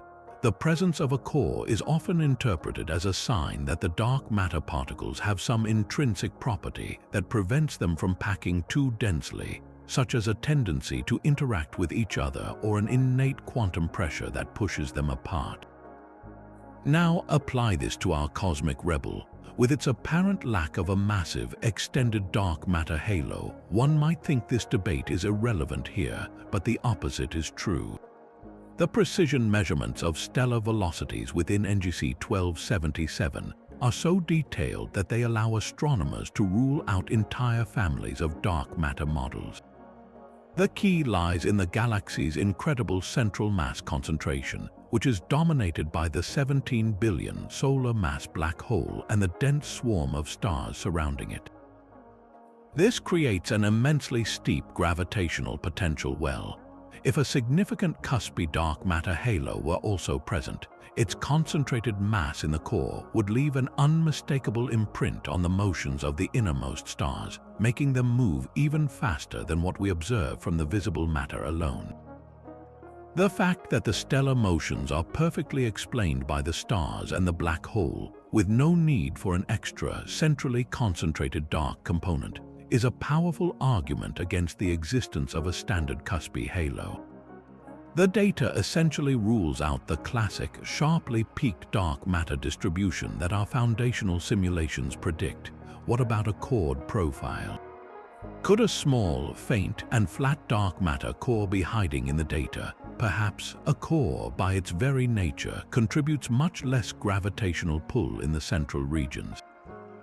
Its presence would be far more difficult to detect, as its gentle gravitational influence might be swamped by the overwhelming gravity of the visible stars and the black hole. However, even here, the galaxy presents a challenge. If a dark matter core did exist, we would still expect to see its gravitational signature in the motions of stars in the galaxy's outer halo, where the pull of the visible stars weakens. The profound lack of any such signal, the fact that stars out to the very edge move as if there is no dark matter at all, suggests that if a core is present, it must be exceptionally weak and low in mass, so much so that it is virtually insignificant. The constraints from NGC 1277 point toward a scenario where the dark matter halo isn't just cored. It appears to be almost entirely absent, or at least so severely truncated that its influence is undetectable with our current instruments. This leads to the profound implication for the nature of dark matter itself. The fact that such a massive galaxy can exist without its dark matter cloak challenges the cold dark matter paradigm, which assumes dark matter particles are cold, meaning they move slowly, and interact with normal matter and with each other only through gravity. This model has been spectacularly successful on the scale of the entire universe, but it has a persistent problem on small scales, often over-predicting the amount of dark matter in the centers of galaxies. NGC 1277 presents this problem in its most extreme form. Its existence is a tantalizing piece of evidence for alternative dark matter models. For instance, it lends some credence to theories involving warm dark matter, where particles move at higher speeds. This inherent motion would prevent them from collapsing into the very dense, cuspy centers predicted by cold dark matter, potentially leading to galaxies that form with less dark matter overall or with more easily stripped halos. Another, more exotic possibility is that dark matter particles can interact with each other through a new, unknown force. This self-interaction would cause them to behave more like a fluid, smoothing out central cusps into cores and making them more vulnerable to being stripped away in the violent environment of a galaxy cluster. So, while the primary mystery of NGC 1277 is the apparent absence of dark matter, the deeper value of this galaxy lies in the exquisite constraints it places on the dark matter that isn't there. It acts as a severe and unforgiving filter for our theories. Any successful model of dark matter must now be able to explain how a galaxy of this mass and density could come to be so utterly devoid of its gravitational scaffolding. It forces cosmologists to consider that the early universe might have had pathways for galaxy formation that bypassed the need for a massive dark matter halo entirely, or that environmental effects like tidal stripping are even more efficient than we dreamed. The silent, dark matter-free nature of this celestial rebel is not an endpoint, but a new starting point, a clear, observational challenge that is reshaping our quest to understand the invisible 85% of the universe's mass. To probe the final frontier of this galaxy's influence, we must look beyond its brilliant stars and into the invisible, wispy atmosphere that surrounds it, the circumgalactic medium. This vast, sprawling halo of incredibly thin, superheated gas is the galaxy's ultimate interface with the cosmos, the place where it can either breathe in new material for future growth or exhale its own substance into the void. The challenge, of course, is that this medium is so tenuous it emits almost no light of its own, making it nearly impossible to observe directly. So how do we study something we cannot see? We use nature's own flashlights, distant, brilliant beacons known as quasars. These are the cores of incredibly distant galaxies, powered by voracious supermassive black holes that outshine their entire hosts, shining with the light of 1 trillion suns across billions of light years. When the light from one of these cosmic lighthouses passes through the circumgalactic medium of a foreground galaxy like NGC 1277 on its journey to Earth, it carries with it a hidden message. As the quasar's light pierces this diffuse galactic atmosphere, specific atoms within the gas like hydrogen, helium, carbon, and oxygen act like tiny filters, absorbing very specific wavelengths of that brilliant light. This process imprints a unique pattern of dark lines onto the quasar's otherwise smooth and continuous spectrum. It's the scientific equivalent of holding a colored filter up to a pure white light. The light that comes through tells you exactly what the filter is made of. By analyzing these absorption lines with exquisite precision, astronomers can perform a kind of remote chemical and physical sensing. The depth and width of a hydrogen absorption line, for instance, tells us the total amount of gas present. The specific wavelength at which the line appears, shifted slightly by the Doppler effect, reveals whether the gas is moving toward us or away from us and how fast. The presence of lines from ionized or charged elements like carbon-4 or silicon-4 indicates the gas is extremely hot, while lines from neutral atoms point to cooler, more pristine material. When this powerful technique is applied to quasars whose sightlines pass near NGC 1277, the results paint a picture of a galaxy that is not just retired, but one that has been systematically isolated from the cosmic food chain. The absorption line signatures are exceptionally weak. This indicates a circumgalactic medium that is profoundly anemic, a ghost of a gas halo that has been all but completely evaporated. The velocity structure of any detected gas further tells a story of a lack of active accretion. In a typical, healthy galaxy, we would expect to see complex signatures of inflowing clouds, gas that is falling inward, providing a fresh supply of fuel for future star formation. Around our cosmic rebel, such signs of infall are conspicuously absent. Instead, the gas motions that are detected are often chaotic or, more tellingly, show signs of outflow. This suggests that any remaining wispy atmosphere is not being replenished, but is instead being steadily heated and driven away, likely by the combined effects of the galaxy's motion through the cluster and the faint, residual heat from its ancient stellar population. The composition of this meager halo provides another crucial clue. The relative abundances of different elements detected in the absorption lines can act as a historical record. If the circumgalactic medium were rich in heavy elements like oxygen and silicon, it would suggest that this gas has been cycled through the galaxy, ejected long ago by supernova winds from its initial starburst, and now lingering in a vast reservoir around it.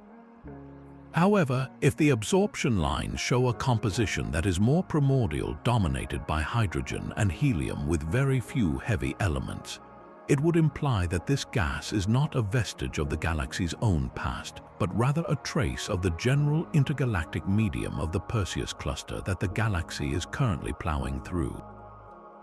The data seems to point toward the latter scenario.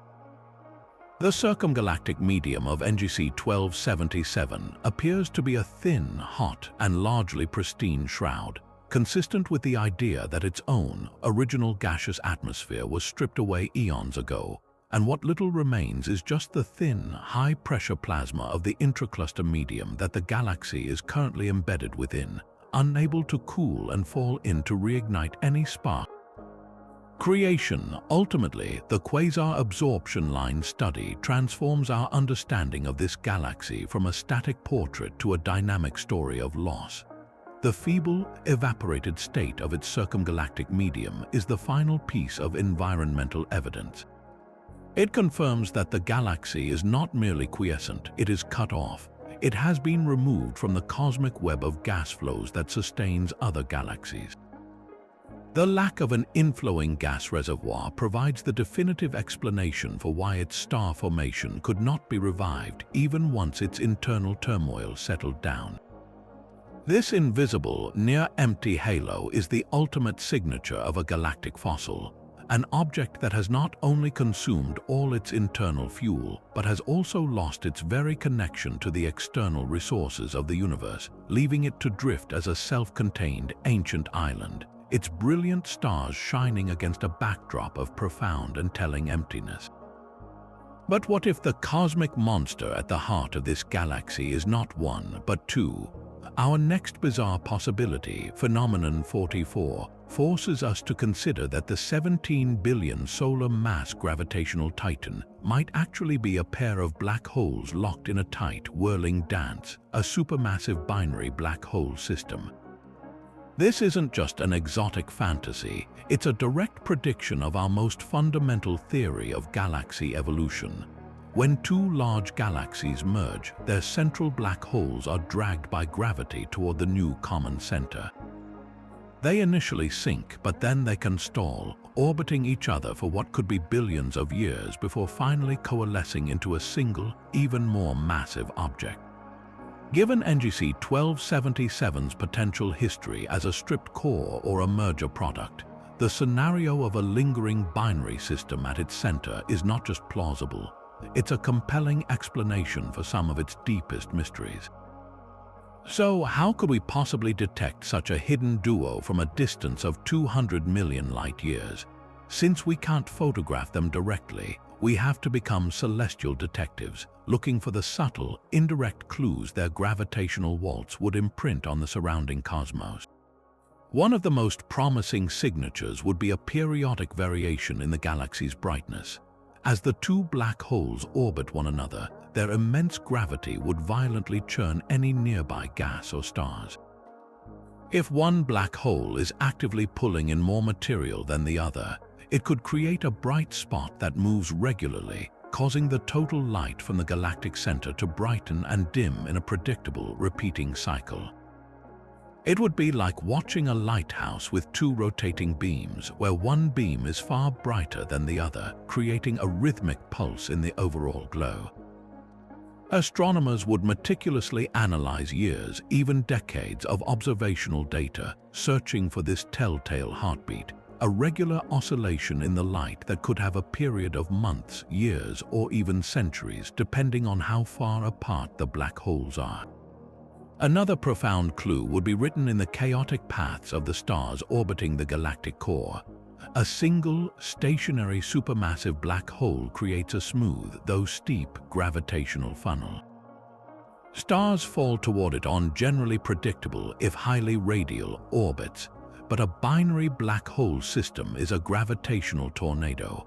The constantly shifting center of mass of the two orbiting giants would stir up the stellar environment like a cosmic spoon, creating a region of dynamical chaos. Stars would be flung onto even more extreme and unpredictable paths. Some might be ejected from the galaxy entirely as hypervelocity stars. Others would show distinct patterns in their motions, little kinks or loops in their orbits that simply cannot be explained by the pull of a single point-like mass. By mapping the velocities of thousands of stars in the innermost core with extreme precision, astronomers could, in theory, detect the gravitational fingerprint of two massive objects dictating the dance rather than one. The implications of confirming a binary system here would be revolutionary, especially for the nascent field of gravitational wave astronomy. A pair of black holes of this staggering mass orbiting each other would be one of the most powerful sources of low-frequency gravitational waves in the entire universe. Their slow, ponderous inspiral would not produce the sharp chirp detected by LIGO and Virgo from stellar mass black holes. Instead, they would generate a persistent, low rumble, a dominant note in the gravitational wave background that pulsar timing arrays are now beginning to hear. If the binary in NGC 1277 is real and relatively close to merging, its specific gravitational wave signal could potentially be extracted from this background hum in the future, providing a direct, targeted test of Einstein's theory of gravity in a regime of extreme mass that we have never before been able to probe. This galaxy could transform from a silent fossil into a cornerstone for understanding the most energetic events in cosmic history. Yet, the binary black hole hypothesis also presents a paradox that deepens the overall mystery of NGC 1277. Theory predicts that the same dynamical friction that brings the two black holes together should also eventually cause them to merge. The fact that they might still be a separate pair after billions of years suggests they stalled at the final parsec of their journey. This final parsec problem is a well-known puzzle in astrophysics, and this galaxy could be a pristine laboratory for studying it. Perhaps the loss of the galaxy's dark matter halo and its sparse stellar population deprived the black holes of the stars and gas needed to rob them of their orbital energy, effectively stranding them in their final dance. The potential presence of a binary system, therefore, isn't just a neat fact. It's a critical piece of the puzzle that interlinks with the galaxy's missing dark matter, its lack of gas, and its isolated evolution, weaving a single, complex story of a system whose internal dynamics were frozen in time long ago, leaving its most powerful inhabitants in a state of permanent, suspended animation. But the secrets of this ancient galaxy are not only written in its brilliant center, they are also hidden in the faintest, most diffuse light at its outermost edges. This 45th phenomenon takes us on an archaeological expedition into the galaxy's stellar halo, using the most powerful telescopes in the world to perform deep, wide-field imaging. The goal is to search for the subtlest of clues, faint over-densities, ghostly shells, or delicate streams of stars that weave through the halo like cosmic hieroglyphics. If the bright, central body of the galaxy is its bustling, modern metropolis, then this vast, spherical halo is the sprawling, ancient countryside, a landscape that holds the preserved ruins of its earliest history. Finding or not finding these structures tells a powerful story about whether this galaxy was built from the ground up by consuming smaller neighbors, or whether it formed in a single, monolithic event, a cosmic egg that hatched fully formed. To understand what we're searching for, picture a quiet, undisturbed forest. If you look closely at the ground, you might find scattered stones that are all that remain of a long-vanished wall, or a subtle ridge in the earth that hints at an old property line. In a galactic context, these archaeological digs are the stellar debris left over from ancient mergers. When a small satellite galaxy is pulled in by the immense gravity of a larger one, it doesn't just vanish. It's slowly torn apart over billions of years, its stars stripped away and smeared into long, flowing rivers that orbit the host galaxy. Sometimes the disruption is more violent and recent, creating vast, concentric shells of stars that ripple outward like waves from a stone dropped in a pond. These shells form when a smaller galaxy falls in on a nearly radial orbit, oscillating through the center of the larger galaxy and creating shockwaves that pile stars up at the turning points of its trajectory. Each of these faint structures is a direct snapshot of a specific act of cosmic cannibalism, a fossilized record of a meal consumed long, long ago. The hunt for these features in NGC 1277 is a technical masterpiece of patience and precision. It requires telescopes with exquisitely sensitive cameras, like the Hubble Space Telescope or large ground-based observatories, to take incredibly long exposures of the space surrounding the galaxy. Astronomers must stare at the same patch of sky for hours, collecting every precious photon of light from these incredibly dim stars. The challenge is immense because they are not just looking for faint objects, they are looking for a faint statistical excess of starlight against the already complex and bright backdrop of the Perseus Cluster itself. Advanced computer algorithms then scan these deep images, searching for any coherent pattern in the distribution of points of light that differs from the random noise of the background. They are looking for that telltale, faint ribbon of stars or that subtle, arc-like shell that betrays the presence of a long-dead galactic companion. Now apply this search to our cosmic rebel, and the results become profoundly telling. The deep images of NGC 1277 reveal a stellar halo that is strikingly, almost eerily, smooth. The expected faint streams and shells that adorn the halos of most other massive galaxies are conspicuously absent. This profound lack of substructure is a discovery as significant as finding the streams themselves. It suggests a history of remarkable isolation. It means that for the vast majority of its life for the last 10 billion years, this galaxy has not consumed any sizable satellite galaxies. Its halo is not a gathered collection of stellar debris from countless mergers. It appears to be composed almost entirely of stars that were born with the galaxy itself during that initial, frantic collapse. The halo's smoothness is the ultimate argument for a life of solitude, a clear sign that this galaxy has been a cosmic hermit, drifting through the eons without engaging in the gravitational acquisitions that define the evolution of its peers.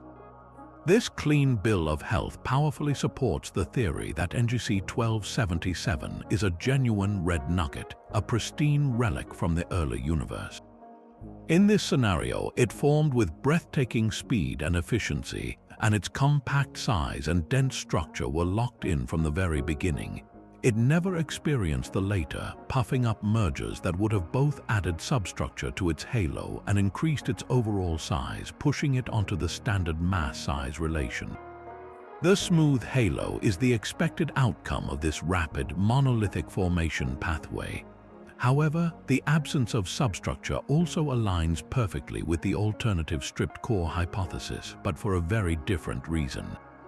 If this galaxy is the surviving central bulge of a much larger spiral galaxy that was torn apart, then the violent tidal forces that stripped it would have been mercilessly efficient. The same gravitational shock that ripped away the outer disk and dark matter halo would have also scoured away any delicate substructure like streams and shells that may have existed in the original galaxy's halo.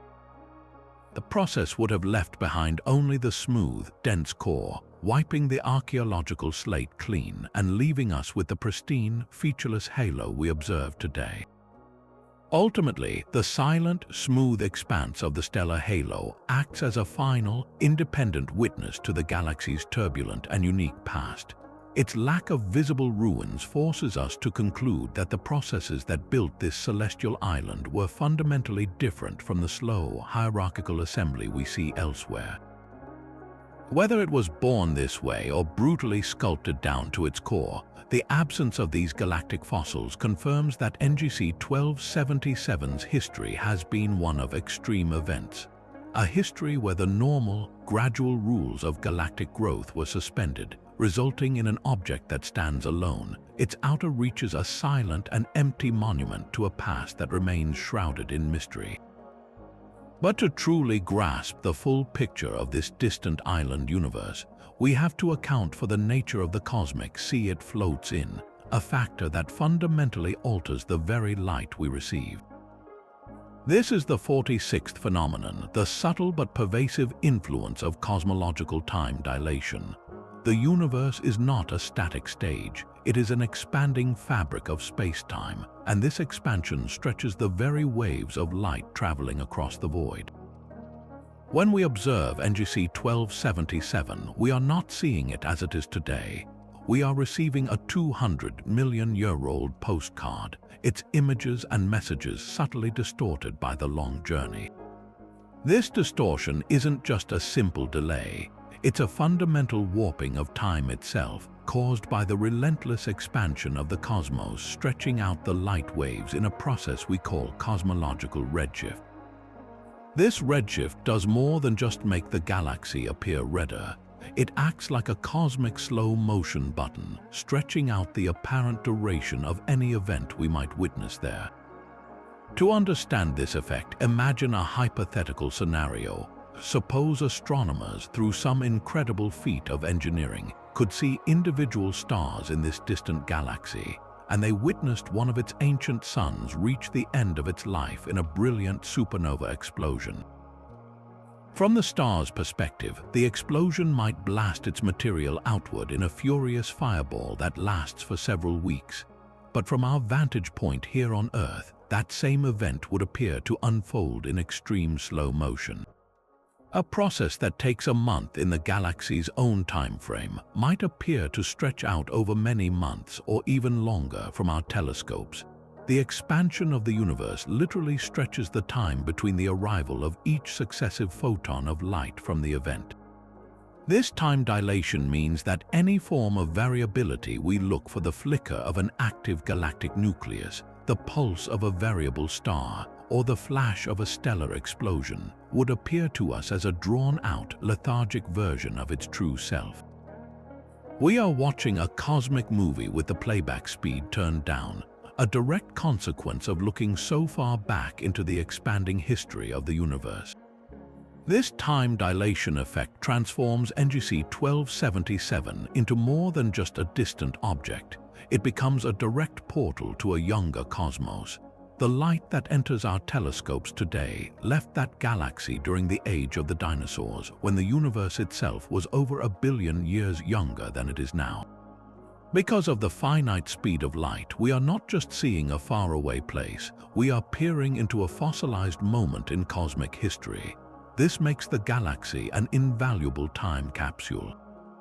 Its red and dead state, its monstrous black hole, its anomalous chemistry, these aren't just its current properties. They are a preserved record of what a massive galaxy looked like in the universe's relative adolescence.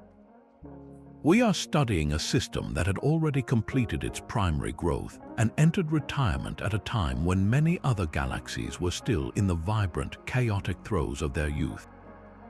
This unique perspective allows us to calibrate our models of galaxy evolution against a real-world example from a bygone era, a snapshot that helps us understand the timeline of how such colossal structures can form and then shut down so early in cosmic history.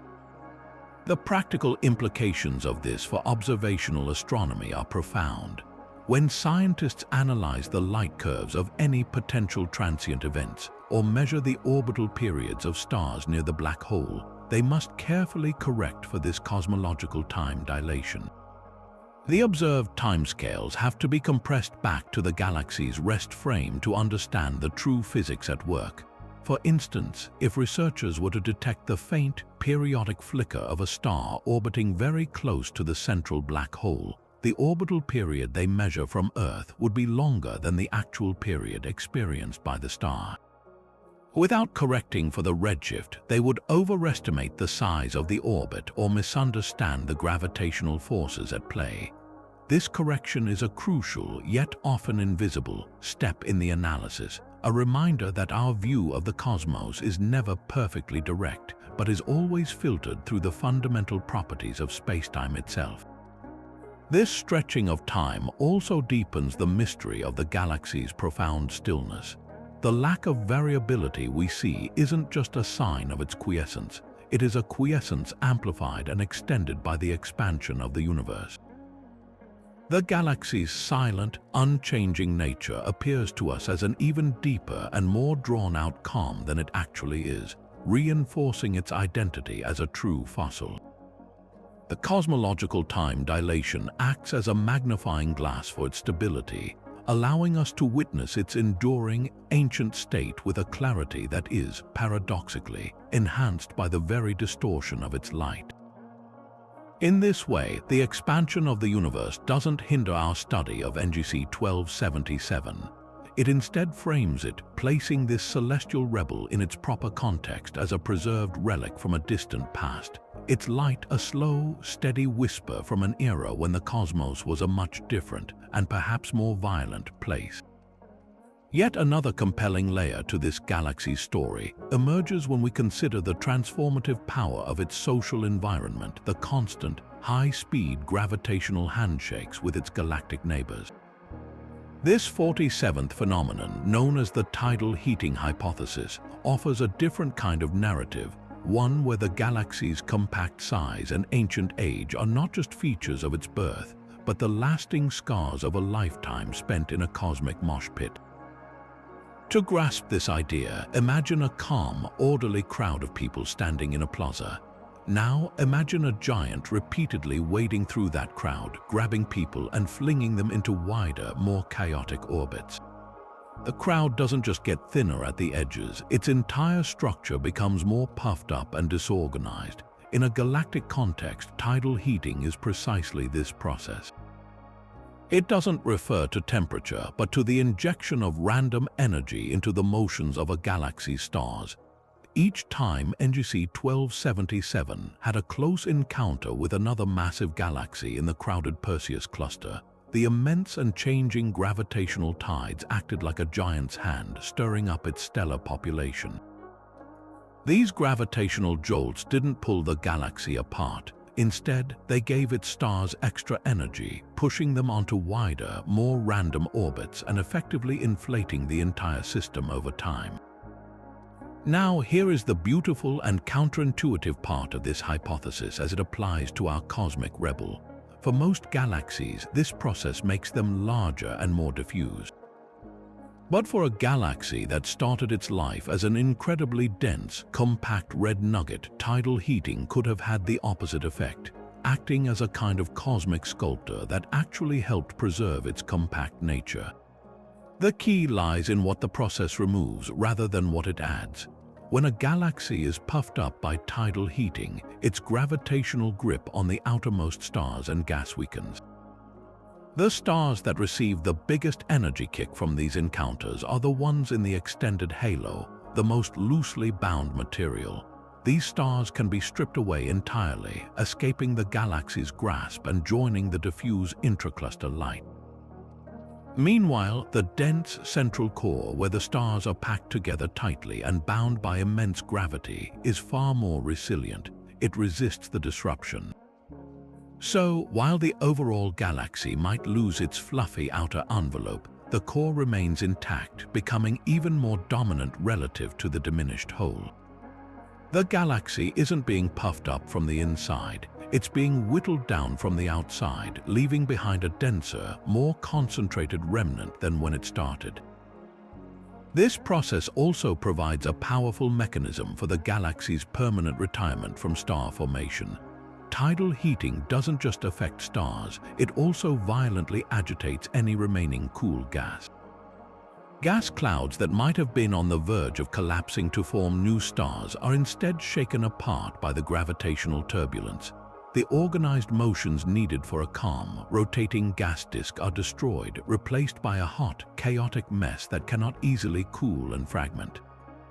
Furthermore, this same heating mechanism makes the galaxy's tenuous dark matter halo, if it ever had one, exceptionally vulnerable. The dark matter particles, which don't collide with each other, are easily uprooted by the changing gravitational tides and flung into intergalactic space. The tidal heating hypothesis, therefore, elegantly ties together the galaxy's lack of dark matter, its truncated stellar halo, and its quenched state into a single, continuous story of environmental processing. It suggests that NGC 1277 may have been born as a compact seed, but it was the relentless gravitational buffeting from its cluster environment that systematically stripped away its dark matter, shredded its gas, and peeled back its outer stars, honing it into the stark, dense relic we observe today.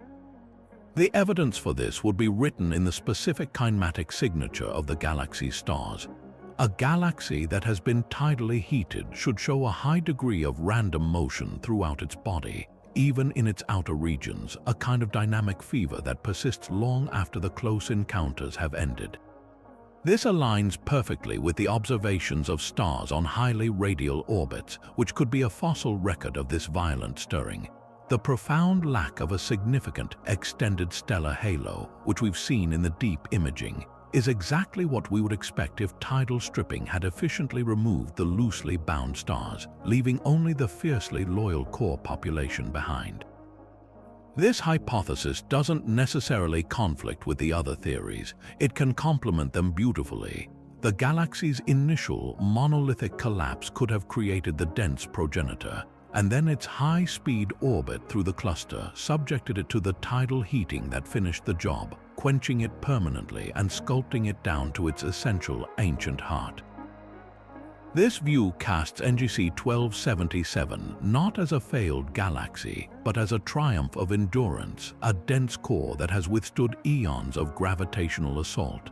Its very compactness a testament to its resilience in the face of a hostile and dynamic universe.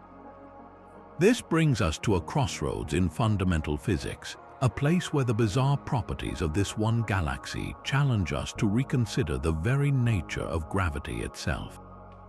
The profound and persistent absence of dark matter in NGC 1277 has perhaps inevitably transformed it into a pristine cosmic laboratory for testing alternative theories of gravity, with the most prominent being modified Newtonian dynamics, or MND. At its heart, MND is a radical proposition. Instead of invoking vast quantities of invisible matter to explain why stars in the outer reaches of galaxies move faster than expected, it suggests that our understanding of gravity itself is incomplete. It proposes that on the scale of galaxies, the force of gravity does not follow Newton's familiar inverse square law perfectly. In regions of extremely weak acceleration, like the outer fringes of a galaxy, gravity becomes slightly stronger than predicted. This extra gravitational kick, according to MND, is what makes stars orbit as if there were extra mass present, eliminating the need for dark matter entirely. It's a bold idea that attempts to solve the dark matter puzzle, not by adding a new, mysterious substance to the universe, but by tweaking one of the most fundamental forces we know. So how does this cosmic rebel, NGC 1277, serve as a judge in this grand theoretical contest? The galaxy presents a uniquely clean and severe test case. In the standard dark matter model, the galaxy is a profound anomaly, a massive system that for some reason lacks its gravitational scaffolding. MND, on the other hand, makes a very specific prediction for any galaxy. The orbital speeds of its stars should follow a precise relationship that depends only on the distribution of its visible mass. There is no freedom to add or subtract dark matter. The theory is what it is. When astronomers take the meticulously measured velocities of stars and globular clusters in NGC 1277 and compare them to the predictions of MND, the results are nothing short of fascinating. For this particular galaxy, MND appears to struggle. Its prediction for the stellar motions often falls short of what is actually observed. The stars are moving faster than MND-modified laws of gravity would allow, based solely on the visible stars and the colossal black hole. In a strange twist of fate, the galaxy that lacks dark matter seems to require something extra to explain the motions of its stars, even from the perspective of an alternative theory that was specifically designed to do away with that same mysterious substance. This creates a puzzling situation that forces proponents of MND to look for subtle, secondary effects that might be at play. One compelling idea involves the galaxy's immense central black hole. Standard MND calculations typically treat a galaxy's mass as being smoothly distributed, but the gravitational influence of a 17 billion solar mass black hole is not smooth. It is an incredibly concentrated, point-like source of gravity that creates a steep and deep potential well right at the galaxy's heart. Some researchers suggest that when you properly account for this extreme central mass concentration within the MND framework, it might generate additional gravitational effects that propagate outward, potentially explaining the higher-than-expected stellar velocities. It's a complex and still debated calculation, but it highlights how this galaxy forces refinements in even the most alternative of models, pushing the boundaries of our understanding in every conceivable direction. Yet the standard dark matter model doesn't get off scot-free either. Its proponents face the equally daunting challenge of explaining how such a massive galaxy could have been completely cleansed of its dark matter halo. The prevailing explanation involves the brutal tidal forces of the Perseus Cluster, which could have ripped the dark matter away. However, sophisticated computer simulations of this process often find it difficult to strip a galaxy of all its dark matter while leaving the bright, compact stellar body perfectly intact.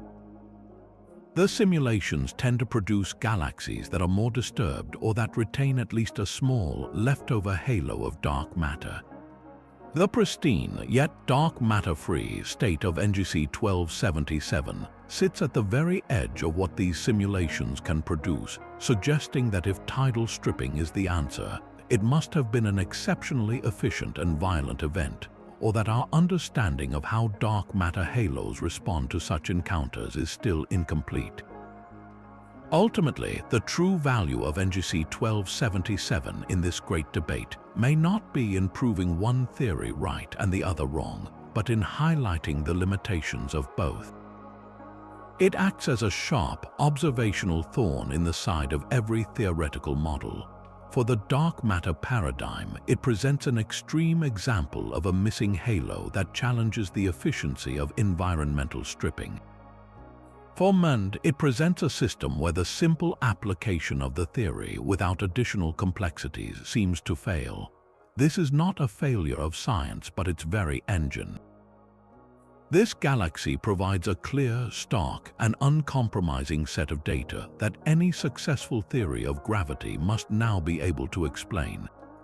It forces theorists to refine their ideas, to look for new mechanisms, and to consider that the answer might lie in a more complex synthesis, perhaps a form of modified gravity that incorporates certain types of dark matter, or a novel type of dark matter particle that interacts in ways we haven't yet imagined. The silence of the dark matter detectors on Earth and the puzzling motions of stars in this distant galaxy are two sides of the same coin, both telling us that for all our progress, the final chapter on gravity and the hidden architecture of the cosmos is yet to be written. Phenomenon 49 transports us from the grand scale of galactic evolution to the intimate realm of individual solar systems, posing one of the most captivating questions of all: what about the planets? Could the ancient, metal-rich stars of NGC 1277 host their own families of worlds? And if so, what kind of existence would those planets have? To even begin to speculate, we need to rewind the cosmic clock to that initial, ferocious starburst over 10 billion years ago. The galaxy's surprisingly high metallicity is the first crucial clue. Planets, particularly rocky planets like Earth, are built from heavy elements: the silicon, iron, carbon, and oxygen forged in the hearts of massive stars and scattered by their supernova deaths. The fact that NGC 1277 stars are so metal-rich, even at their immense age, tells us that the necessary planetary building blocks were already abundant in the galaxy's interstellar medium when its first stars began to form. This wasn't a pristine environment, it was a cosmic construction site already stocked with the raw materials for world building. The very first generation of planets could have coalesced from the dusty debris disks surrounding newborn stars while the galaxy was still reverberating from the violence of its own creation. Imagine the scene around one of these young suns, a swirling protoplanetary disk thick with dust and gas, rich with complex molecules and heavy elements. Within this disk, the same fundamental processes that shaped our own solar system would have begun to unfold. Dust grains would have collided and stuck together, forming pebbles, then planetesimals, and eventually the cores of giant planets and the solid bodies of rocky worlds. Given the intensity of the starburst, the density of these protoplanetary disks might have been even greater than in more sedate environments like the one that gave birth to our Sun. This could have led to a phenomenally high planet formation rate, a veritable boom in planetary genesis. Gas giants like Jupiter might have formed with astonishing speed, their massive cores accreting thick atmospheres before the intense radiation from nearby massive stars could blow the light gases away. Rocky planets, too, could have been common, perhaps even super-Earth, worlds larger and more massive than our own, their substantial gravity easily holding onto an atmosphere even in the turbulent early environment. However, the very nature of that environment presents a paradox for planetary survival.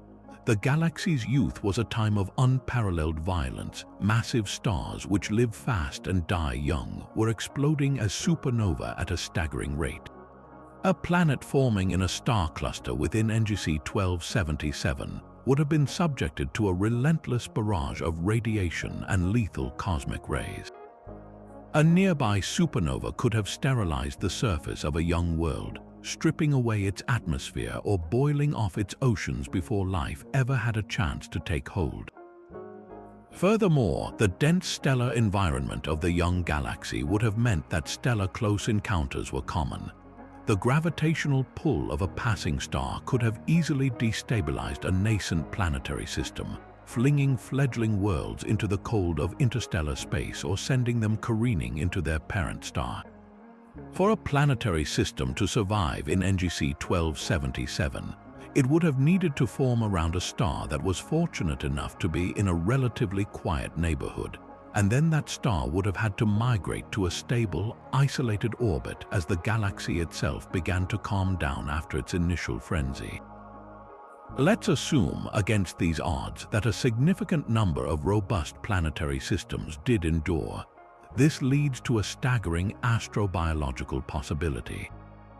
Any rocky planet that formed in the habitable zone of one of NGC 1277's long-lived, stable stars would be truly ancient, not just a billion years older than Earth, but potentially 6 or 7 billion years older. That is an almost incomprehensible head start for the processes of chemistry and biology. on our own planet, life arose relatively quickly once conditions stabilized, emerging within the first billion years.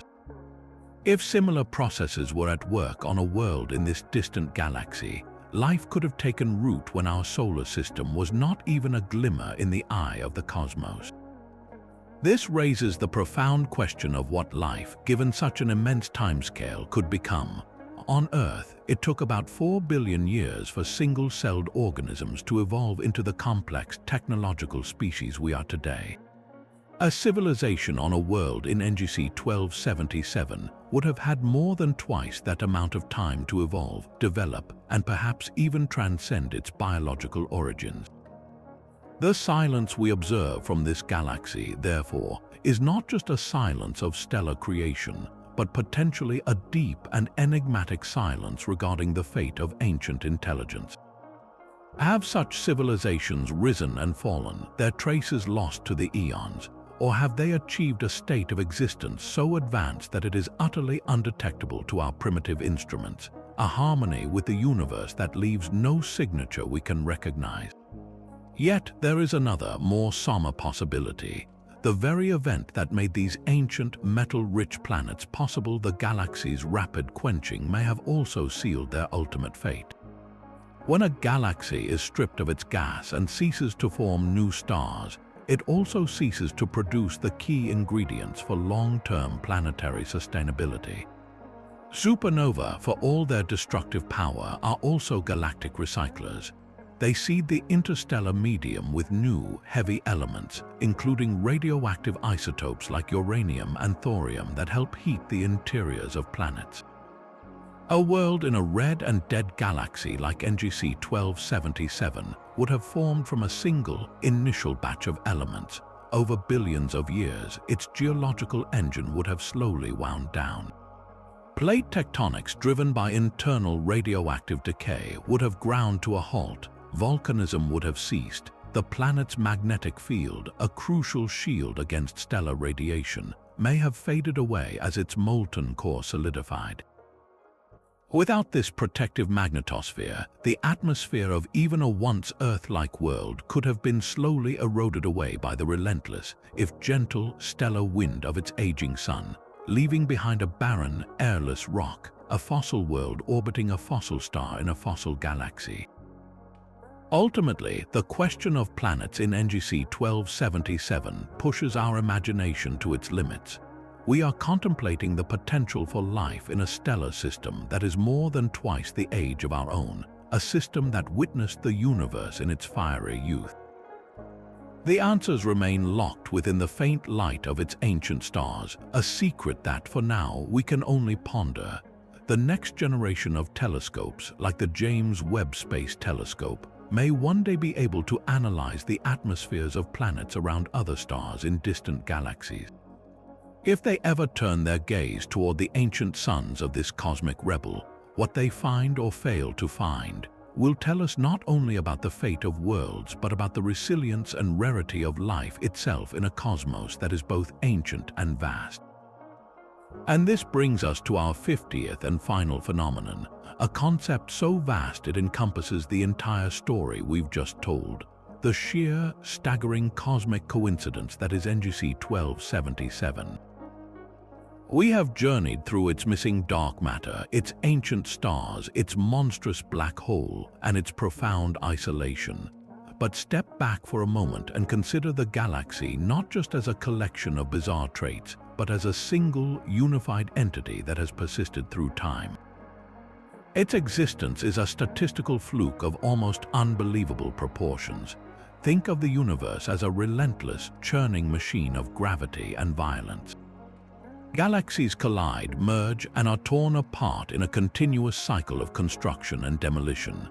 For a galaxy to form in a single, rapid burst over 10 billion years ago and then, against all odds, avoid every single one of the gravitational catastrophes that should have reshaped it is like a single, delicate soap bubble surviving perfectly intact in the middle of a hurricane. It defies the very narrative of a hierarchical, merger-driven cosmos. By every account we have, this celestial rebel should not be here.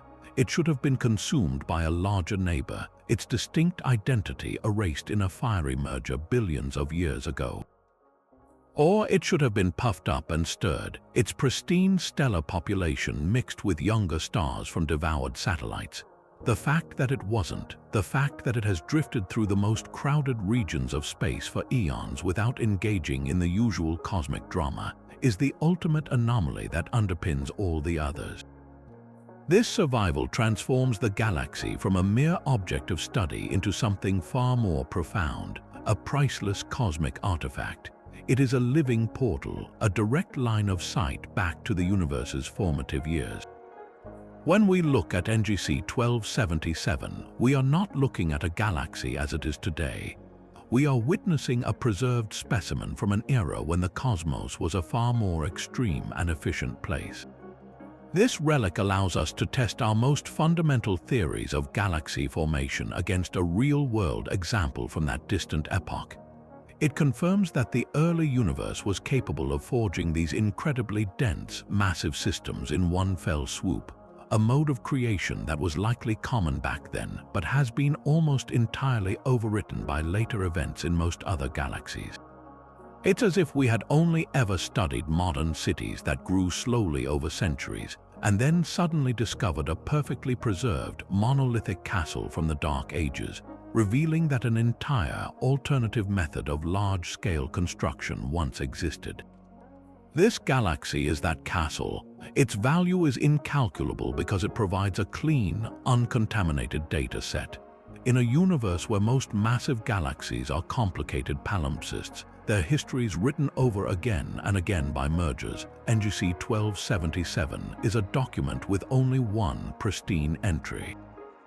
The significance of this coincidence extends far beyond the field of astronomy. It touches on a deeper, more philosophical principle about our place in the cosmos and the nature of scientific discovery. For centuries, we have built our understanding of the universe by observing the commonplace, the objects that follow the rules. But it is often the outliers, the cosmic misfits, that force the greatest leaps in understanding. NGC 1277 is one of these magnificent exceptions. Its very strangeness is a gift. It challenges our complacency and reminds us that our models are always works in progress. This galaxy did not come with a manual. It is a puzzle that nature has handed us, and in trying to solve it, we are compelled to ask better questions, to refine our instruments, and to imagine new possibilities. Its existence is a testament to the fact that the universe is far more creative and diverse than our theories can often accommodate. There are likely other pathways, other recipes for building a galaxy that we have not yet even dreamed of, and this single, improbable survivor is the key that is helping us unlock that broader cosmic truth. So, as we conclude our exploration of these 50 strange phenomena, we are left not with a neat and tidy conclusion, but with a profound sense of wonder and a renewed curiosity. NGC 1277 stands as a permanent monument to the mysteries that still await us in the dark vastness of space. It is a reminder that for all our knowledge, the cosmos remains a place of beautiful, bewildering, and magnificent surprises. Its ancient light, traveling for 200 million years to reach our eyes, carries a simple, humbling message. There is still so much more to learn. And so we reach the end of our journey through 50 of the most bewildering cosmic puzzles ever discovered, all contained within a single, unassuming speck of light. NGC 1277 is far more than a collection of individual anomalies. It is a coherent, unified challenge to the very pillars of modern astronomy, a celestial manifesto declaring that our understanding of the cosmos is still in its infancy. We have seen how it defies the non-negotiable need for dark matter, the universal blueprint for black hole growth, and the standard story of how galaxies are built over billions of years. It stands as a living fossil, a relic from a more ferocious and efficient era of creation that has somehow survived the relentless churn of cosmic evolution to tell its story.